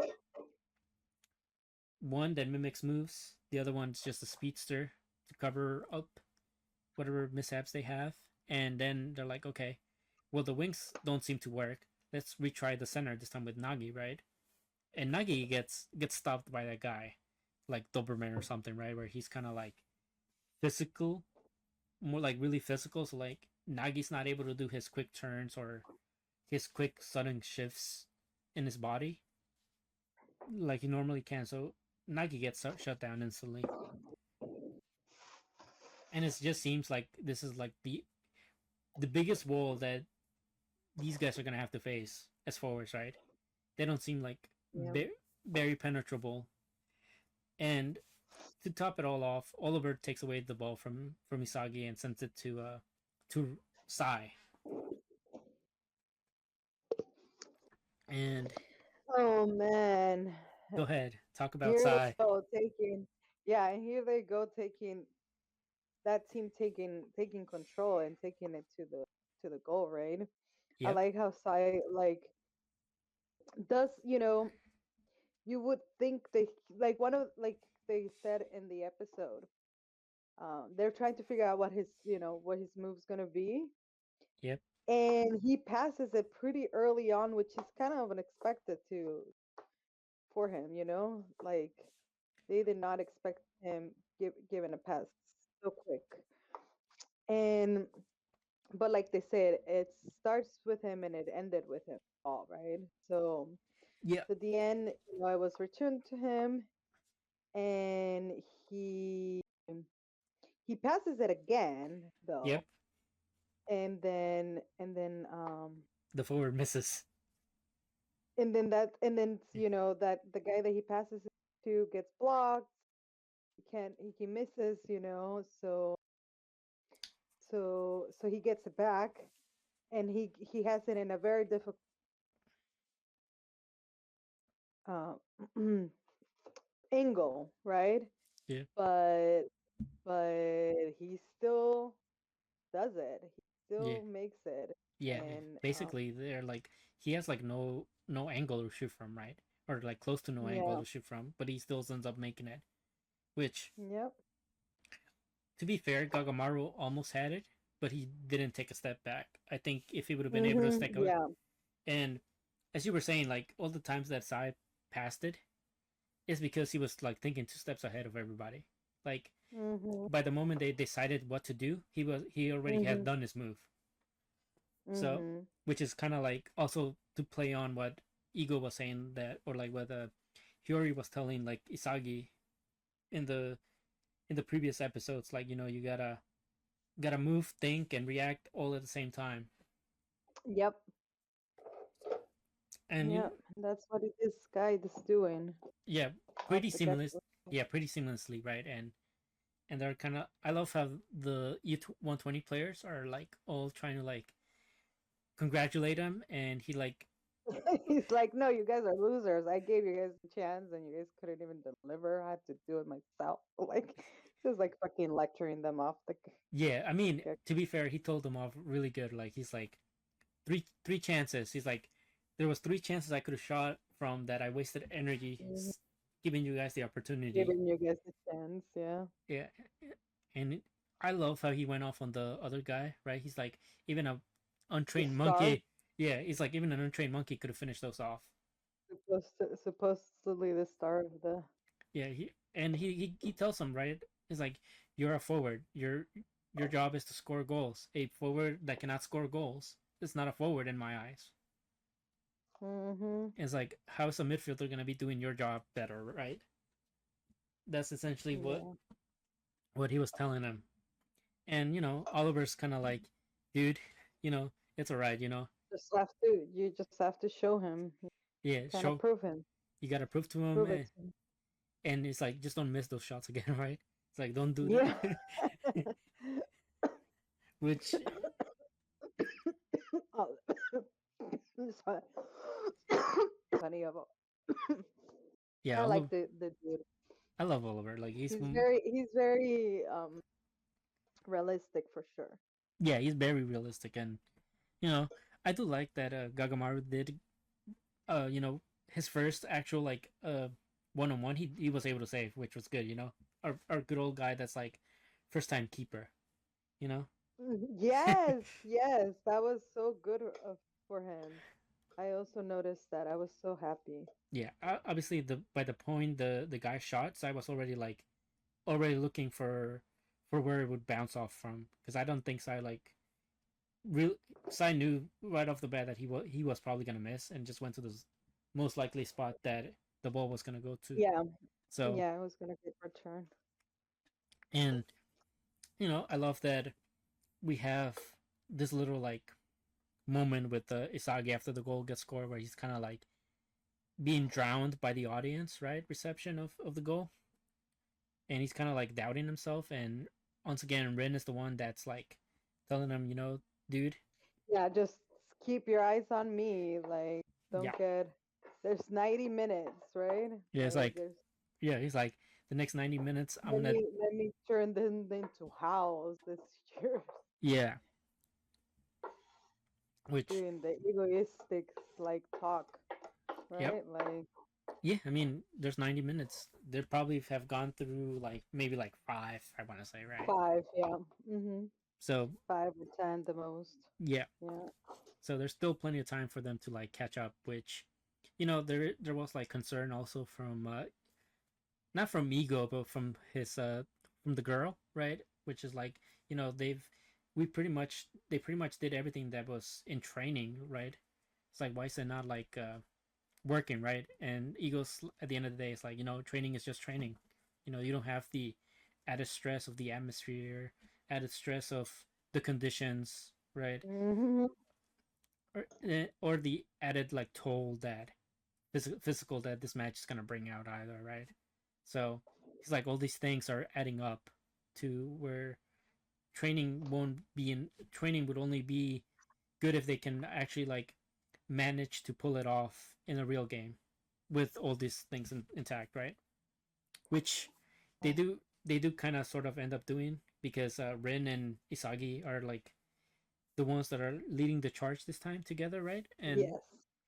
And pretty And much, Ego foresaw that, right? Like he wanted, like he saw that yeah, they did that with each other, that yeah, exactly. they Which is had that chemistry.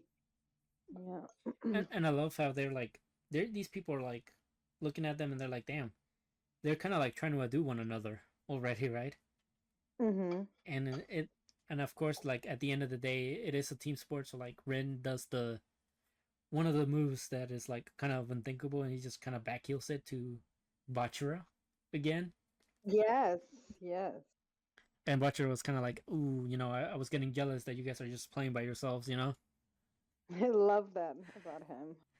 Yeah, So true. and he It's does. true, Asher. A good thing you get in there. Yeah, and he does start off the movement where he shoots, they block. Then I think what is it like? Kenya gets it, and Isagi moves with Kenya to confuse them long enough to for Kenya to get by his defender. He shoots, Oliver blocks it, you know, and then Otayo like also tries to get in. Well, no, Rin tries to get in there, right? And Mhm. he tries to do the same goal that Sai did, and it did not work out. Yes. Yes. Almost though. Yeah, Almost. yeah, almost did. Which I think, by the way, the only reason why he didn't is because he took an extra step that Sai did not. If he would like gone in like the kind of like a similar position, not like further ahead, he might have been able to score it. Ay, ay, ay. But basically, everybody takes a shot at the goal, and Yes, they do. That everybody vlog is like yeah, getting a and then it hits to Nagi, which Nagi's turn, right? This is like the best animation we got all season from Blue Lock with Nagi's goal, yeah. where he Yeah. For real though. where he just like Like traps it, flicks it down, and he's like, "Hello, Japan. I'm Nagi Seishiro. Nice to meet you." And he scores like a jumping bicycle kick yeah. with to And defend. it leaves him speechless. Yeah, Oh my he's god. and he's like, "Oh shit, did I mess up the introduction?" Did I miss stuff? Like, no, bitch.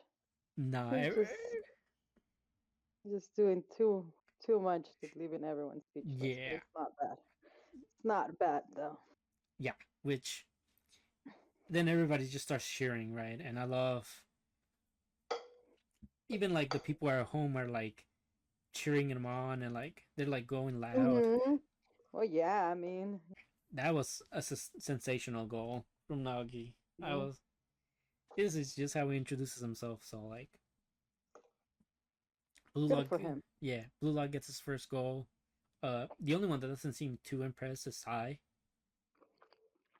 So, Of you course. know, I mean, I love how they were like, we didn't talk about it, but like, I guess we go back to it, and with him and Oliver like talking about like what is this, what is a striker, right? And like who in here is like worthy of being a striker next to him, right? And Sai was kind of like, that's what I'm here to find out, right? So it's definitely obviously Nagi's goal, first blue lock goal. Everybody's everybody's hype. Even like Oliver's like, damn. So you're all just thinking about scoring, huh? Yeah, I love that because that's really what Blue Lock was trying to build. So Yeah, the fact that it's being, that they're being able to like Oliver, that is such a top notch. mind, yeah, like mind strategic kind of person that wants to, kind of figure out what the opponent is doing and everything, like Yeah, he's like the Sagi, but think for ahead. defender. Yeah, yeah, uh-huh. So it's like he's already, on the money. Yeah, and I think this is like, first of all, they did this to revolutionize the sport, right, for of Japan. And And this goal that Nagi just scored is the first look of what that future could entail, right? So mm-hmm. Yeah. Oh. so so that that is one goal down that the U20 that was not able to stop. So now I gotta ask you, who's Mm-hmm. next?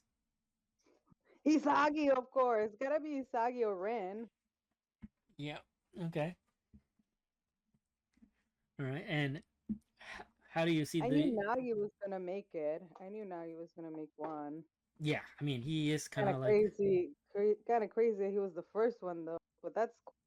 Yeah. I He mean, deserves the. so I just want to say it's not crazy that he's the first one because I think that we gotta look back at the first season, right? How whenever No, I they're meant in the game. I meant in the game. yeah. In I this, mean, I meant for this game.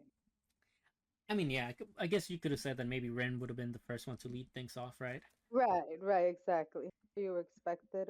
Yeah. But Sometimes even Isagi because he's like, what the series is about, but yeah. they gave it to Nagi, so it's kind of nice I mean, I because think it they also been putting a lot of Nagi on how, oh, the guy was never interested, but now he's interested, and now he's like actually putting dedicating in the himself. work. Yeah. Yeah, exactly. So it's kind of nice to kind of see that a person that has talent and put in the work, how what they can create in a Yeah, way. which is also like the best part of Nagi's goal, which is they needed something extra that they had not seen before, right? Because I think Mm. aside from I mean, they are the underdogs, yeah, yeah, that are so like, but I just want to say like aside from because I think Isagi, Rin, the other forwards that Kenya, Bachira, and the ninja, hmm they hmm all are pretty. How do you want to say like pretty basic in how they score the goals, right? Not necessarily maybe except Bachira. Bachira can kind of fit yeah, in the yeah, in the Nagi category, which with the right, his special dribbling, but like right, the other ones are kind of like more so like book material, like kind of yeah, like from the book, right? And hmm Nagi is one of those that is kind of like you don't know what kind of stunt he's gonna be able to pull off, and that's that extra talent that they needed to really draw out to give him yeah, the goal.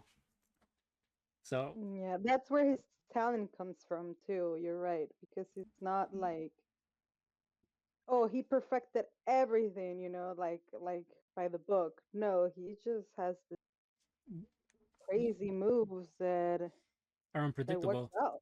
Yeah, they're unpredictable and work. He has Mhm. good balance, good sense of directions and focus. And more importantly, the kind of like really good trapping skill, which is not really you don't see anybody trapping like Nagi does, where he can trap Mhm. while he's in the air. Well, he's Oh, obviously like yeah, like, and that's, yeah, exactly, with his foot, like with the top of his foot, right? yep, He just can grab that ball from anywhere and take control. yeah. Yeah, it's very true. Which I Nagi has, mean, we didn't really talk about like he faked kicked it into a trap before. yes, yes, he has that much control. Yes. So really good on Nagi. I am so glad that they actually did this goal justice because in the manga it looks gorgeous as well. Right, Uh, right. but yeah, all right. So you saying Ren is next for Blue? Mm-hmm. What about the U20? You think any of them is gonna score, or it's just gonna be Show? Uh, no, I think the pink hair dude. I definitely don't think he's gonna be left that dry. Okay, Like, I don't, I think he's definitely gonna score something. okay. You mean if they decide to put him in? No, no, no, no, no. I'm talking about the star, the one from the. No, not that spiky. The other one, Oh, you think the not the spiky star from the one. U20 is gonna Yeah, the score? star one. Yeah, that one. Oh, That's okay. what I'm talking about. Mhm. I mean, he has to show out because Sai did say if Exactly. Like he has to. He has to. You know. yeah, Sai did say He has. if he doesn't perform, that he's just gonna bail out on them, right? I mean, yeah, they're gonna kick him out. Like his career's over there. Yeah, exactly. But yeah, good Blue Lock talk. Uh, move on to the next talk. Danma. Danmachi. Yep, episode 7. All right. So this episode we get more. Obviously, we're gonna get more Freya later on, but we got Leon finally waking up from her attack. Back in like episode 5 or something like that. Yeah, her and the other girl. Yeah, who is Hermes like right hand, or one of the childs that he has. Yeah, And pretty much he lets her know, the entire of town's the been situation. yeah, Yeah. the entire town is turned against Belle. Or like it's made believe that Belle is part of the Freya family. Yeah. And also to like be wary when she goes in there, right? Because we do not they have eyes everywhere. And it's Freya who's behind it. Like she makes it clear Yep. that it's a god that is doing this for that purpose. Yep. And and um, and she really cannot phantom the idea like like that someone will do that, to someone. Yeah. So she wants to run to Belle to help, to help them with this because she can just imagine Yeah. what he's feeling. So Yeah. so we see that they're planning their back, but we see that Frey is no We first after the no we see that Frey is no dummy, and she knows that she's gonna come, right? She knows that they've left and we're not affected to it, and that they'll be coming back to town sooner yeah, or later yeah, basically Freya does realize that there was people unaffected by it, mainly because the they were gone.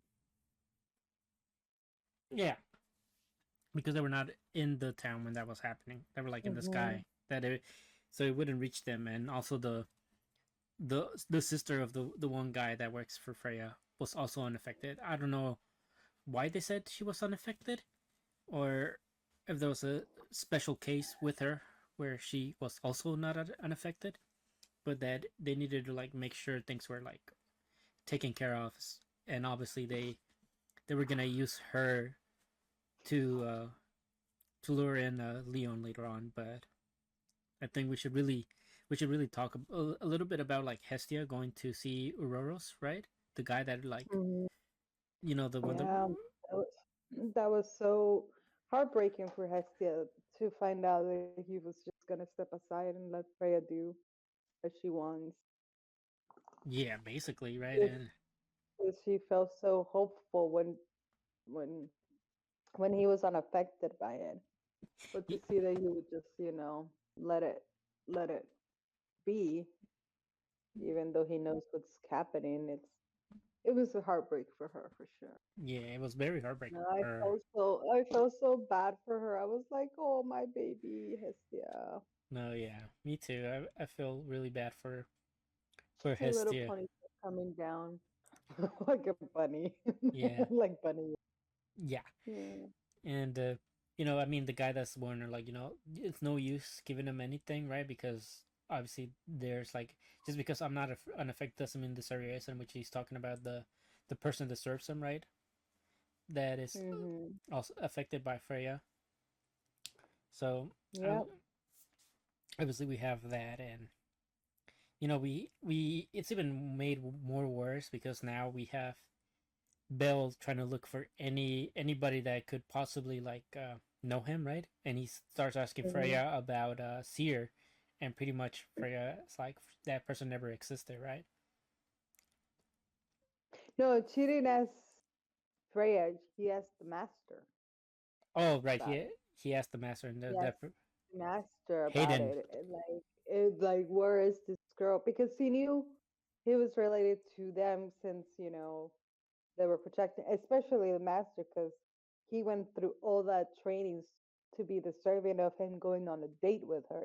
Right. So obviously, he has to know the position and the relationship she has with the Freya, with the Familia. Yeah. But he leaves him hanging. Like, what are you talking about? That girl doesn't even exist. Like, Yep. and that's throws him again under a spiral, under a spin. Yep. Pobrecito. Yeah. But we It, also see him how he's just enduring the training, right? Poor baby. yeah. Getting Like, getting like, killed repeatedly. Yeah. like getting he's and he's doing it so he doesn't think about it. But we know that this is part of Freya's plans because Yeah. once he doesn't, and then Freya, and that's why she insists if she wants to get the cure for the curse, Yep. but he has to be willing to undergo the treatment for it to work. Seems Yep. like the most important aspect for it is for him to want to forget or to think that his memories were really fake. Yeah. But as we know right now, he's still pretty strong standing that is the reality, that this is fake. Like, Yeah. That that this this isn't. real That is not the that this is not reality. real. Yeah, this is not real. Like, something's, yeah. Poor Belle. What a horrible situation. What a nightmare, really. Like, Yeah. literally It's a nightmare that to I wouldn't wish on anybody. live. Yeah, to live, be Yeah. living in. Yeah, but I mean, there is some So, silver lining, right? With everything that's happening, he is kind of gaining the respect of some of the people there, even though they still hate his guts because Freya shows some uh-huh. special treatment. But that one guy that hates him is actually giving him pointers of like I you, know that, and during the dinner yeah, about the training. Yeah. yeah, where he's like, how his hands always unsteady. He's like use that to his advantage, right? Hmm.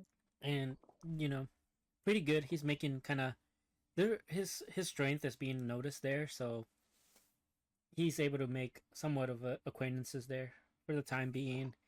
And the master are hidden. The he kind of does tell Freya, I took it upon myself to let him know that Seer never existed. So he's like, if you would allow me, I would like to like personally train him myself, right? So now Yeah.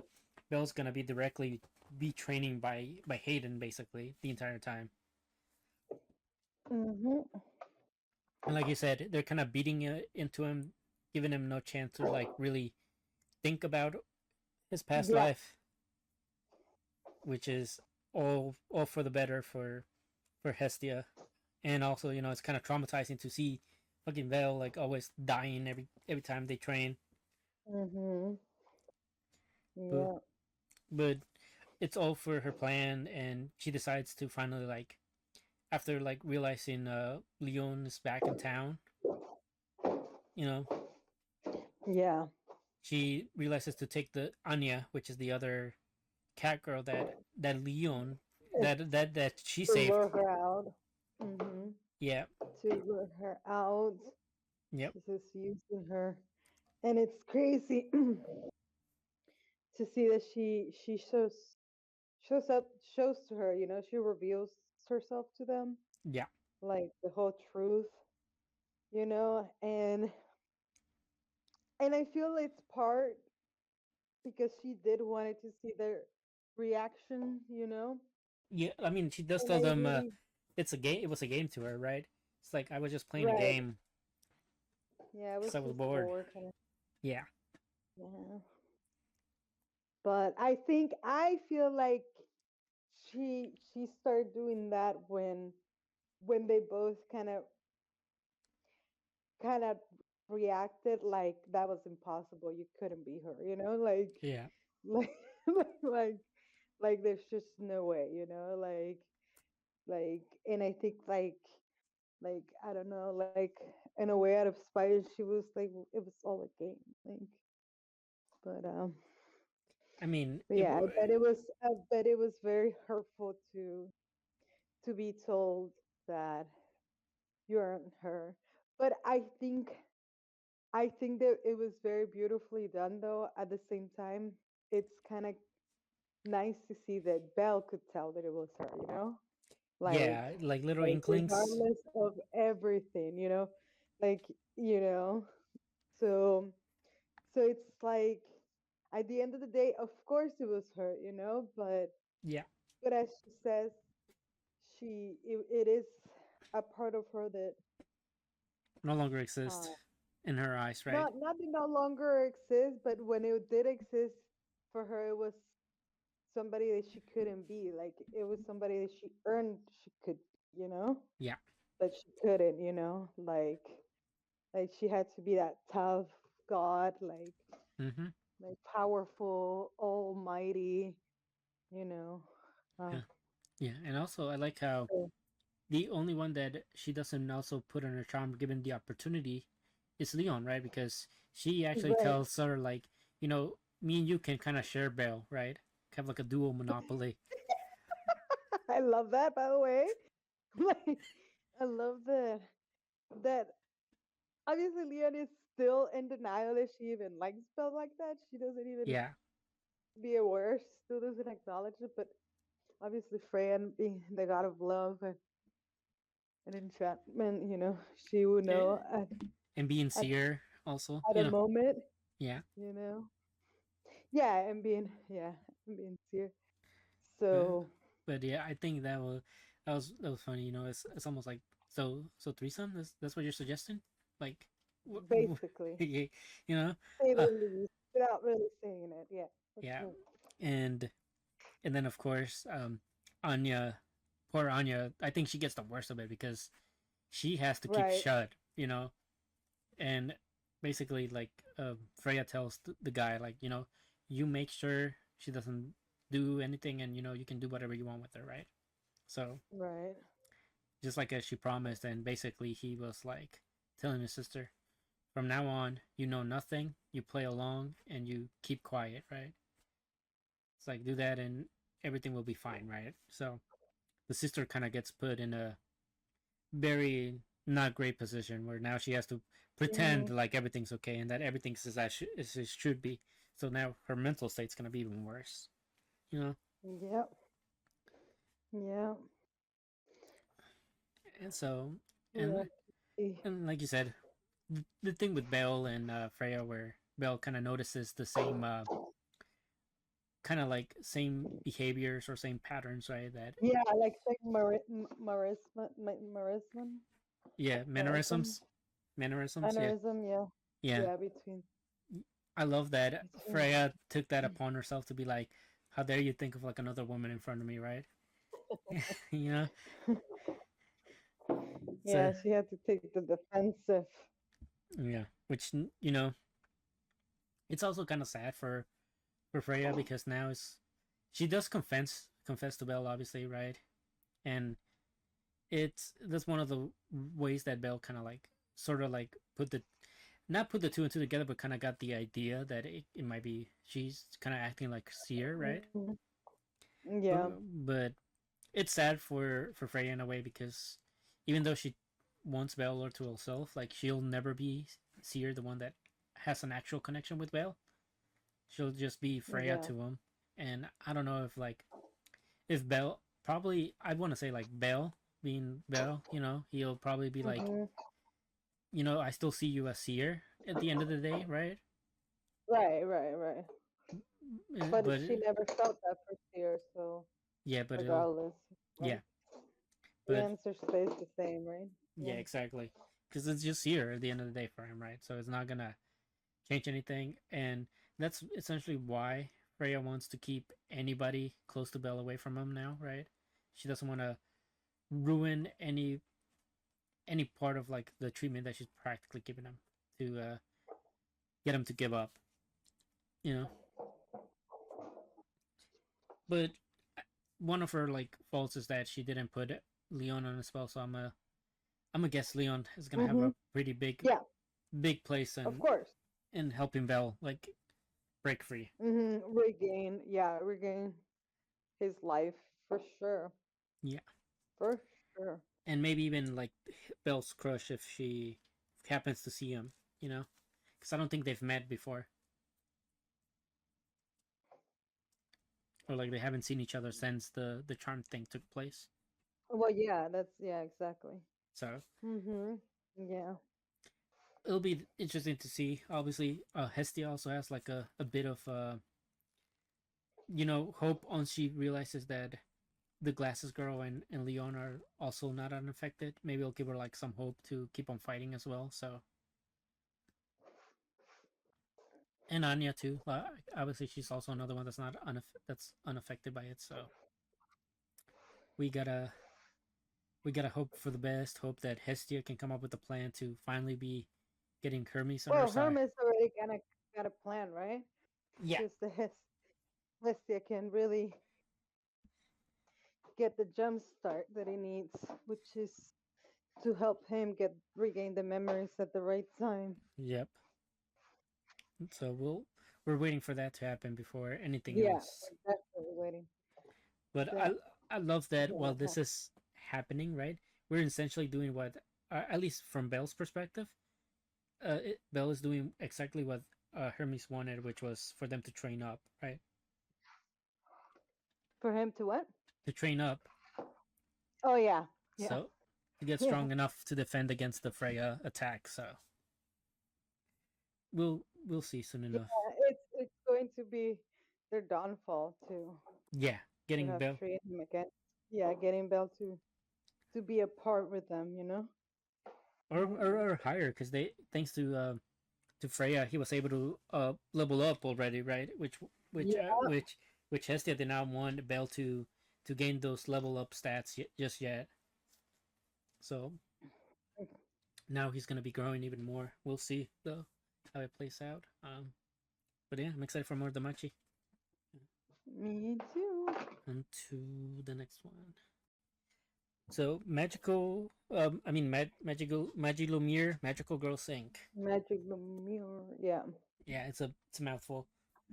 Um, Mhm. so this episode 7 kicks off right where episode 6 left off, which is Lily getting hurt. They made it very dramatic at the end of episode 6 to only have like like a little scratch on Vivi that went like maybe a bit deep, you know. Uh, It fooled you, huh? yeah. Uh, I If know, me too. I was like, oh no, they fucked up her face completely. You know, like she's probably gonna look ugly No. now. Like her whole, Okay, I did not think that. I definitely thought she was at least end up in the hospital or something. I mean, But not ugly, but like have like a big scar. Which was gonna really dampen her whole aesthetic of like looking the magical girl part. Uh, hmm which I thought that's where it was going at, but it was just a scratch that you know could have fooled me. I think it got us all. Yeah, but lucky for them, they're not able to. I do like that they kind of acknowledge that they weren't gonna be able to like handle this by themselves, right? hmm Yeah. And Bibi, not Bibi, Lily told Kana right away, like it's not your fault, this is we gotta this is nothing, right? It's just a scratch, kind of like.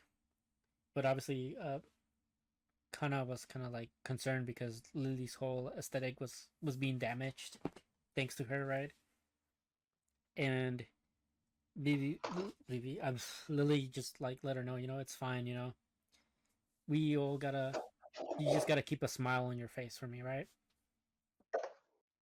And who and behold, but the girl from the major company shows up, Tsuchiba, Yeah, it's back up. yeah, as Yeah. backup, and she basically is like taking decides to like take care of it while they evacuate the citizens, right? Because obviously she's very result oriented, and she's gonna send off a big spell, and she doesn't want to get the civilians caught up in it. And this is where Kana's like whole bookworm kind of stuff plays into effect once again. Her strength shows where she makes everybody feel more calm by letting them know that she's part of like the number one magical girl association, right? Or Yep. and that makes everybody else feel calmer. Customer Yep. satisfaction. Mm-hmm.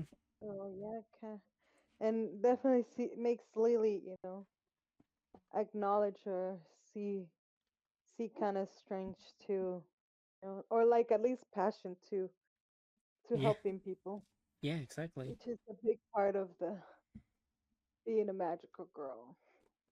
Oh yeah. Oh. And they let him off safely to a different location, and kind of still kind of like maybe is it okay to like leave her there by herself, right? Because this is not like a one girl kind of job that can do by herself, right?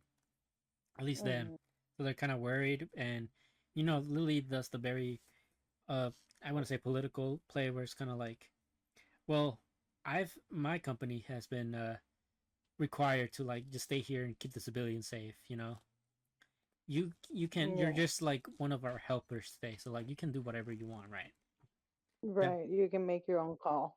yeah, You can make. Yeah. and that's when she kind of decides to like go and try and see if there's anything she can do for Tsuchiba, and pretty much she gets there, and Tsuchiba's getting like cut up everywhere, right? Just bare. She just Yeah, says, because she needs to like charge up for like her big attack.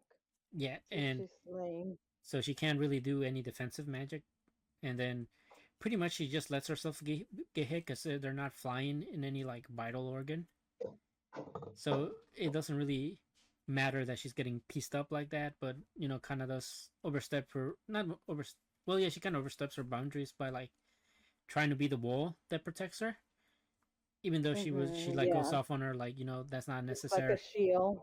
Yeah, she Yeah, was. she's trying to put a shield. Mm.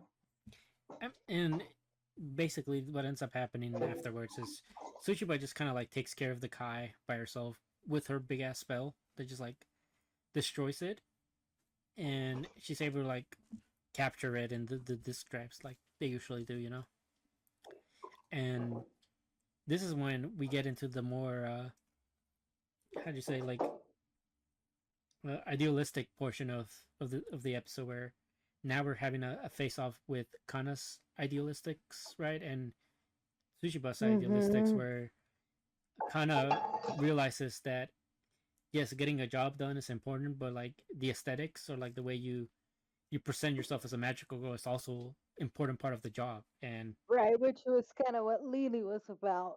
Like yeah, Lily was also about that, where her presentation, all about aesthetics. Yeah, yeah, her presentation is all she really cared.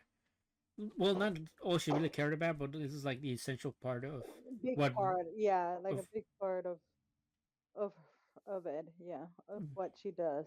yeah, exactly. And obviously this girl that's from this company, it's all about the results. So it's kind of like, yeah, it's kind of aesthetics mean nothing if you can't really complete the job. It's like, can a customer really be happy if you're just applying your aesthetics and you don't get the job done as you should be getting it done, right?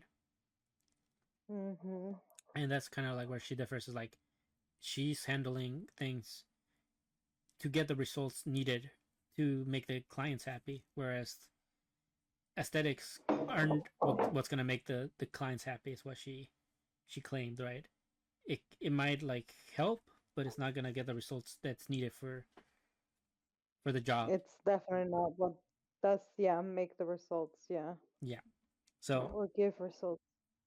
and this kind of sense, uh after this talk, it kind of sense kind of like in a way it's like, was was I really am I really like doing the right? Taking like learning things wrong. Like I don't know. Like because Yeah. or understanding it wrong.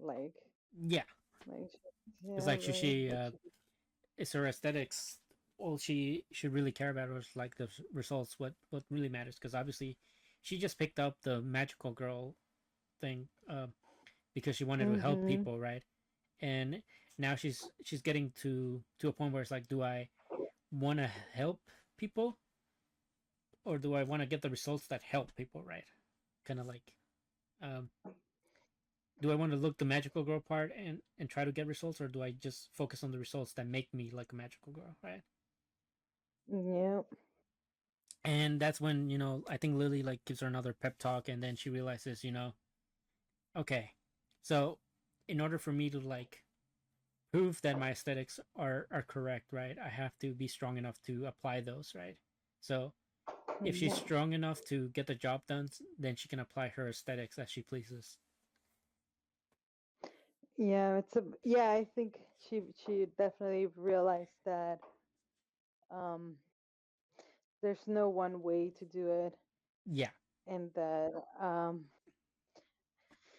and the idea is so broad in general that you can really come up with your identity. own yeah, with your own just um trend trend, Yeah, like you can create your own trend with it, and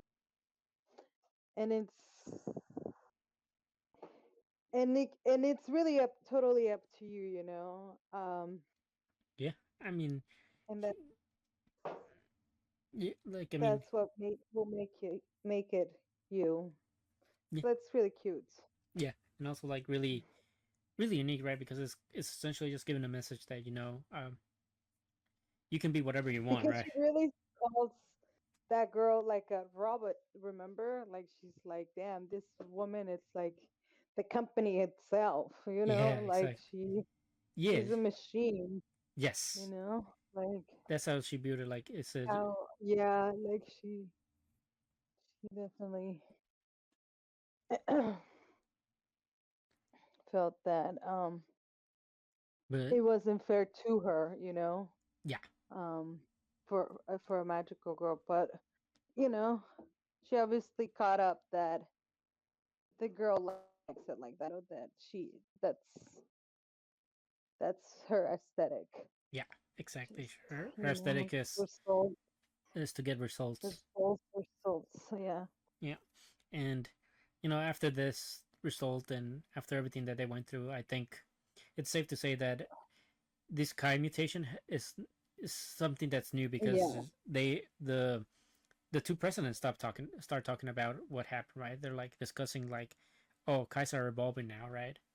And even Mhm. and even like the guy from the major company also realized that there was a mutation based on like the feedback that he got from his secretary or whatnot, right? It was kind of like he just Yeah. kind of played it off like, you know. So I feel like there's gonna be a need for either more collaboration with the magical girls, or they're all gonna have to Mhm. develop more powerful magic to deal with mutations. Yeah, I agree with you. Definitely seems like it's leaning towards that, Yeah, especially because we were seeing the boss the, at the at Lily's boss's office, yeah, and talking about the major boss. yeah. You know, like like so so it's really kind of interesting to see that just like their girls are getting to know each other and working together, they all have history. and and exactly, and basically creating these memories or events Yeah, that their owners, well, not their owners, but their bosses, yeah, have the same kind of thing happening yeah. Exactly. among them, so, Yeah, pretty much. so So yeah, it's really interesting. Like I'm really loving it. Obviously, yeah, me too. the animation's still stellar. Like I think every week is It just really is. It really is. It's definitely one of the best. yeah. I agree with you. I, it Demon Lore is just as good. I Yes. feel like the just the anime itself makes it so worth to watch. Yeah, Just I agree. takes your breath away. Mm-hmm. I Can't totally. wait to see what this mutations would do to how will it will shake up the magical girl Yeah, business. yeah. So Definitely, it's gonna be interesting to see where everybody's at, like at the end, or like let's say another Kai mutation happens, if it's even worse than this one. So Mm-hmm. we'll see. Uh, but Let's see. that, that's it on this one. On to the next one. Blue Box, episode 7. Blue You box. Yeah, so we start off the episode with um Taiki gearing up for his first prefectural qualifier, you know? You know, it's kind of like his moment to like try to prove something, you know, like this is where he's going to find out whether he's worthy enough to kind of ask out Chinatsu, you know? And before that, he gets to get some practice in with his senpai Haru, and he's losing pretty convincingly, you know. Yep. Yeah, which he's kind of tells him that he's kind of getting like used to his losses, like it's becoming not even Well, practice to the dude. no, he wanted like another match, right, to kind of like practice more. But Haru said like, nope, because if you keep playing me, you're just gonna keep losing, and it's like, and it's bad for you to, You're gonna get a used to, yeah. yeah, it's like you can't get accustomed to always losing. Basically, is what he was trying to get at. Especially like if you wanted to True, like true. to hit nationals, you know. Yeah, it's true. And you know, I Good love point. that when they're talking about like the the prefecture, you know, like Chinatsu is the one that's like, oh yeah, yours is like next week or something like that, right? Like she's like keeping up with like when Taiki's gonna be competing. So it was kind of like a really nice on her part that she's keeping track of him, and she's just kind of like, oh yeah, that was like on the newspaper, you know. And it was like, oh, I didn't realize anybody read those, you know. Hmm. But it was, I think it's not necessarily that she reads those. This is more so that she's keeping up with. That's Yeah, where she can find, yeah, that's where she can find the information that she needs about it, right? Like yeah, that she's looking for, yeah. yeah. I agree. I totally agree. So all right, little thing that happens with Taiki and Chinatsu like afterwards. You know, there he sees her like, you know, walking with a bunch of stuff, and he at first he wasn't gonna do anything, but when he realizes other guys are calling her cute and stuff, he kind of like steps in, you know, and it's kind of like, would you let me help you with that, right? And she's like, I thought you didn't want anybody to see us, and he's like, okay, take two, you know. And he goes like, oh, Chinatsu senpai, you know, like pretty coincidence that I ran into you here. Why don't I help you with this, right? Yeah. And I'm really glad that he finally, like, you know, kind of making a bit of a strive, you know, not to let the living situation get in between like him getting close to her, at least, you know, more close to her, I should say. And you know, we have a little moment where like Hinata's kind of like thanking him, like, and how grateful she is that she's living with them, right? And she's able to like Yeah, continue. because they're pretending they're strangers, Yeah, making small talk about their living situation yeah, or their lives. yeah, exactly. So But you know, like I yeah, like it's that. very cute. Like she's very grateful that because they're allowing her to be there in his home and stuff, that she's able to keep Hmm. fighting to get national, to get national. So Taiki, you know, being Taiki takes her to like a shrine, and instead of like praying for himself, he's just like praying that Shinasu makes it the entire time. You know, it's like I'm not asking for much, but you know, just have her make it, right. And I think that's really nice because it shows that he's not necessarily a self-centered. He just that he really truly cares for Chinatsu like making it, and he'll worry about like his own stuff on his own. And Yeah, for real. and now you want to talk about the little mishap that happens in the Chinatsu's like uh qualifier match after. The what? The Because it goes in afterwards. It goes into her playing basketball in her match, right? And how she wins and what happens afterwards. yeah. Oh my goodness. So yes, we see them having a match with seems to be one of the teams that is known to make it to nationals, and they're doing the scoop. They're giving information. Yep. They're recording the game and whatnot. And that they see that. And funny enough, they just not see that, but they also see it when they're discussing it. Yep. And they're talking shit about a girl. Yeah, they Talking shit are. about a girl, saying that she has not improved. Yep. So that's definitely something that gets gets anyone, Riled. Yeah. upset after seeing how hard she practices. And like all she says, So and like all she sacrificed, because I think everybody in her team knows that she's yeah, staying with. exactly.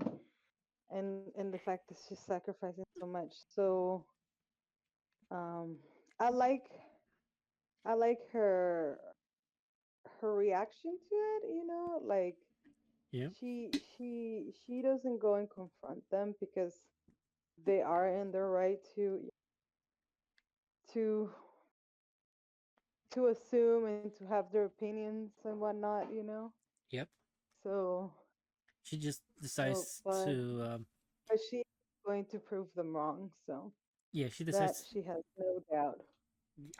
That she has no doubt of.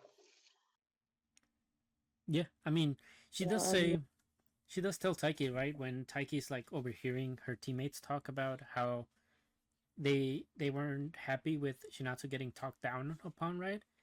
And Mhm. he, she does let him know, like, that stuff. I do care what people say, right? But at the same time, I can't control that. So what I can do is I can prove them wrong in the court, right? So like she lets Mhm. instead of like letting her emotions out on people, right? She lets everything out on the court to prove people wrong, which is Yeah. really good. And that motivates Taiki even more. Like he needed more Chinatsu motivation than before, right? Mhm. And Yeah. and pretty much after this, he gets a game off of Haru. He beats him, which is what he He wanted. does. He gets one game. He wanted to do that before the qualifier. That was his main goal, and he was able to do it. And I love that Haru kind of like notices that Taiki's exploiting his weaknesses when they go for like the third game of the set, Yep. and then afterwards, like he thanks Taiki. He's like, "Thank you," because like most people are not even able to keep up with me to do this. He's like, so now I can actually use this and get better, right? Yeah. And they even tell us about how he has someone that he couldn't beat, right? He has Yeah, someone that the one that he always needs makes. to be. Yep, and So it's really good to see that even the stars in that school, obviously, have the rivals or their competitions yeah, or their yeah. So they always have I'm somebody. really excited to see this preliminaries because I feel like we're gonna meet that person there, Yeah. and Oh, and let's. hopefully they, because they're doing pairs or whatever. Yeah, they are. Um, they play them together and win, Mm-hmm. as a pair.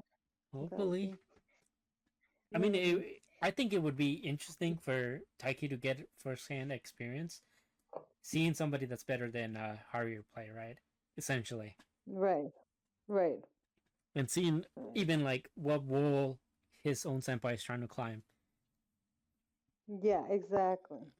Which I love that when because they are doing both doubles and also like singles. Like I love that the game Yeah. gets they don't get to finish their game, and basically Haru lets him kind of treats him like an equal, right? He's like, you're not allowed to lose to Yeah. anybody until you face me, right? So Right. so now we have like a little small promise between good rivals and good teammates, you know. But yeah, I love that Taiki's getting his flowers from from the rest of his teams, right? Because his teammates, because they're like, damn, none of us can actually keep up with Haru, you know, Mhm. or like there's very few And of he's us. just the first. Yeah, and he's just the first year, so Yeah, that so just shows the work he's been put in. yeah, For real. and I love that the reason he's able to do that is because Haru took him under his wing, you know. Mhm. So Of course. Haru is the one that's pushed Taiki to this level. So I love Haru as a character. I'm excited for you to Yeah. meet. I'm excited for you to meet his rival, right? Or like the guy that keeps Yeah. beating Me him. too. Me too. Mm-hmm. It's yeah. That's what I'm saying. I'm already ready. So. Yeah. And I guess the last thing that happened is Kyo and Taiki get to talking about like if he actually makes it to nationals, if he's gonna ask Chinatsu out, right? And Right. and Taiki's kind of like thought about it, and he kind of lets him know like, you know, I want to, but it's like I don't want to push my feelings onto her, right? I need to know like, Right. He needs to know if or like, she's even interested in her, in him. Yeah. yeah, which Like, what are her feelings? yeah, he wants to take her So sweet. feelings. Yeah, he wants to take her feelings into account. Obviously, there's various the most important variable is the fact that they live together. So like, that's the one point where he kind of wants to be considerate because if he tries to push this on her and you know she doesn't feel in the same way, it's just gonna make things even more complicated at home. Like you know, Mhm. so it was very you know grown up of him to do that, and I love that one of the teachers or whatnot like treats him um to a treat, right? And when they come Yeah. out, That's so cute that there's like this teacher treating them to treat yeah, with after practice. yeah, and you know when they come out, Chinatsu and Hina are all there, and Hina like takes it upon herself to like grab a piece out of Taiki's fried chickens, you know, Yeah. and you know Which kind of just tells us where what Hina's decision is she's pushing in this forward. whole ordeal. Yeah. In this whole ordeal, you know. And I do love that our girl, Mm-hmm. you know, because in our last episode, she's all like, "Oh, I'm in their way." Yeah. Like, poor Hina, I'm so sorry. It's all for basketball, Yeah. you know? Like, But in and this then one, here we are, like, here in this one, it's like, oh, I was jealous. And then the guy is all like, wait, jealous of what? The chicken or me? yeah, and she's like, Like, obviously that I haven't gotten to taste the chicken, right? But you know, I do think you know it pretty big imply that she's meaning the fact that Hina is this close to him, right? She just right. the chicken is just like a placeholder for that. Uh, Of course. Yeah. but you know what was really funny is like when all this was happened before all this happened, Kyo was like, "Oh, you know what? I think I forgot something inside," and Taiki's like, "No, you don't." You know, like keeping him there, like so he wouldn't like leave him by himself. But Yeah. you know, I like I like how this is all like turning out where with Hina really trying to push forward that she has feelings for Taiki now, right? I think she's really Yeah. coming to grips with pushing towards asking him or at least presenting more of her feelings to him. Yeah. And Definitely. but at the same time, Chinatsu's not backing down, right? She's kind of fighting, but fighting it very quietly, you know, Mhm.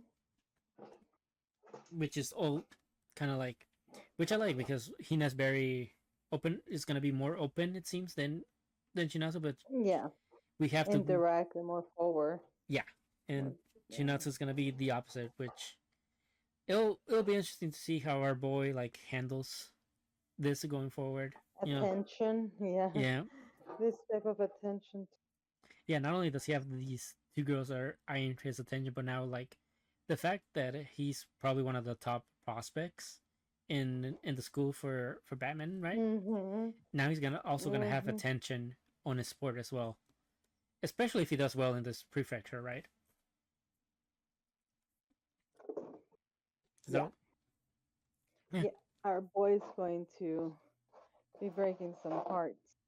yeah, one way or another, either in the sport or in the sport of love, But Yeah. I think that's it for Blue Box. Moving on to the next one. Wrong Kamonohashi's Forbidden Deductions. We got 3 episodes to talk about, but I think we can pretty much sum up uh 2 episodes pretty quickly, right? I guess it was the beach one, right? Yeah, The we beach case.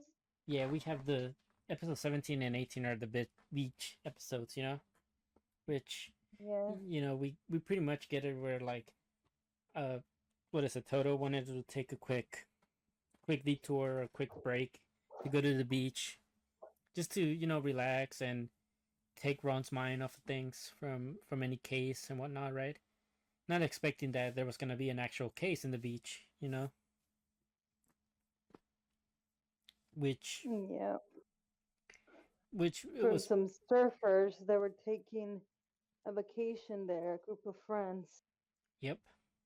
were on vacation there, and seems. But we first see that they want to get some Shaved ice. ice.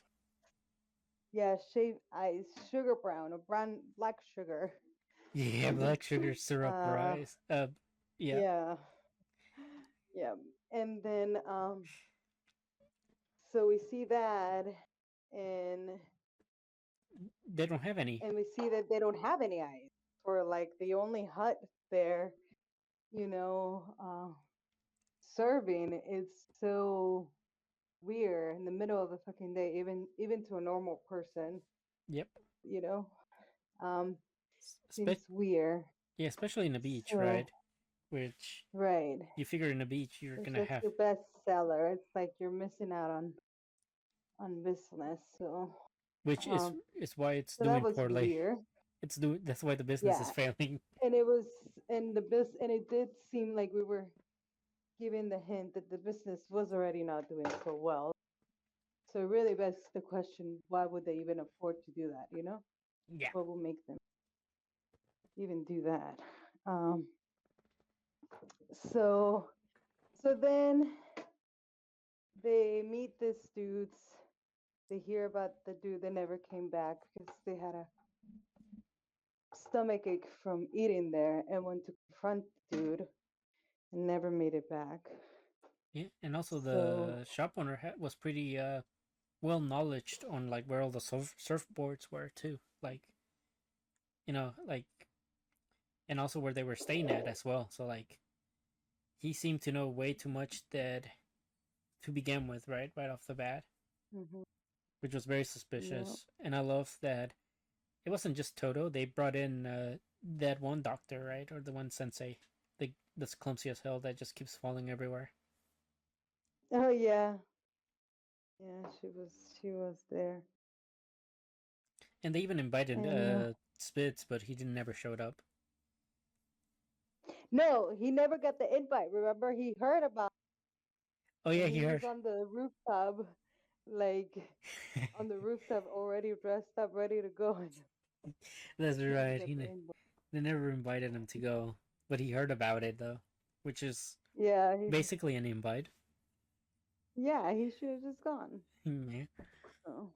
But yeah, so it turns out that the body got washed away by shore, and luckily enough, for Ron anyway, the sensei or doctor lady kind of lets him know that he's her assistant, so that they allow him to be there and watch the corpse and stuff. Mm-hmm. And apparently, Ron, it was pretty. It seemed like the the surfer guy died on his own, right? Drowned on his own, but there was like hints or possibilities that Ron Foul play, yeah. foul play. A foul play. Yeah, that Ron saw that it's like no, he wasn't really. He didn't commit suicide. He was murdered. You know. Yeah. And we really find out like towards the end that the reason why people keep having stomach aches right there is because the shop owner is feeding them like expired eggs. Spare anything. Yeah, Eggs were the least of it. yeah, and Yeah. you know the what was it, the worker there was kind of like always telling them like this is expired, we should probably do something, get something else, right? And he's like, no, just throw it in there, they won't know the difference. Yeah. And Yeah. that's when we go back and Ron and them like actually grab some of the food, right? And they try it out, but it didn't pan out because it got like they tripped, right? And the food fell over, so now they couldn't like really exchange it, or maybe it was taken. I can't recall.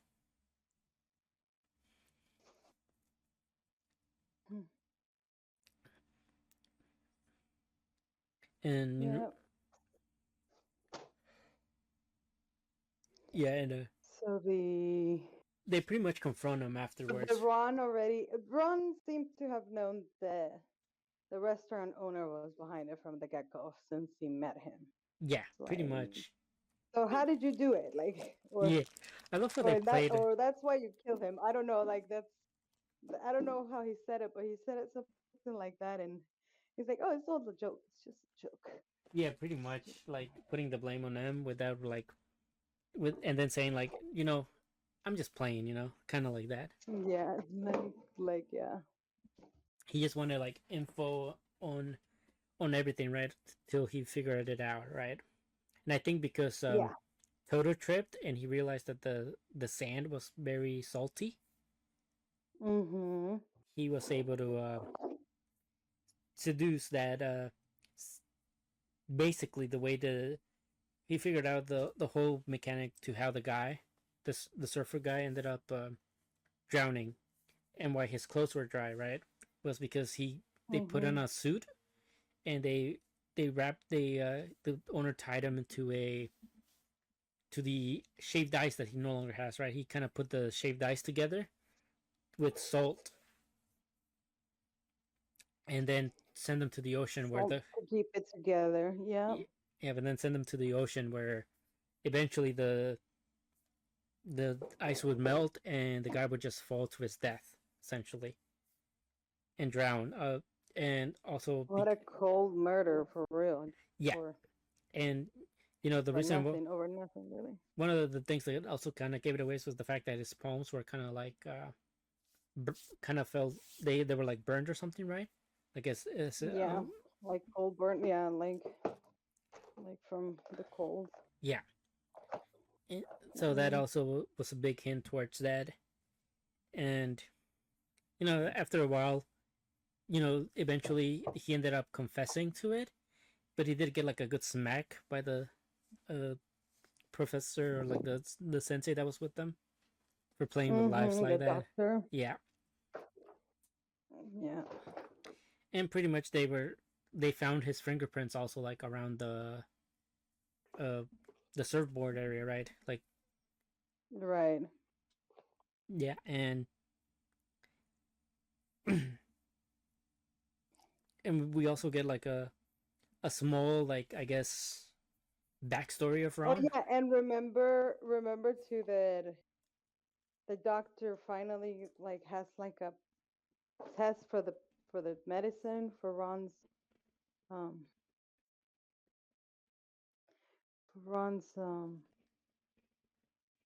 like disease or whatever what he has. And he tested it and it worked. Yeah, like he no longer has the what you call it with when he orders people to do something after they That confess, curse, yeah, that curse. Yeah. which was like the whole reason why she moved in He closer to can Raw be, yeah, because it's why he can't even be a detective. yep, exactly. And it's pretty interesting that the sensei was able to like develop this kind of drug, right? She said that it was not tested, right, or something like that. So she was also there to kind of like monitor that it didn't like go completely wrong, also. Mhm. And Yeah. I do think that, like, there was that mini backstory we were kind of getting of Ron celebrating his birthday is pretty relevant because we Mhm. got two names in there, which is Max and Molly, and I'm willing to bet those two are part of the House of M. Mhm. But we shall see. As things progress in the show, and episode 18 kind of ends off with introducing us to the hummingbird, right? The hummingbird, yeah. Which is The gonna be new, the new case for episode the new 19. case. So now we really get into Yeah, and now we get to this hummingbird that seems to be collecting artist. like artists, yeah, like very, talented people. Yeah, and Um, then according to articles that he collects them for a bit and then lets them go after they finish doing something for him, right? mhm. And before that, Nutcase.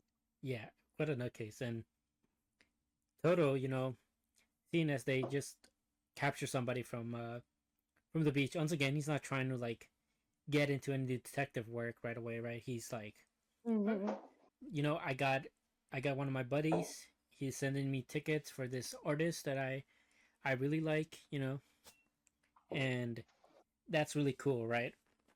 So Mhm. he invites Ron with them, and they get to go to this concert for Neon, which is like one of the biggest, most successful composers, right, or something like that. Yeah. And right off the bat, like Ron instantly notices somebody that is like eyeing a bunch of like video. Suspicious. Yeah, suspicious. Has Yeah. a mask on. Has two separate headphones on Phones. and two separate phones Yeah. That's on to like look at different people doing artistic things, right? And just like he did with the cap with the what is it the sh- the shack owner of the beach, he kind of like tells him, "You're the hummingbird." yeah. Just off the bat. Yeah, pretty pretty like interesting thing that he just like calls him out like that, right? And even the guy's like, oh, Yeah. he's very what was it, perceptive, Yeah. and obviously like Toto like has to like bring him in to like, come on, let's go enjoy the concert. They go and they enjoy the concert, and they even afterwards, Toto's friend comes to him and it's like, I'm glad I caught you, because you're a police, like you can help us, right? And essentially the girl composer gets a letter from the hummingbird, so that means she's next, right, on the list to get captured. And obviously Ron's all in. Um, they get to meet Union in in her room, and Union's kind of like taken back by Ron. You know, oh man. she's kind of smitten by him, So and they have, yeah. So it seems that since the police has fell a bunch of times, that they have kind of tried to master like layer security like trick to yes, really like um trap the hummingbird.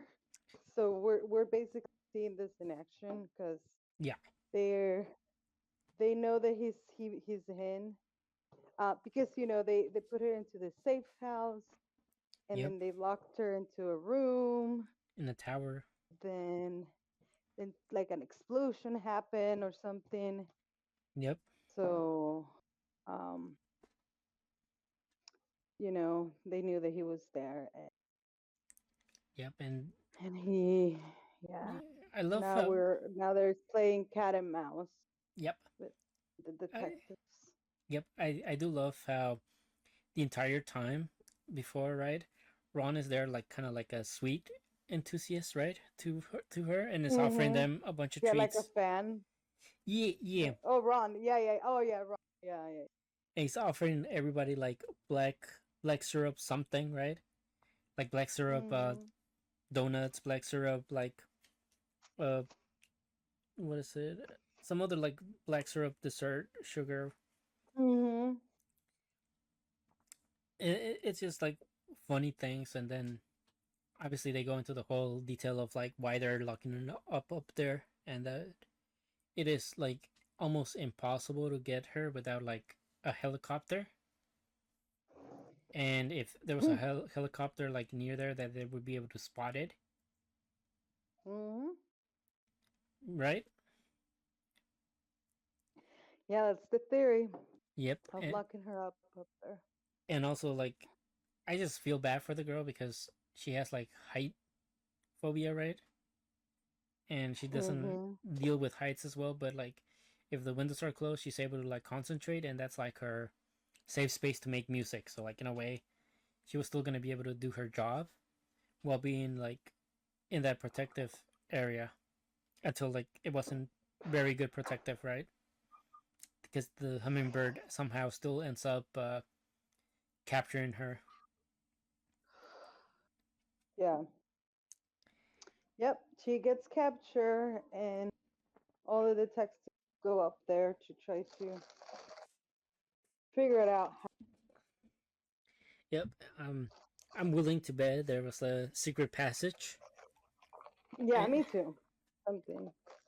and hopefully, like we get a I like the one that seems very suspicious is the second police officer that came in after, right? Because they already had somebody Mhm. that was there, doing the initial like safeguard thing, and then somebody else came in, which seems like the guy that was at the concert as well. Mhm. So he seems very suspicious, and I do not recall if he looked similar to the hummingbird, but Oh, yeah, you know, maybe. yeah, we'll find out how exactly the hummingbird did the kidnapping next episode, and we'll see like Ron do his magic as usual. Yeah, definitely. It's, yeah, it's definitely calmer cases though compared to like the initial like three we got, like the initial case we got. And, like I think the initial case with the House of M stuff was like the most interesting so far. Mhm. For sure. But For sure. yeah, we're halfway through the season now. It's crazy. Yeah. Uh, anyway, I think that's it for on to the last one. You are Miss Servant. We got 5 episodes, to talk about since our last discussion. We've kind of been putting this in the back burner, but I think it's gotten to a point where it's just too good not to talk about. And we can start off with like episode 3 when we meet the sister of Hitoyoshi. Yes. We get introduced to the sister, which is a big part of to know the life of him, or Yeah, where, like, his his character, who he is, and his backstory. yeah. I mean, So it's pretty interesting to know that his parents are kind of separated. I think, right? And right, the sister kind of went with lives, the mom. yeah, separate to him, to mom, and but they all still seem pretty like get along really well still regardless. And Mhm. also, we get to really see what the sister's about, which she's very obsessed with beautiful people, and Yeah. she's just smitten by how pretty Yuki is, asks for her signature and stuff. And asks what she's capable of, and obviously Yuki being who she is shows off her assassin skills, and we also find out that she can speak like 12 languages, which is interesting. You know, she is very diverse and pretty good for like espionage, and she blend kind of like has covert missions as well. She can blend in, talk to multiple people with all the languages she knows, and we get like the little indication of why she wears bells, right? Which is kind of like the indication that when her opponents hear the bells, that means they're done. Yeah, we did get why she wears those bells. Yeah. Those kind of cat kitty bells, yeah. Yeah. Mm-hmm. And I think this is where they kind of go to, like, towards the end, they kind of like go towards a mini festival, right? To see the fireworks. And Yuki's really good at one of the games there, and wins prizes for the little sister and stuff. And basically, she lets us know, like, when she was at festivals, she would like hide her presence to like kill off her targets. Pretty dark stuff. Love that. Yeah, seems to be. Love that we get like little dark moments as well as like little wholesome moments where, like, because Rico's there, like Yuki's starting to feel like this is more like a family than anything now, right? Having both Hitoshi and the little sister there, it just warms the heart. And this episode is not without any conflict, and which there's a guy that like steals a kind of like a wallet or like a purse, and Yuki basically chases him down, and Hitoshi's kind of like scared that because she's kind of like going in assassin mode, that she's gonna revert back to her old self. Kill him, yeah, and kill him. Yeah. Right. Yeah. So he plans to like try to be there to stop her from like going that far. And luckily for him, she does not kill him, but she does like stop him and let him be with let the authorities like actually handle the situation. And that's kind of like when she kind of like realized that she wants to be more normal, right? So like one of the things that will make her feel more normal would be like school, which she finds out, which she wants to go because obviously both Hitoshi and Rico were like talking about it, right? And it's one of the few things that will make her feel more like a normal girl than anything. So that's pretty. I do like that. Like before we talking about the next episode, I like that. This is kind of like the change in direction for Yuki, right? Based on like what she's experienced so far with Hitoshi and Rico, the life she wants to live now is not the life she knew. It's more so like this family life now, right? So correct. Yeah, she makes the conscious decision of not killing.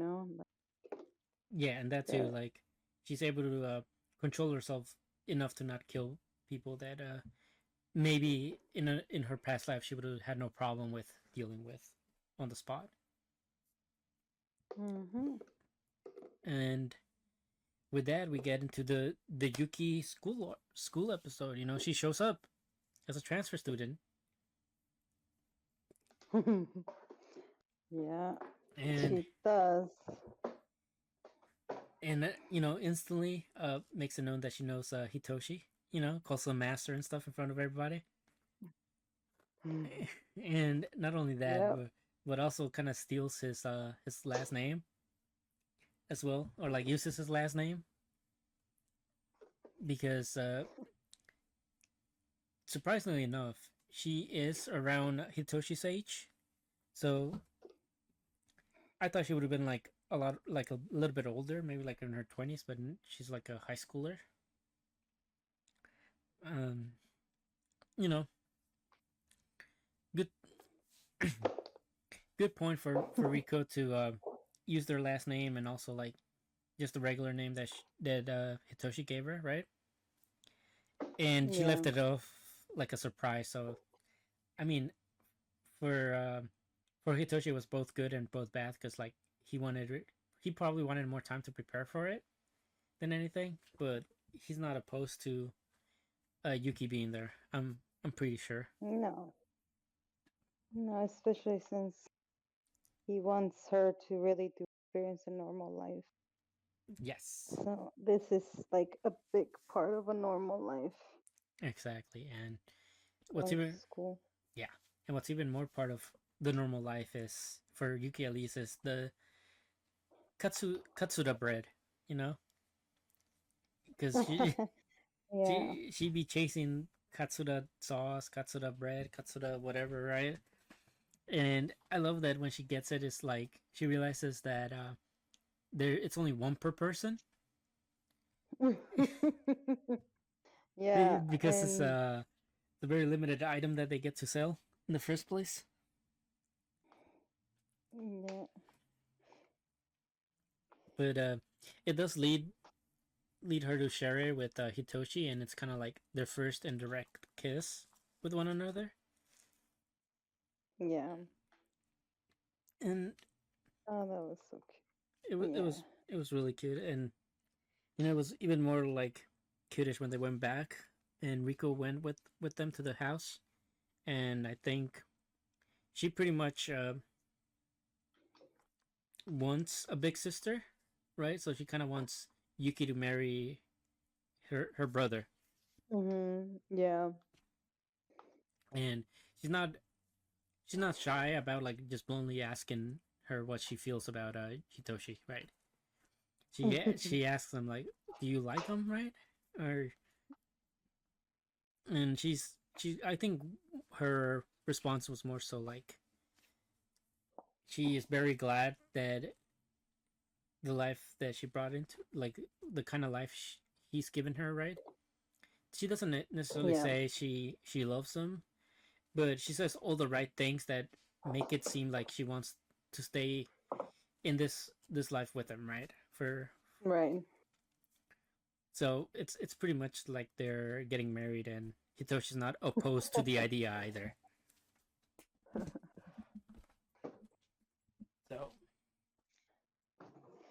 They are cute. So I really like that the sister is the comes one. more often. Yes. And yeah, and so I think at the next episode it's when the new character comes in, right? No, it's at the end of this The one episode actually, because I think oh, Hitoshi. at the end of this. Yeah, Hitoshi Okay, gets good. hit. Well, he gets stabbed in the eyes because I think the teacher threw chalk at Hitoshi, who couldn't sleep or was trying to sleep in class, and Yuki sliced it in half and got both his eyes. So like he went to get it checked by the new school nurse. That's right. That was so funny because you know that she was trying to help and then it like totally backfired. Yeah, Like, got both his eyes stabbed. and he's like, wait, that wasn't supposed to happen. Yeah, I mean, if she really wanted to, she should have just like grabbed it, but she chose to, you know, um, cut it in half. That was a rookie mistake on her part. Mm-hmm. But Yeah. yeah, so this is where the school nurse gets introduced, which is she's really hot to say the least. You know. Yeah. And part of the assassins that our girl was part of. Yes. And and she's like just not infatuated but like curious about this kid, right? Because Yep. it's it's who this grand assassin is serving now, like the new master. Because we do learn that she used to be under another master, Yes, and who was the one that trained her and taught her and send her to be how with to be Hitoshi. an assistant. Yeah, Yeah, yeah. and So yeah, and this new one, this new the school nurse that is known as Nita right now, right? She pretty much makes Yuki know that she's gonna ruin her current life and is planning to crush her, right? And that's when we get into the next episode, which is more dealing with her plan on how she's gonna do it hmm and what she's gonna have Itoshi like go through. yeah, she And we find she the comes in and basically takes him out of there, right? Because I mean they're in public, so I mean there's no they're much she can do. yeah But like you said, she just kind of tells them the plan, what yeah she's going to do. mm-hmm. But it's just funny because Miss Serving Yuki's so like, oh, I can take her, don't worry, Yeah, with one hand, yeah, like I already like appraise her, yeah, like exactly. She like already knew kind of like the skill level she had and the skill gap. mhm And we do get mm, introduced, well, not introduced, we do get to find out like her the motivations of this new assassin and also Yuki's backstory a bit. mhm Um, yes so yes this new assassin is called Grace, and that's her actual name. And her dream is just to be filthy rich, surrounded by hot guys everywhere, so that she never has to work or worry ever again for money, right? And mm, because Yuki is part of this assassin guild, um, the Nine Dragons or something like that, uh, and she was like one of the top uh, assassins in it. Her head is worth a lot of money, so if she was to be able to like get rid of Yuki, she would be able to have the life she wanted. And that's where Hitoshi comes in, which is the weakness of, I guess, Yuki in a way, or like the one way that she can get Yuki to do what she pleases or get her attention enough to like try to get at her, right? So she kind of plays dirty and uses the yatsuba sauce or whatnot, right? Smell to kind of confuse Yuki, at least like good enough to grab Hitoshi right under her nose, and then yep, take him away. But he was about to kill. kidnap them, yeah. He was trying to kill him right there and there, but Yuki was like gave her like the fiercest look ever, and she kind of was like, "Ooh, okay, let me back away for now." Like this is not Yeah. the place or the time where I can fool around like this. And basically, Yuki has to go to school to save him, and Hitoshi gets his arms and legs kind of Oh tied. my god, and so Demetrix, like Yep.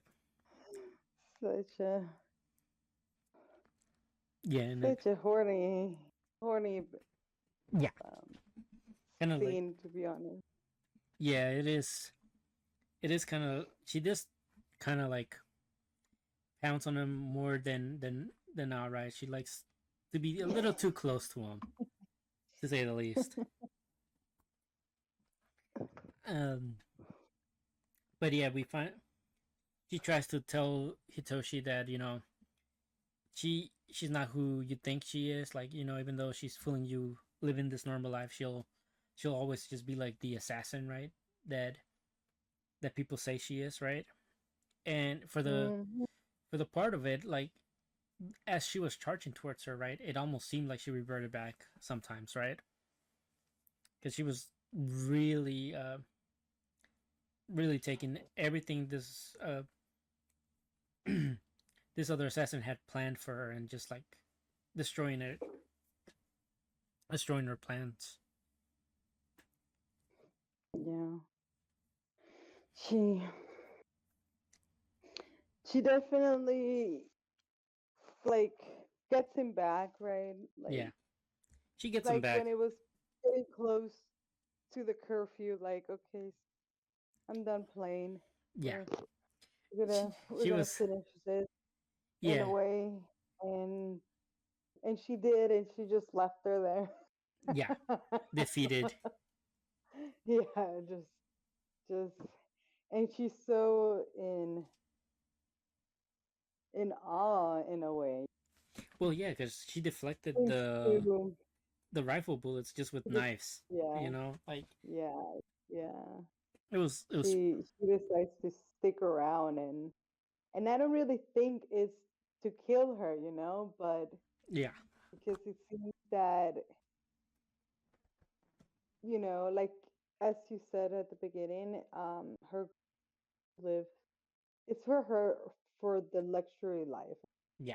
She thinks being rich and having all this hot around you, but I seems mean, like someone for Yuki that could have that. y- I She's do. choosing this life, right?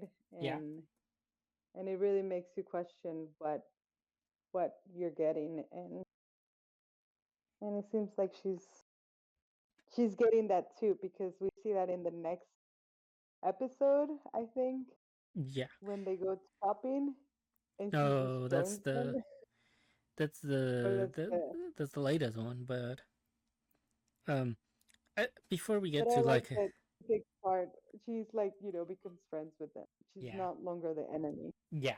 I mean, you're not gonna make friends with somebody that shot knives and stop all your rifle bullets. I'm sorry, like you're just not gonna want to make that person your enemy at all.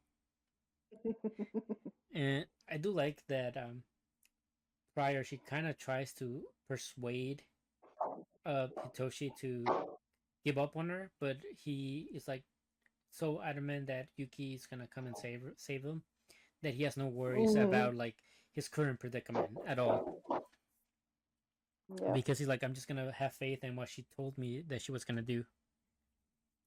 And she did save him, and she does try to walk away kind of like a bit, right? She does ask him like, if Hitoshi wants it, he can just she can just disappear, and he'll never have to worry about any of this happening again, right? Hmm. And that's when Hitoshi does do the right thing and is letting her know, like, your past doesn't really shape who you are now, because this you're just a normal girl, now. So it's all good on that up front. Yeah. The next episode starts off with Yuki playing volleyball and kind of dominating the field, because She dominates everything. yeah, and it's She's it's just it's just her ace serve basically. She's just using her serves to like win the matches basically. And I the this is when you say like the doctor kind of sticks around and is she's still all up on Hitoshi for some reason, right? She gets too close to him, yeah. and he's kind of like noticing things, right? Hitoshi's like, damn, I'm getting really targeted here because Yuki's beautiful and she's kind of like all up on him, right? And now Yeah. he has this other the new hot PE teacher that's also all up on him. So now he's getting double hatred and double jealousy from the guys around. Kind Run of, the school. yeah. He's really suffering from I guess you could say like success here.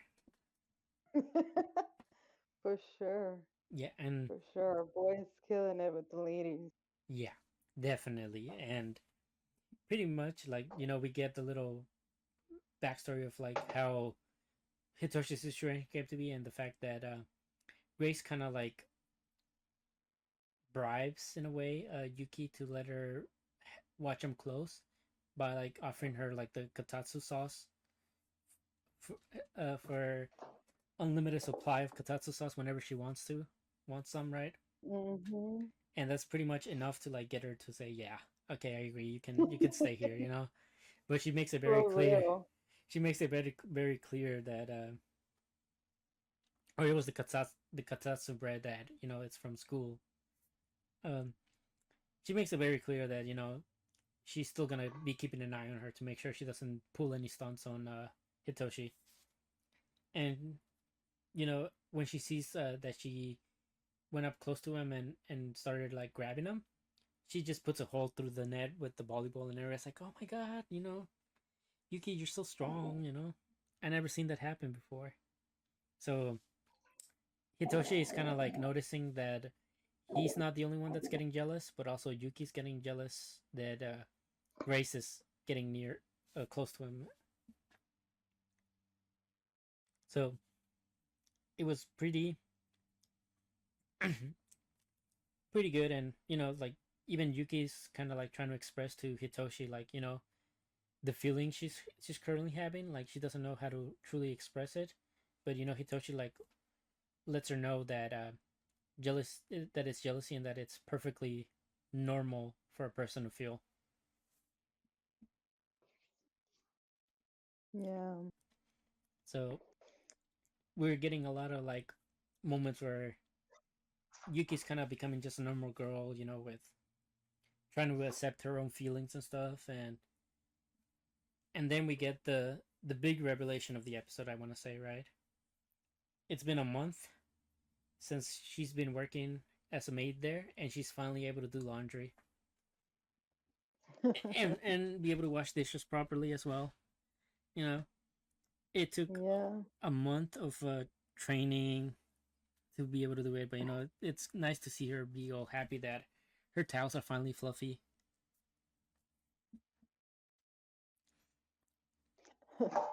Yes, she's killing it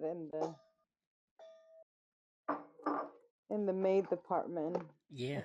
Having a little struggle, but she's learning. Yeah, I mean, the only thing left is really cooking, I want to say. But Yeah. as things are happening, Hitoshi is kind of like still reeling at the fact that she was from an organization, right? So he tries to Google that organization, and it doesn't like plan out, like, because it's just giving him like lore of like Food places, food places. hotels, yeah. Yeah, so he's not having no luck with this assassin organization. Which, I mean, come on, it's an assassin organization. You're really gonna want people to have like info on the net like that, kind of Yeah. kind of dumb. But yeah, he does once again like fall asleep right there while he's searching, and he keeps having the same dream about his mother leaving him. Oh yeah. So Yeah, and how like this time he got awoken while he was hugging Yuki, and in that dream, like, he once again, like, he tells her that he was having it again, but this time it wasn't like unpleasant, because we find out that later on in the dream, Yuki appears at the end, right, and is able to hold right. the crying So, child. shut. Yeah. So A hero appear. A hero. yes, Very cute. Yes. yeah, and Um. I do like that we don't really know much about the organization, and the fact that also Yuki doesn't know much about it either. Like, even when Mm-mm. Hitoshi asked about her past, she's like, "Well, I really can't tell you much because I really don't know much myself." It was just Yeah. kind of one of those things. And she was controlled by her boss, not herself. Yeah, She basically had like an agent. exactly. She didn't. She didn't like. She didn't like did her deals herself. She had someone else bargain for and Yeah, decided what jobs she was going to take and what. yes, and I do like that. This is But she. it seems that we learned that she actually liked the dude. She actually Yes, liked the master. yes, because we get on the. I guess we can talk She, about the next episode because it kind of goes into that now, right? Episode 7, where Yuki's out and about, uh, doing regular shopping stuff, and this girl tells her that she loves her outfit, but that it's not normal, and that's in turn like a spiral, a bit, you know. Yeah, I mean, Uh, all she's been trying to do is be normal. yeah, all she's been trying to do is be normal, and this one little girl's like, yeah, this is cute, but it's not normally seen around here, and you know, I'm glad Hitoshi's just kind of like, okay, well, we're just gonna have to go shopping then, They make plans, and then this is when you say the Grace, the other assassin, kind of joins in. It's part of the family, and Rico also joins in, Yeah, cute. and Rico Cute. loves her Yeah. because she's beautiful, Yeah, they become instant best friends. I love that.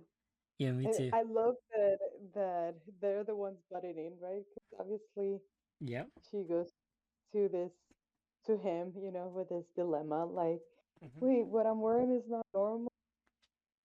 But it's like, no, not really. I mean, so let's go shopping for some normal. Yeah. And then, tells truth to the other girl. And then they go and make it obviously a joke or an event out of it. Yeah. They they I, go and I love say how the they go to the first store Yeah. and try out this really like scandalous and sexy outfits, Yeah.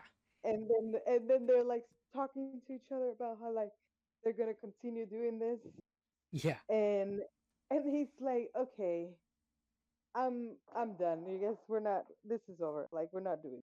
And they're like, Yeah. I oh, love. okay, sorry, we're done. Yeah. We're done playing. Like, forgive us. Like, Yeah.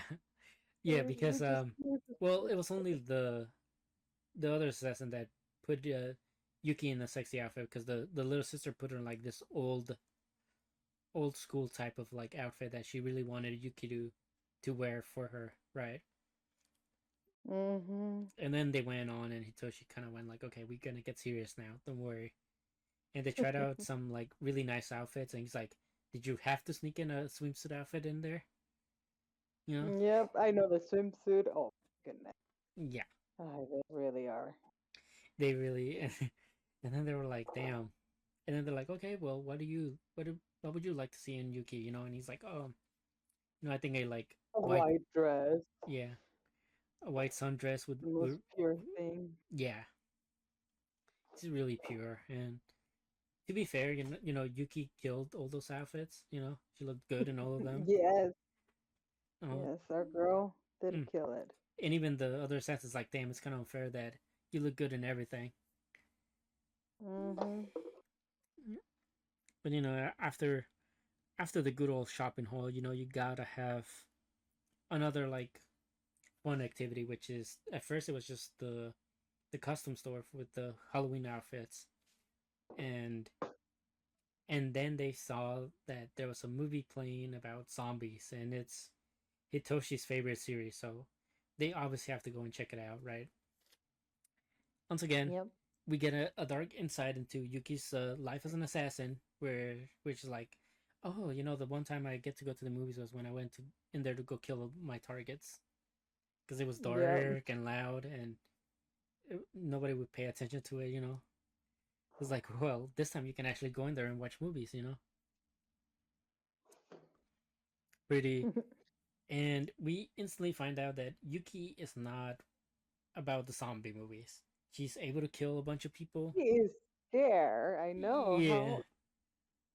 yeah, the one thing that scares her is zombies. Who would have thought it?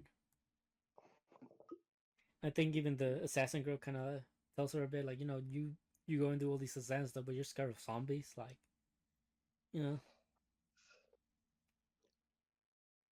pretty, pretty interesting things. And I think afterwards they're kind of just like hanging out, if, about to say their goodbyes, and we don't get introduced to them, but we see two new characters that seem like they're important because Mm, one of the girls was kind of like staring at Yuki, and all of them just kind of like hearing them talk and stuff. And then this guy comes out from behind, and it's kind of like, you let your guard down, like you can't really be doing that. So I think they're the girl's an assassin, and it could be Yuki's younger sister, which we find out at the end of the episode. She does have a Oh younger yeah, sister. that she has a younger sister. Yes. Yeah, long lost younger sister to be exact.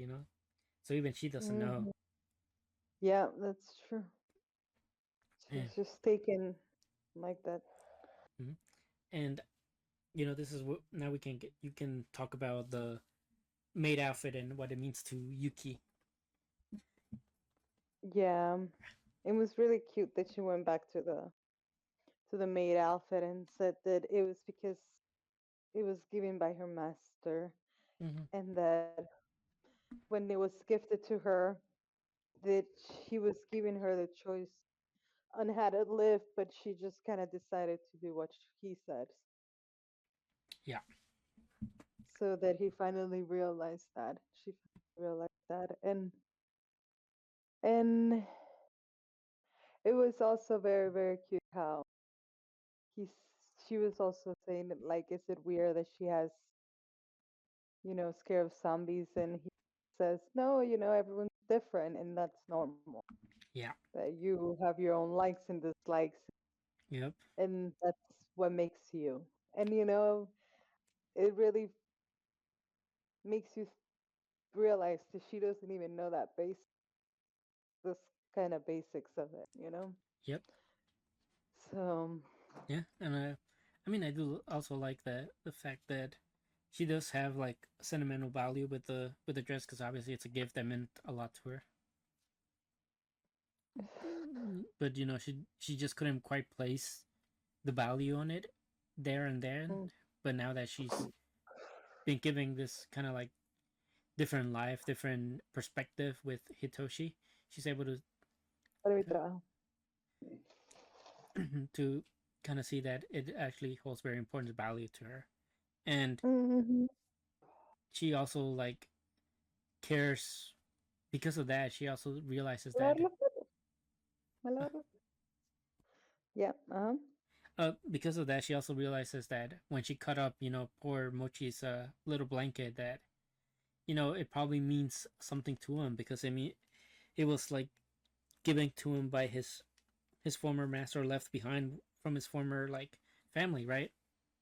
So that's why she Mhm. was so adamant about trying to fix the blanket that she ripped up to shreds because Oh she yeah, got that was so cute. That uh, that's the level of emotion, like, state that she is, like, to like a like yeah, learning attachment, or it's so cute. yeah, which It's really cute. yeah, it is, and obviously Your with perspective. hmm obviously now that we know she has a younger sister, now we have to figure out who it is, when we're gonna see her, Oh stuff. yeah, all that things are coming. Mhm. Yeah, and also now that we kind of know her backstory a bit, like, are these other assassins gonna come after her? Is there anybody that's actually stronger than her gonna try to show up Mm. and ruin things? Yeah. Yep. Uh, We got lucky with this one, but yeah, yeah, gonna be others this one's that are not not even cool. this one's not even Mhm. in the top 13 seats or whatnot. This one's just like a Mhm. rando like assassin. Mhm. So, yeah, Mhm. I'm enjoying this series, and you know, we'll try to be more in tune with Mhm. more series. Obviously, there's a few series that we are backed up on episodes. We're gonna get to them when we can. Um, Yes. Other than that, Mhm. I just want to thank people for dropping by this episode, and if you like the stuff, comment, like, subscribe, share, all that good stuff, and Please. And yeah, and keep watching anime. yeah, We also, if you enjoy it, that's all that really matters. Yeah. yeah, and And if you enjoyed the discussions, just join in the comments, join in on the social medias, you know, all that stuff. And until next time, yeah, bye. yeah.